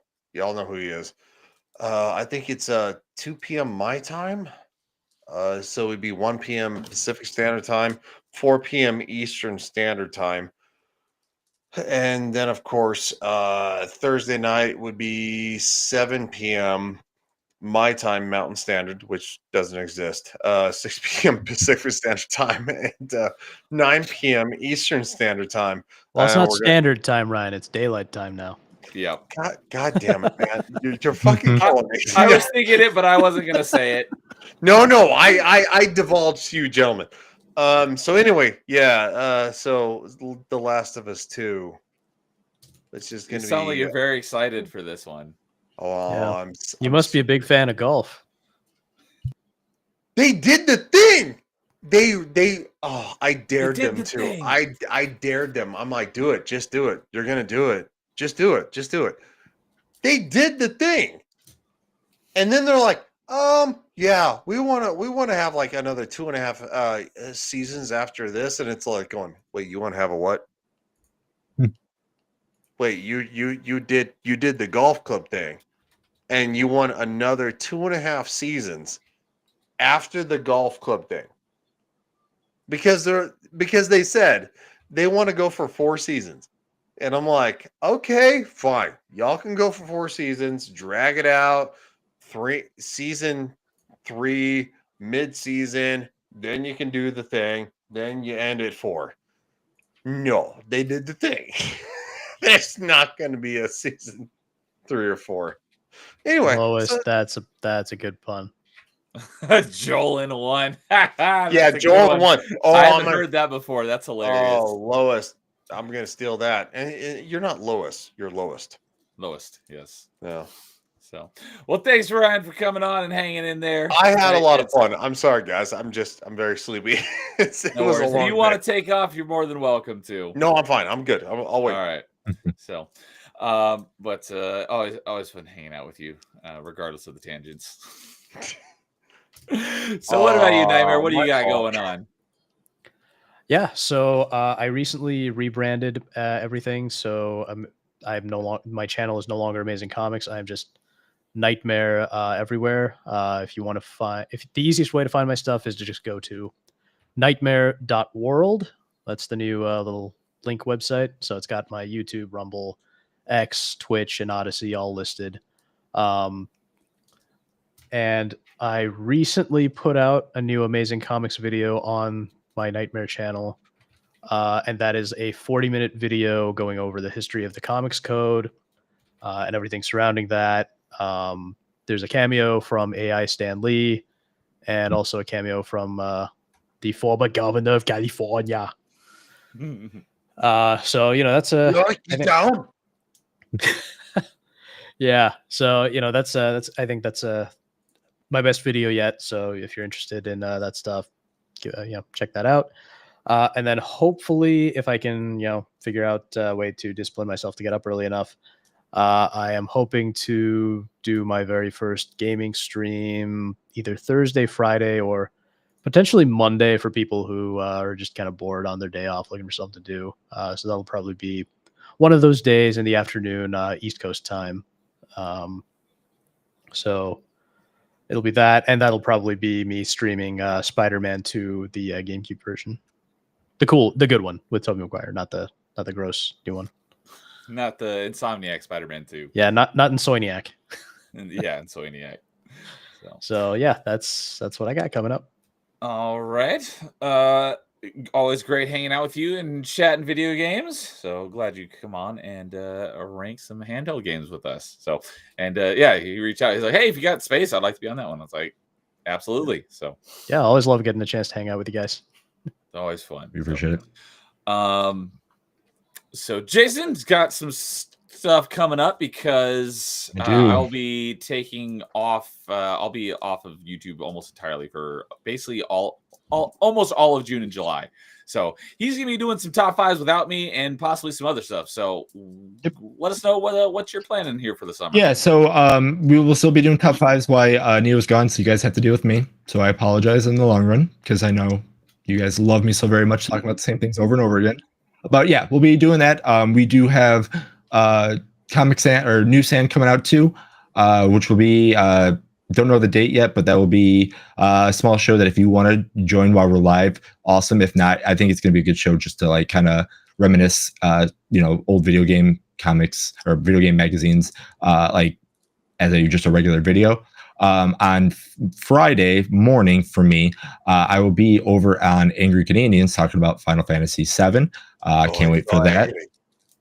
Yeah, I'll be there on Friday, and then if you're in the Midwest, Combo Breaker is this weekend. If you're in the Midwest and you show up there, you might see me because I'll be there all weekend. And where's Combo Breaker? Combo Breaker is in Schaumburg. Okay, Illinois. Gotcha. Yeah. And so yeah, if you're in the Midwest and you're around Schaumburg, what's that? And what is that? It's like one of the biggest fighting game tournaments for the Midwest. It's like one of the big four, I call it, for fighting game tournaments out of all of them. Okay. So that's this weekend. So I will be there hanging out, talking to people. And if you're in the Midwest and you're there and you see me, please say hi. Like I said, I will be there looking around for stuff to do. And yeah, don't be afraid. I was going to say, are you competing or just... So I used to compete, but I am nowhere near competition. That's why I have this out. I was learning how to use one of these things, and nope. So I am not competing this year because I do not want to drown in pools. I mean, that's a good motivation. Yeah. Oh, yeah. Also, at the same time, if you're continuing at the top five, I'll give you a shout, man. Yeah. Don't be afraid. Yeah, if you since Neo's taking a little time off, all right. Well, you need a guest, let me know. Would love to come back anytime. Neo's like, hold up, wait a minute, not this guy, like the other guy, like down this way. No, I was just gonna say. So I got nothing going on tomorrow, but I will be doing a solo open mic on Thursday night, and I stole this term from Carl. He gave me the idea because I did one last fall. He's like, hey, so it's like a state of the nerd. I'm like, that's a good idea. I'm going to steal that. So doing another state of the nerd. We're kind of talking about what's going on, summer schedule and stuff. We'll have another top five and another party chat. Nothing next week though. So it'll be the week after that and the week after that. And then after that, I'm going to be gone for a while. So real quick. Is it just you talking about stuff or are you actually inviting somebody on? I was planning on just doing me. Dude, do you want to come on? Invite a panel on, man. Let's have some fun. It's gonna be your last time for a little bit. Like, let's go nuts. I don't know when exactly. I I'm not will. saying let's get rowdy, but you know, Because I don't know what time I'll be able to do it. I was originally going to do it at my usual time of 6, but it might not be till later, and I don't know what time it'll be. So, That's if you want to fine. come on and hang out and chat with me, I'll definitely open to send you the link. But I'll let you know. I'll be doing an open mic on Thursday night, and then I'll be doing a Metroidvania Monday on Monday. Hopefully, I'll be able to finish off Metroid Prime 2 before my hiatus, and then we'll be. Oh wait. No, sorry. Nothing next week. That'll be the week after. So, yeah, nothing here on my channel next week. We'll still have a few more streams on the first week of June, and then a couple streams on the second week of June, and then I will be gone for a bit. So, Lois asked a very good question because we didn't actually have this decided until literally right before we went live. We hadn't talked about it yet. So he's asking, what's the topic for the next top 5? So next top 5 is going to be on June 10th. And I already forgot what we said. Do you remember what it was? How to describe it? Like I didn't write it down. movie based, like not movie based games, but like license based games. License games. Yes, that's what it was. So Oh man, I really want to be there for that one. I got so many. So that the first one who mentioned that topic was Carl. So I'm pretty sure he wants to be on. I did DM him earlier. He has responded to me, but I haven't read it yet. So, Okay. But if you guys want to be on it, it might be a really long one because the more people, the longer it takes. But if you guys are okay with that, I mean, I'd be open to be on it. If let Carl on first because you only get 4, right? we've done 4 or 6 before. 5. Yeah, we've done. Yeah. No, I didn't know that. I thought it was only 4. So 4 usually is the best. Yeah. But we've done up to 6. Well, before. I can be the 5th guy sitting in the corner, back going, "Hey guys, I'm ready to talk whenever you are." I really like this game too, guys. But if it's a very popular topic, we can definitely revisit it and do a part 2 with a new panel of guests. We've done a couple of part 2s before because people weren't able to make it, or whatever. They're like, "Hey, I want to be on that topic," so we can definitely do another one. It's fine. I'm just But June 10th we'll be doing top 5 license games. So nice. Lois says, I don't think I can come up with 5 for that one. You'd be surprised. So Yeah. I've not thought of any on my list. I'll have to go and look through all my games and figure out which ones are licensed games, and then I'll narrow it down from there. But it'll be a fun one. So I could easily come up with double that. Yeah. So well, we know one. The next top 5 Yeah. on June 10th, not 2 weeks from today, 3 weeks from today. June 10th, 3 weeks.